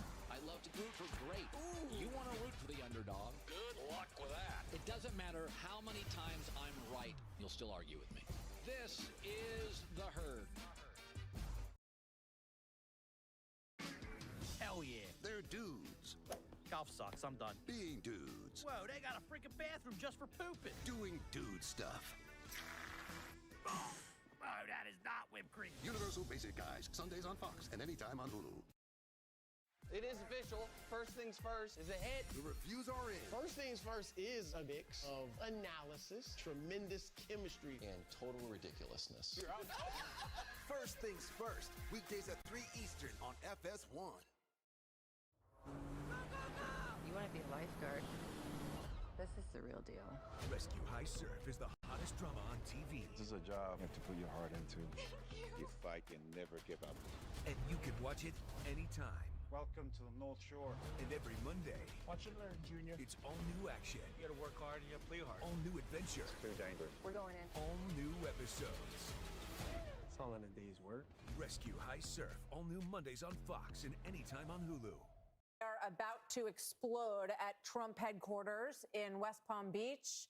You see thousands of people waiting, and we are about to hear from the next president of the United States. He will be 45 and 47, and we're waiting for him to join the room, and we'll take you there, obviously, as soon as that gets underway. In the meantime, Grady Trimble is in Michigan. Let's get a quick update just outside of Detroit. Hi, Grady.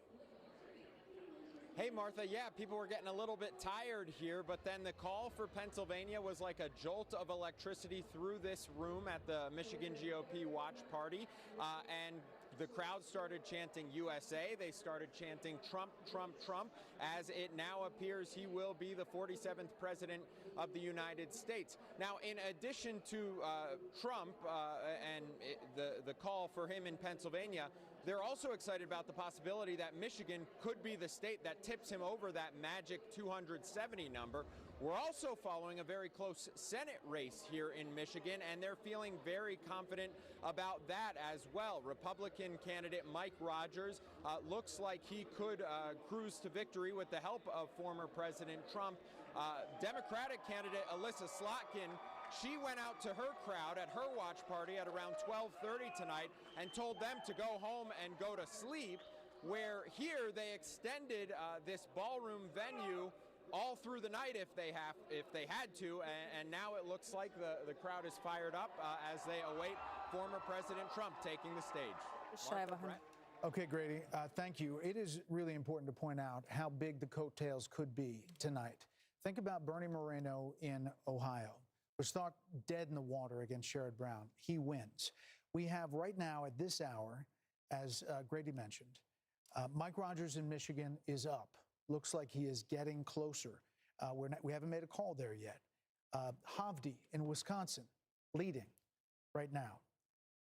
Sam Brown in Nevada is closing in on Jackie Rosen.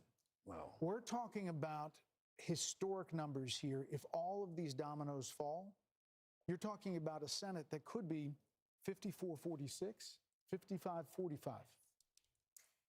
That wasn't in the cards. That wasn't on anybody's bingo card when you came into election night. But these candidates have all fought really strong races, and they have all closed in a very strong way. And in fact, many of them were sort of pulling into +5, +6 in just over the last 3 weeks. So it's a fascinating part of the story. Hopefully we'll be able to call some more of those soon. Former House Speaker Kevin McCarthy says with these coattails, you could see the House going Republican as well, and that would be a part of this story as well.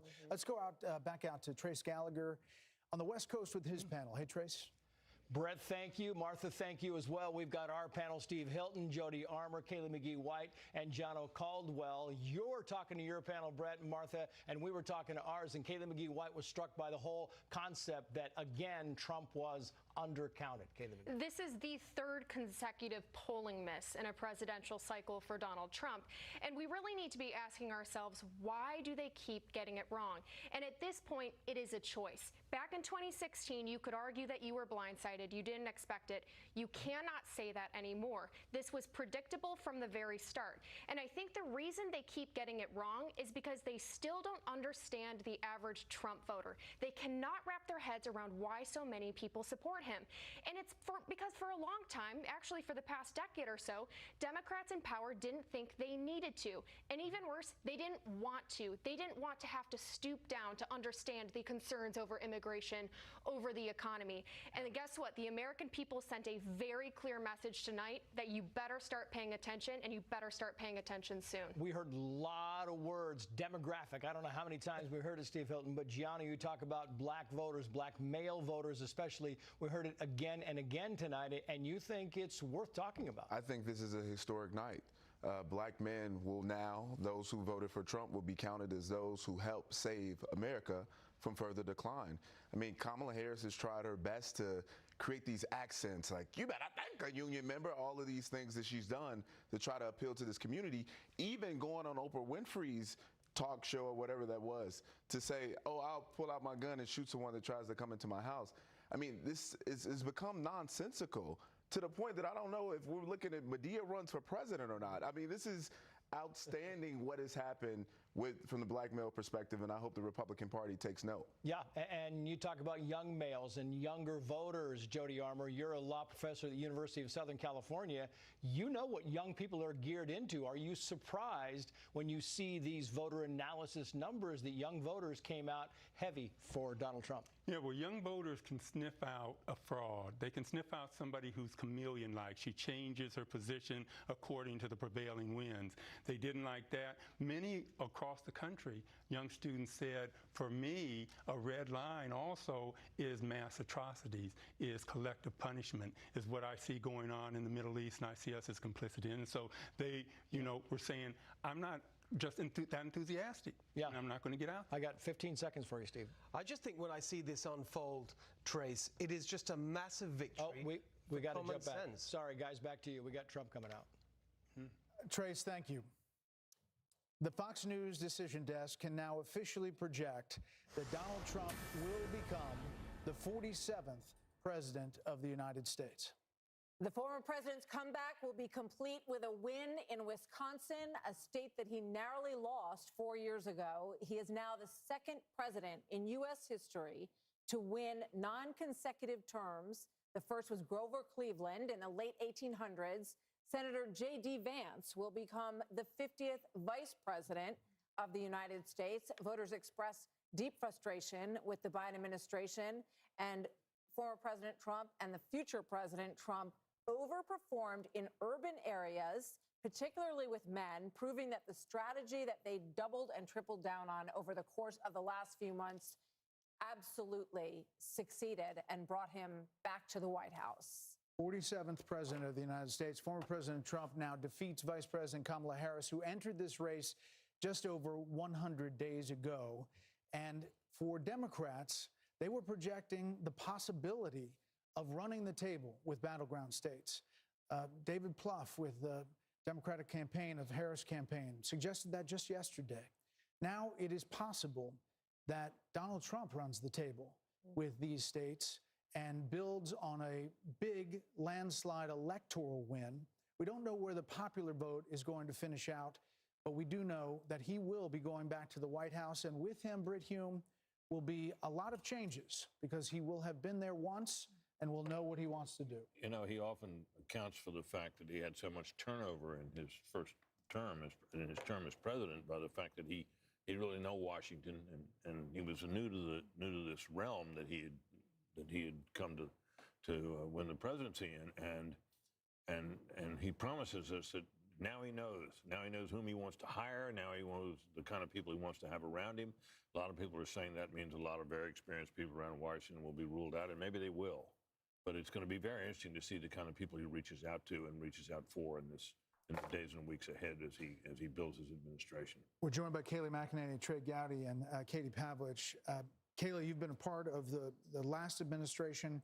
you've seen you can see the joy on all these people's faces. Think about the angst and the, all that this campaign has been through. And now there is the prospect of creating what you want to create in a second administration. Your thoughts, 30,000 feet of this win? Indictments, 2 assassination attempts, an unlikely come-from-behind victory, and history is made tonight. This is a huge moment, particularly because this is a tectonic shift of the Republican Party. If all of this exit polling is true, you now have Black voters, Latino voters, young voters coming in a way that we haven't seen the party bring in a very long time, and that's due to former President, now soon-to-be current President Trump. And I just want to say this as we wait for him to come out. I remember having a conversation with Ivanka Trump in 2016 about his remarks. And before he went out to give those remarks, he had speech A and speech B. Speech A was a more boisterous Trumpian speech. Speech B was a speech full of unity. And he looked up, Ivanka said, saw the faces of crying Hillary voters. He ripped up the boisterous speech and said he wanted to heal the nation. And the first words he said were an appreciation for Hillary Clinton, for her service to our country. And then he said, now it is time for America to bind the wounds of division. And he said, we are a party of all races, creeds, and religions. That is more true tonight than it was 8 years ago. And I fully expect President Trump right now is maybe ripping up that more boisterous speech and preparing to unite the country. It's an amazing message. I hope Kayleigh's right. I hope you're right. And we're gonna get a chance to see here in a minute. Trey Gowdy said something on your show the other day about how one of the things that you hope also is they're a little more prepared this time. They've got a great transition team, and they're going to need it. And I hope that there are a lot of people who want to go in and be helpful. Trey? Yeah, I think his transition team has done a wonderful job vetting potential candidates. And to Kayleigh's point, I think a liberated Donald Trump, he's never going to be on the ballot again. This is his last term. I think, Harold, he will surprise his detractors. I think he will be not anything like what his detractors have described him as being now that he is liberated. If I'm wrong, you can hold me to that. I hope you're right. I think he will. A liberated Donald Trump is going to shock his detractors. He has said that the assassination attempts had an impact on him. We saw him in many ways return to the very rough and tumble style that we've seen in Donald Trump towards the end of this. But now he will take the stage tonight as the next president of the United States, and he will not be able to run again. Yeah. And I think that is another liberating factor potentially for President Trump. Katie. We'll never underestimate the power of unfinished business. This is a president who has caught lightning in a bottle twice, and the second time around, he now has a MAGA mandate. He will have a Senate that he can use to push through his cabinet appointees, who can work with him on legislation, who could potentially replace a number of justices on the Supreme Court. Who could build a wall. He could build a wall. He has a working group in Washington, D.C. We'll see what happens with the House, but he also has been working very hard on his transition, get the right people around him. He talks about the lessons he's learned about the first time in the White House. So this is a mandate tonight for him. And I think you should get a lot of credit for doing the work on the ground, going to these states to pull these Senate candidates across the line with him. Britt, what do you think the analysis is going to be? There's going to be a lot of time to digest all of this. We're focused now on what the incoming president is going to say.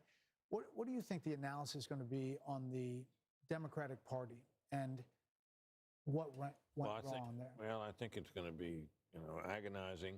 I think it's going to take a little while for consensus to form about what the party needs to do next, or what it did wrong this time. It'll be grudging at first. One can certainly imagine that, if the party were smart and shrewd political voices were heeded, that there'd be some major changes in their agenda and their approach in this. And you think of the issue sets that they tried to run on against this man that failed. They need to reconsider all of that. And I think it'll take a while. Now, our colleague and friend Mark Halperin, who's been very astute this particular cycle, he thinks there's going to be blood in the streets and people are going to be hysterical. I hope not, but it could happen. Dana?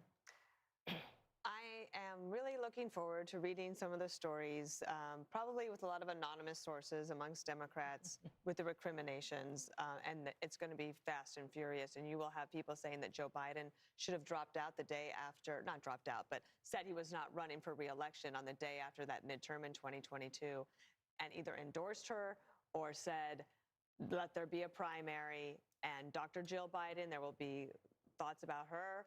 And I wonder how chilly that White House is going to be for the next 90 days as they try to figure it out. And let me just say that as Vice President of the United States, Kamala Harris will certify the election results on January 6th.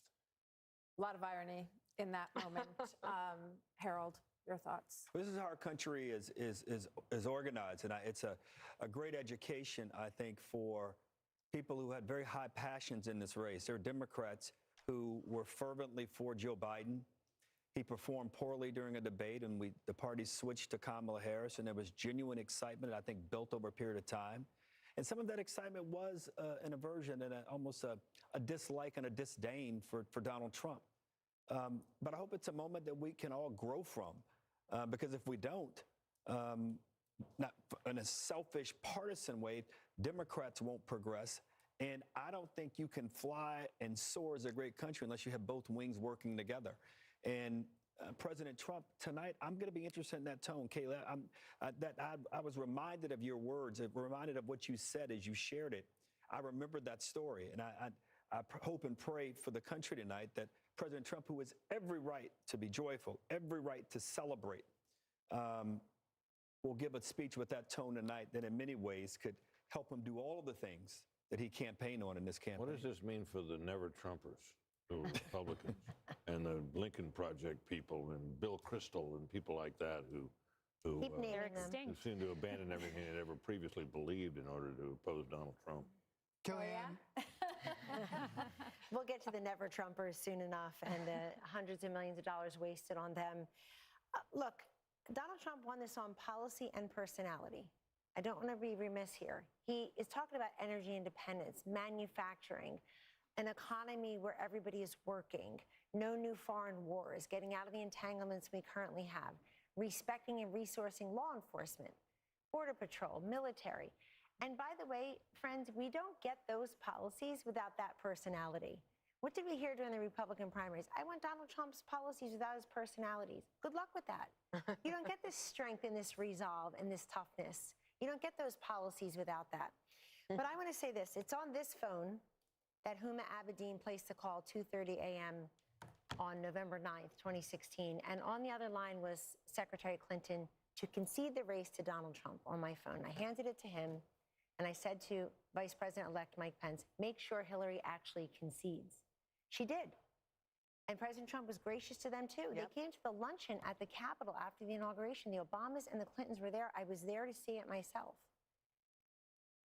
And then something just changed. The Washington Post said, let's impeach him at noon, 2 minutes after he's inaugurated. Melania wrote about this in her book. So, Harold, I hear you. I hope everybody can unify. But I got to tell you, my friend, I think it starts with your party and not mine. Fair enough. They had this guy in a courtroom. He's not an indoor cat. I get it. They had him in a courtroom. They have him impeached. They have him. And whether people think that was justified or not, now is a good time to respect the will of the people. Forget about us, the will of the people. I agree with you. I'm just saying be a gracious winner and let's move the country forward. I agree. And I know you will. That was my only point. I heard a gracious winner today when I talked to him. I really did. He's known for a while. He was going to, I wrote a piece on FoxNews.com October 11th saying he's going to have a narrow landslide. I think he's felt that for a while, but he wanted to go and earn it. And I even think the people around him have to be gracious too. I think he would. I don't know him as well as you, but I hope the people around him can be gracious as well. That's a different question. We can always hope. Yeah, well, that comes from the top. Once more, I just want to say how much money was spent on this election. $15.9 billion with the bill. Wow. If you spend $1,000 a day for 2,740 years, that would be $1 billion. It was 16 times that. What has been spent on every race, the presidency, the whole deal. $16 billion. And here we are. What is that, a And when check you you can look at write to the- for every American? What did you About say? $50. About 40. I want my $50. But I just want to say, every presidential race has a medium. You know, you go back to television, cable. Yeah. This was, in some ways, a podcast experience of a campaign. And those are free to go on podcasts. And you wonder how much of that money really needed to be spent when there's a lot of ways to reach people. But I think it's really interesting and something we'll be talking about a lot in terms of the reach of these endorsements. I was struck by the Rogan final and Musk and the rest of them. The final ads where They were excellent. They talked about making America great again, but then ending with the assassination attempt and that fist in the air, the iconic image, and the fight. Absolutely. Warrior And president. it worked. Yep. Right. Yeah, toughest son of a gun we ever saw. And that was the last note we see in that ad. And I think, for whatever you think of the guy, you got to admire that. Yep. I mean, the adversity that he's faced, everything we've seen in other presidencies and other political figures who've gone through all kinds of trouble are pale in comparison to what he's been put through. No, maybe it's time for his enemies to stop it. Not only that, but the energy that he has is truly amazing. He's the Energizer Bunny. Let's check in with Aisha Hasni, speaking of the Energizer Bunny, at Trump headquarters in West Palm. Aisha, this has been a big night all night long. I'm sure it's really getting fever pitch now. A big night, Brett and Martha, a long campaign for the former president, for all of us, the press corps that have been following him around now for more than a year. The crowd went absolutely nuts when Fox News called it here, and people were hugging each other, they were high-fiving each other, that people were on FaceTiming. I think they couldn't believe it that this happened tonight and they didn't have to wait days and days and days. We are now awaiting the former president to take the podium. He is here in the building, as is his running mate, now Vice President-elect J.D. Vance. They're backstage. We were told they were going to come out as soon as the election was called, and so now we're just waiting. We asked for a 2-minute warning. I don't know if we're going to get one, but hopefully we will see him soon. And so I just want to add a little bit of perspective, just as a Capitol Hill reporter that's been covering the former president for a while.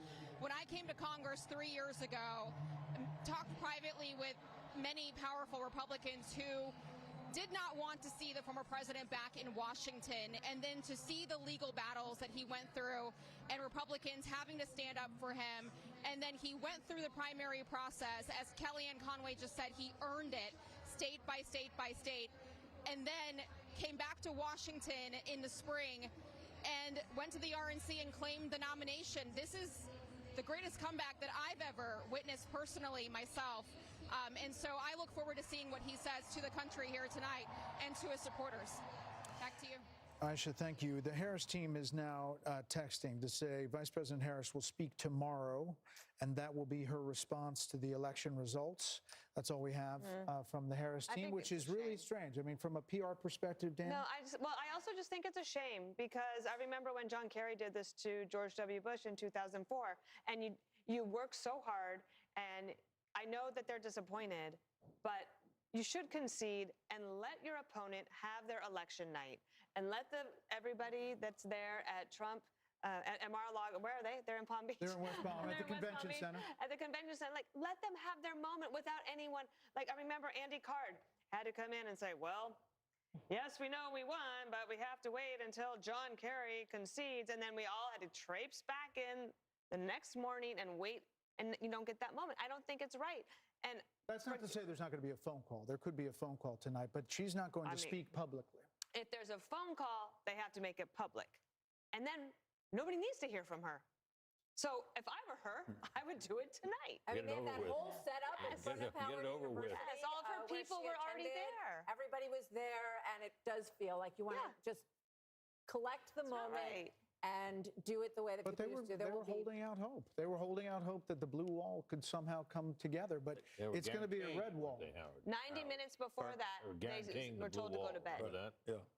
I got that text.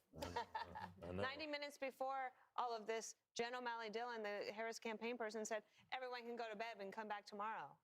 So She didn't even address her own supporters. We want her to call President Trump. She didn't talk to the people who were assembled there for hours for her.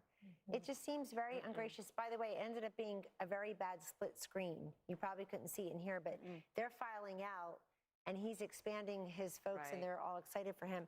Look, I think that Kamala Harris was a sign of the times, but I think that Trump's a metaphor for the country. And when he says, we don't surrender, fight, fight, fight, we get back up. I just think I think that's what it is. The other thing I just want to say, maybe it's as a Catholic, maybe it's just as a Trump supporter, maybe it's just as a flawed human being. We all get second chances in this life. Rarely do we get a second chance as big as this one. And I have got to believe the man that I know and that Kayleigh worked with is going to work with a certain alacrity and energy to get things done very quickly. What he can do through executive order, what he could do with the Congress, bringing in the governors. Nobody gets a second chance this big in their lives and just puts it on the shelf like it's a trophy or a gold star. He's going to use that as a platform for good and undo some of these bad policies, and I think do even better. You know, these celebrities, these athletes, he's got job creators and innovators. He's got Elon Musk and Dana. He's got people who make stuff, who people say, wow, there's an American success story, and he's going to bring them aboard. So Vice President Harris has now encountered what is known as the Van Buren curse. It's the failure of the vice president to get to the presidency. Only two have done it, and that is Martin Van Buren in 1836 and George H.W. Bush in 1988. You know, the question is what the Republican Party looks like now. And Kayleigh, it's a multiracial party, to your point. It's working class, and maybe it's the future. I mean, it's Elon Musk. It is Joe Rogan and podcast. It is, you know, there's an opportunity here on both parties to realign and change. There are going to be a lot of conversations that go on to that end. Who is the next standard bearer for President Trump? Is it J.D. Vance? Is he the one who picks up the torch after a 4-year legacy-defining term with the success that Kellyanne's describing? Is it J.D. Vance that picks it up? There's going to be a conversation about ground game. I mean, Kamala Harris over the weekend, they were saying they were knocking 1,000 doors a minute, and I have no reason to doubt that. It was an extraordinary ground game, but do ground games matter as much as podcasts, as much as real, authentic, viral moments like President Trump on the garbage truck or, you know, President Trump at McDonald's, these viral moments that really captured the attention of the nation? And what does the Republican Party look like going forward? It's a broad coalition. It's an exciting coalition. And I think if President Trump manifests that working man agenda, no tax on tips, no, you know, limit on credit card interest rate, that's a working man's economic agenda. And if he makes that happen in 4 years, this party may look like this for quite some time. You know, I'm struck when you're talking about the authenticity part of this, because when I think about him with the French fries at McDonald's and standing up with blood on his face, fight, fight, fight, you can't fabricate. No, you know, consultant can create those moments, Trey. Those are organic and they are authentic. And I think that that is something that Kamala Harris fell really far short on in terms of the authenticity measure. Yeah, if you had told me that a billionaire from New York would be able to connect with middle America, I would have questioned that. To my friend, the gentleman from Tennessee, autopsies are painful, especially when the patient's still alive. I wonder what the Democrat Party is going to go through in the next weeks and months, because this was a loss that I don't think anyone saw coming, not to this magnitude. So what does the autopsy look like if you're a Democrat? It's painful, but you have to have one. How did you lose, and how did you lose this soundly? The easiest way to do it for them would be to simply say, if Joe Biden hadn't clung to the job, clung to the nomination, and hidden his condition with a lot of help, they could have had an open nominating process and gotten a more attractive nominee who would have been freer to walk away from Biden policies and would have had a better shot. I mean, I think that's the easiest, simplest solution. But I'm not sure that's where they'll go. But that makes sense. I don't think you can pass over an African American female, which is a very loyal constituency for the Democrat Party. I don't see how they could have passed over. But if he'd left the office and she'd run, she would have been put through a different process and would have had competition, and the whole thing would have been different. But I mean, Harold, you have a Democratic Party that's pretty old. I mean, you have Nancy Pelosi and Chuck Schumer and Joe Biden. You know, we got Andy Beshear, you got Josh Shapiro, you got Gretchen Whitmer. That's a different kind of Democrat, and that is not the progressive Democrat that wins in a primary. So is it going to be a change in your party? Well, we nominated a Bill Clinton and a Barack Obama who were not from that the old days. party. So I think we'll do that. Look, tonight, what happened this evening and what's happened over the last year has been described. There were those on this panel who didn't believe that this resurrection could have occurred. So if this can happen, things are possible in politics if you're willing to change and willing to have courage and determination. And whatever Democrats or anybody want to say about this guy who's been elected our president, he personifies that courage and determination and persistence. So I think, Trey, you were asking a serious question, and Britt gave a very serious answer. I think that's going to be part of the answer. And we've got to look long and hard about whether or not the way we campaign sometimes with identity politics at the end, is that the right way to do it? But before you get there, you got to get a purpose and a message. And we'll get there. We've got a long history of figuring these things out as a nation, as a party, and we'll figure it out this time. So the carnage speech got a lot of attention at the inauguration. Do we think that this speech, I was going way back. we're actually told that the teleprompters have been removed from the stage, so we could be in for a long haul here. We don't know. But what do you think? You know, he's coming, but there may not be teleprompters. I'm saying he goes off the teleprompter anyway. But he, the other night at the Al Smith dinner, he was upset that there were teleprompters, because he doesn't want to use them. So. Right. So Dana, what does this speech look like? This one right now? Yeah. I think look, I don't know. He's one of the most unpredictable people, too. So I think that's why we're all here, and I'm wide awake, and I've been awake for almost 24 hours now. And I am curious to see. I think I wasn't just thinking about this speech. I'm thinking about the inauguration speech, which would be 8 years since Carnage speech. He has a wide range of the types of speeches that he can give. If you think even within a speech, there's range. If you think about the RNC convention, it started off with like, oh, wow, yeah. And then after a while, it was like, wow, he's still talking. And it was like so long, and it kind of got off script, and people thought, oh, he kind of lost an opportunity. But he didn't. I think if you look at these people who would take off work, drive somewhere in the middle of the night to go and get in line, to wait for hours, to then stay at a rally for hours. And part of the things he has done as well is created this camaraderie amongst people so that you could go to a place where you're not afraid to wear your red MAGA hat, and you could say, I'm not the crazy one. I'm not the only one who thinks the way that I do. I can actually have friends. And that doesn't mean that there shouldn't be outreach to the other side. I believe in love thy neighbor. I love all of that. But he has created something special here. So I kind of want him to take a victory lap tonight. I don't think this is necessarily the moment for unity, especially when she won't even concede and give him the night to celebrate. Yeah. Kellyanne, you were looking at the popular vote. He's still up, and could finish up. And part of it is because he did run up the totals in places I was looking at, even the rural counties in Pennsylvania. He was going to win them by significant double digits, but he won them that much more. I think running up the totals in Florida, which was a swing state not that long ago, over 1.1 million votes or so. Kaylee, right, your home state.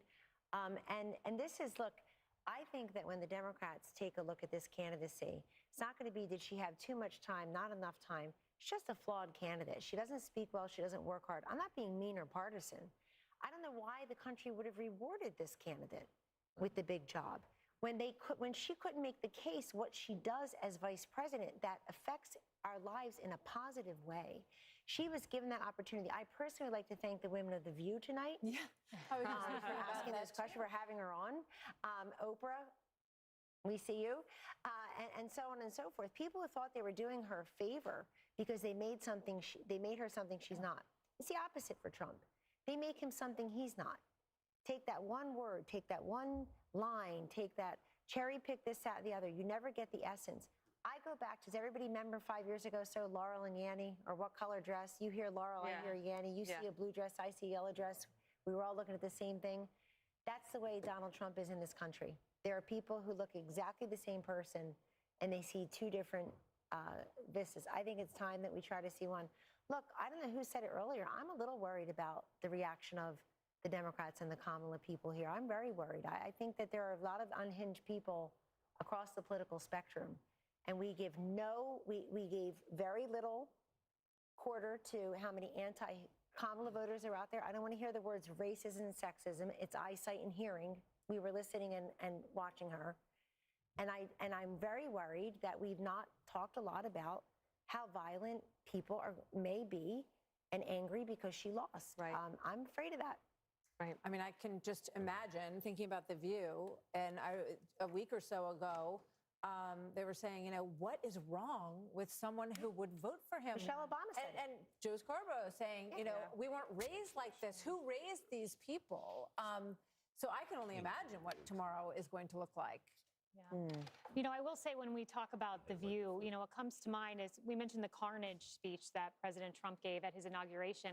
And my mind automatically went to the unity speech that Biden gave. And he mentioned unity a half dozen times. But when you think about what we got over 4 years, there was the garbage comment that didn't come in isolation.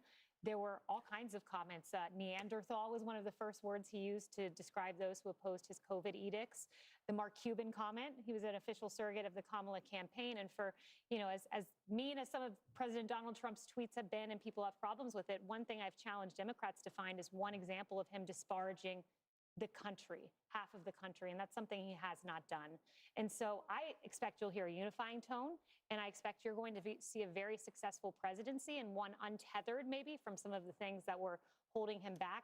What comes to mind is an Oval Office meeting that we had where Dr. Fauci was urging him not to open the country. And I watched President Trump fight vociferously, saying people are losing their jobs. We must open the country. He wanted to do it sooner than he did. I think that Donald Trump, who goes with his instincts, is going to be a Trump that ultimately leads a very successful country in second term. Martha, Joe Biden mentioned the word unity more in his inaugural address than any president, I think, except one. If he's serious about that, he'll pardon Donald Trump. He'll also pardon his son. And then he'll put pressure on Georgia and New York to end this lawfare. If there is any silver lining tonight, it is that lawfare actually helps the person that you are trying to go after.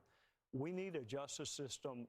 The lady needs to wear a blindfold for a reason. We got to stop this prosecution of our political enemies. I mean, literally, his polls went up. Will be the Attorney General.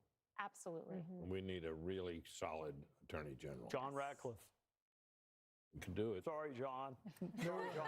I apologize. Sorry. There will be a lot of talk about cabinet members, Treasury Secretary, Secretary of State, Secretary of Defense.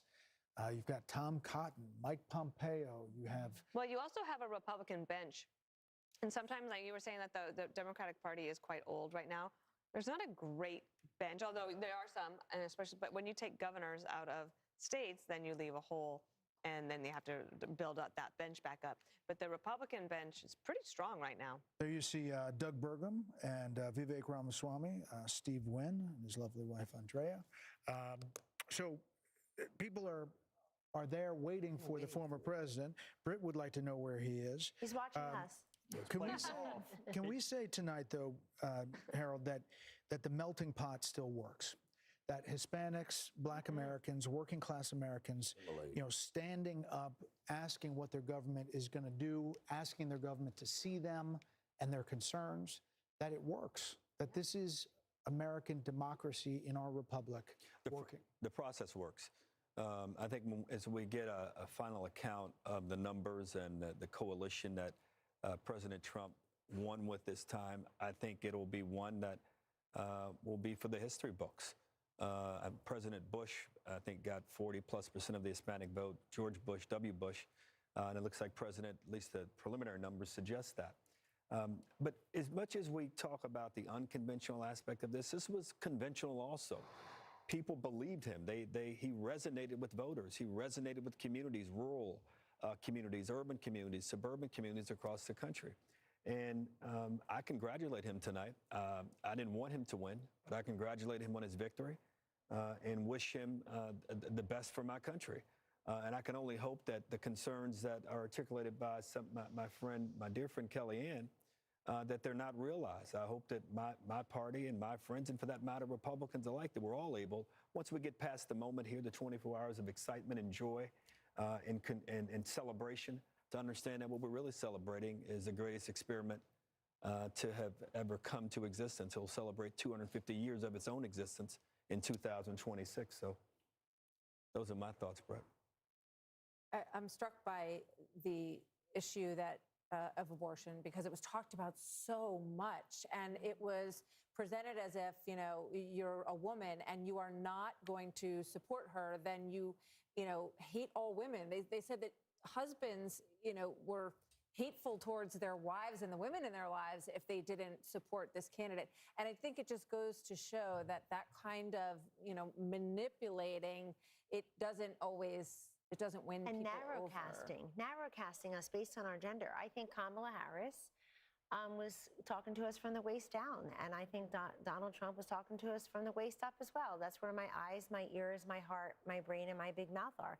So, I mean, you got to talk to the woman in full. It's as if she doesn't know anything about the economy, or she doesn't care about what's going on in Ukraine or Israel or with Iran, or can't do the math on her grocery bill.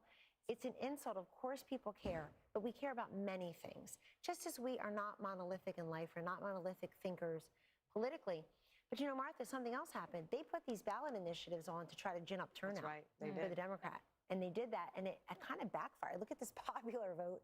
And it backfired. The other thing is, if you've got 10 abortion ballot initiatives, you can vote your conscience on abortion, and you can vote separately or similarly for president. Yeah, the presidential race was not a proxy for your position on abortion. By the way, somebody sent me the statistics. Over $500 million spent on ads about abortion. $500 million in this country out of the $16 billion Brett is talking about. $37 million for pro-lifers. The rest was the pro-choicers. I mean, it's just insane amount of money. So we've spent a lot of time talking about markets tonight and with the betting markets. Trey, at this point, it's at about 66% that Republicans hold on to the House as they're ticking down the possibilities, and they look at these coattails with not only the popular vote, but what could be and is shaping up to be an electoral college landslide. Should he control the White House, the Senate, and the House, like he did at the beginning of 2016, the possibilities open to a lot of things. Yeah, I was there in 2016, and we had everything but an agenda. That mistake will not be made this time. He will deal with the border. He will deal with tax is coming up. There is a plan being formulated by Mike Johnson right now, and John Thune or John Cornyn or whoever becomes the majority leader. The mistakes of his wife there, all expected to be a big part, perhaps, in a second administration. The former president had hats made with 45-47. He's been wearing his for a while, yeah. He's been wearing for a while. Now it is true. Harold Ford? He will win the popular vote. He's likely going to win the electoral vote. The Dow has jumped 800 points in futures this evening. They give you some excitement around, to give you a sense of the excitement that investors have. And again, I think this speech tonight, the tone tonight, just to be repetitive, because I hope the president's watching, and like you said, Kayla, he might be watching us here and there. I hope it's what you said. I hope this is a moment to let the country, because we've had enough. Country together after what is a bruising, damaging, very vitriolic campaign that comes to an end with this massive win. He praised a lot of people, including Elon Musk, who he called a new star, up-and-comer. That guy. Have you met him? Have you heard I think he's an up-and-comer. He went on about the rocket for a while. He did. But he did the dismount, and now he goes on to be president-elect of the United States once again. It's an extraordinary story, an absolutely phenomenal political comeback for Donald J. Trump, who will be the 47th president of the United States when he is inaugurated on January the 20th. And he said that God spared him from those assassination attempts in order to lead the country. He said success will bring us together, and he said it was an honor. And he thanked everyone involved and thanked the American people for tonight's outcome. We have no indication that Vice President Harris has made a phone call. We're trying to get confirmation that there has been any concession. We don't have any word that that has happened. We were told by her campaign that she's going to wait till tomorrow to do something and to respond to all of this, but no phone call, as we can tell right now. We're going to wrap up with our panel: Harold Ford Jr., Katie Pavlich, Mark Thiessen, Kellyanne Conway, Kayleigh McEnany, and Trey Gowdy. It's almost 3 You know what they all are. Just come on. You're fine. Harold, final thoughts. I'll be brief. The next few days, I think, are really, really important for the country, for Democrats, for the leadership in my party to reach out to the president-elect. I thought this speech tonight was the right tone. Kelly, you said he might give this kind of speech, Kayleigh, and I was pleased that he did. It's 3 o'clock in the morning in the East Coast. He gave the speech like it was 9 o'clock in the evening. He's got great energy. Congratulations again to him, and I believe what he said and want him to act on it. One person who was not there for this celebration tonight was Corey Comparatore, who was killed at that July 13th Butler rally. So God bless his soul. I'm sure he'll be happy with the result tonight. The United States of America turns 250 years old in 2 years, and Donald Trump is going to be in the White House, and I think he will probably throw a pretty good party for America. A heck of a birthday party for America. Mark, we don't know how big this is going to be. There may be more coattails with Senate races yet to call. Yeah. He won Texas by 15%. He won it by 6% in 2020. We're going to see some big numbers, and he could win the popular vote. Yeah, it's a landslide, and it's getting landslidier as the evening goes on. Having written presidential speeches, the thing that jumped out at me is that most of these speeches begin with, I just received a call from my opponent who graciously conceded the election, and I thanked her and I congratulated her on a well-fought campaign. Has Kamala Harris not called him? We don't have any indication. And by the way, why is she not speaking tonight? She lost. She just go to bed? I mean, Wisconsin's called. It's over. Why is she not coming out and conceding? It's shameful. The whole thing was that he was going to say he won when he didn't really win, or not concede if he lost. Yeah. And now here we are. President Trump took a victory lap, well-deserved. This is a huge political comeback. It's looking like a landslide. We'll see if that amount. He could have won every single swing state, by the way. We will see. The most important line, this will be remembered as the day the American people regained control of their country. What a line. Donald Trump did that tonight. Right. Conciliatory, magnanimous. It's not a political comeback to me. It's a political resurrection. I don't think anybody saw this.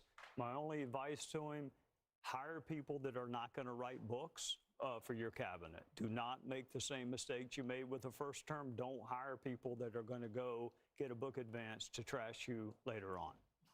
Kellyanne. Hating Trump has become a cottage industry, very lucrative, makes some people famous. I think that's going to go away now, by and large. Some people will still be the only gear that they have, but I don't know that America's going to abide it. This is a country filled with need, and that need has deepened and it has worsened in these last 4 years. And those are big jobs in the White House and the administration. I think we're going to find a lot of great men and women who want to step up and serve, who are willing to make that sacrifice of money, privacy, safety perhaps, God forbid, time, scrutiny, because they know that this man is going to work with the same kind of energy and enthusiasm, and I'm going to say the word again, alacrity and urgency that you saw in these rallies, this nonstop punishing schedule. Donald Trump showed up to the American people, stood up and showed up for them, and then today they stood up and showed up for him. Well, I want to say a couple of things. One is this journey has been absolutely amazing, from covering this race from the beginning. Think about all the things that happened, all of the bumps along the road, the debate June 27th, a candidate that gets 2 assassination attempts, a new nominee, all that we followed. It's been a joy covering it with you, but we have so many people at Fox behind the scenes that put all of this on, that make all of this happen. And there's just a cast of thousands. So thank you to, there we go. There we go. Wave of the control room. Very nicely done. We have an amazing team of people, super supportive group, fantastic leadership here at Fox, and we're grateful to all of you who made this happen. Last Saturday we had a rehearsal. There was 100 people in this room, so we're grateful to them for making it look easy out here, and I'm grateful to you. It has always been a joy to be by your side on these journeys, and thank you all at home for standing with us and for sharing this incredible election process with us. You know, Bill Hemmer is off the board currently, but He'll be we back could very not- soon. I think he's going to be back in just a few hours, but he did tremendous work going through all of those numbers. We didn't actually think we were going to have a call tonight. We thought that this might extend just when we first got our poll numbers, the Fox News voter analysis. But the fact that this is all coming to an end, trust us, the commercials will come to an end. The text messages will come to an end. But there's going to be a lot of digesting what happened tonight, which was history. This was history. And don't forget where you were tonight. I think a lot of the American people I spoke with said, I just want there to be a decisive outcome. And I think that is a gift to the country. And I hope that we can all wake up in the morning and be and move forward with our great country. Thank you for joining us for Democracy 24 Election Night coverage. Trace Gallagher picks it up from here. Good night, everybody. Morning. Good morning.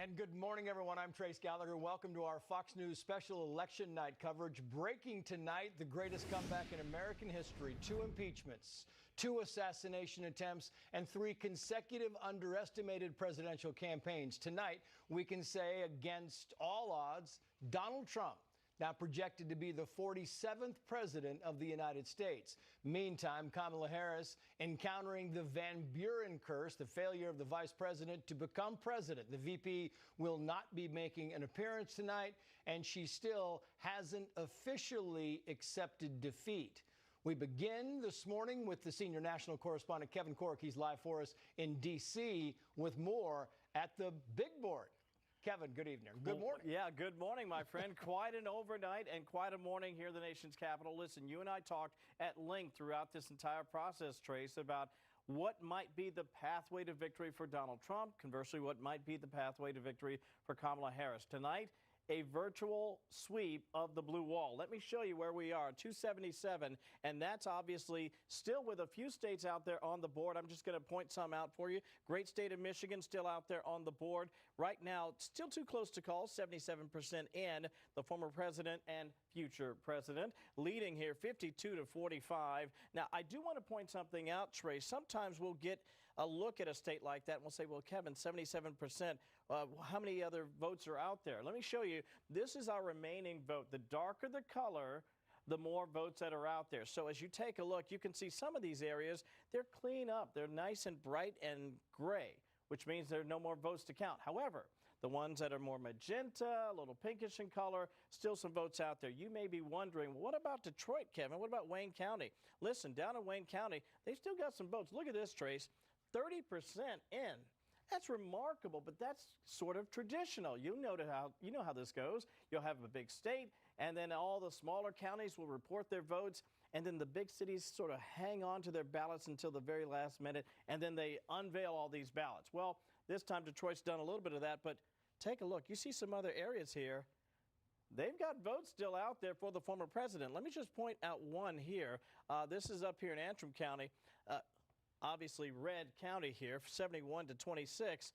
Still a lot of votes out there. Still some more votes as we get close to the UP. Emmett County, they haven't even begun to report. My point is, there's still some votes out there. It is entirely possible, Trace, as we look at Michigan, that the former president could possibly win the great state of Michigan. If that were to happen, we'd be looking at a virtual sweep of the so-called blue wall. As I can try to advance this map here. Let me give it a little tap there. There we go. We can see here as we go back out to the national map here. So we talked about Michigan. You still got Arizona. I want to show you how he's doing there. We predicted before the night that he might do very well in the Grand Canyon State, and so far it's a tight race, 50 to 48. Kamala Harris hanging in there, but I think it goes without saying that if you're Donald Trump, you like where you are. And I can also tell you this very quickly, the same goes for Nevada. Trump has a lead, and Alaska. Could be looking at 300 electoral votes before the night is up. We'll keep an eye on it and break down more later. But for now, back to you. Landslide territory, Kevin Cork, back to you as the news warrants. Kevin, thank you. Let's bring in Steamboat Institute fellow Kayla McGee-White, Fox News political analyst Gianno Caldwell, USC Law School professor Jody Armour, Fox News contributor Steve Hilton, RNC national spokeswoman Elizabeth Pipko, and former House Oversight Committee staff director Julian Epstein. Welcome to all of you. I guess to you first, Steve Hilton. I mean, all you can really say is, wow, where do you begin? What an absolute historic comeback. It is amazing in so many ways. I just have to say, Trace, people may have seen that I was cut off earlier. I have to tell you, I've never been so happy or proud to have been cut off because I was cut off by the announcement of this incredible result. I think, as I was saying before, it's a victory for common sense, the good sense of the American people, to see through all the nonsense and the media propaganda and the fakery that surrounded the Kamala Harris campaign, and they voted for someone who delivered the results the previous time, who was clear and direct and authentic and told the truth about what he did before, what he was going to do. And in that sense, I think justice was done. Justice was done. This was the right result, not just in terms of policy and substance, but it just feels such an amazing moment. And I think we also have to acknowledge the cultural significance of this. It wasn't just the realignment in terms of the Latino vote and the class and working class people. Just look at what you saw there, Dana White, Joe Rogan, Elon Musk, the sense of a real movement here, an epic result. And I think we have to conclude by saying what an incredible result in terms of the personal triumph for Donald Trump tonight. It is an amazing, amazing night. We were talking earlier, Kaylee, that you know, he's 78 years old. He has the ear of young America. I mean, this is something that we have never seen. Yeah, and I'm Gen Z, and I've been predicting for a while that Trump was going to do better among young adults than people expected him to. And, you know, I think the only person who's having a better night than Donald Trump tonight is Hillary Clinton, because now she's not the only Democrat to lose to Donald Trump. So thank you, Kamala Harris, for that. And I think moving forward, there's going to be a lot of introspection in the Democratic Party about what went wrong, specifically with Kamala Harris's campaign. There's going to be a lot of talk about Josh Shapiro, him getting passed over for the VP nod. There's going to be a lot of talk about whether Joe Biden should have stepped aside in the first place, whether Kamala Harris was a uniquely weak candidate. But what Steve just said points to a bigger truth here, is that none of those factors explain just how big of a victory this was. This was a massive realignment of really generational proportions, and it cannot be explained away by one bad VP pick or one bad candidate. The Democratic Party has some real soul searching to do, and the question is whether they're willing to do it. Yeah, Gianno, Jody, stand by for a minute. I want to go now to Mar-a-Lago because Elizabeth Pipko is actually at Mar-a-Lago. I just don't know what it's like there, Elizabeth. I mean, you can see it, but you can't feel it through the television screen. What is the feeling like in Trump world right now with this amazing victory? Hi, Trace. Let me tell you, the feeling is pretty good. We were at Mar-a-Lago earlier, and then when we realized that we had won the election, we went with President Trump, President-elect Donald Trump, now over to the convention center where everyone just heard his incredible speech and realized that he is, again, going to be the president of the United States. The feeling in here is something I cannot describe. I am holding back tears with you right now. This has been such a movement. I cannot tell you how lucky I feel to be a part of it and how blessed we all are to have the American people to show us the way, because no matter who tries to stop you, what they try to throw at you, when the American people want something, when they need something and they know that they're right, they can get it. Yeah, and Gianno, they talk about breaking down the demographics, and we talked about it a lot tonight. It was important in certain aspects. Yes, absolutely.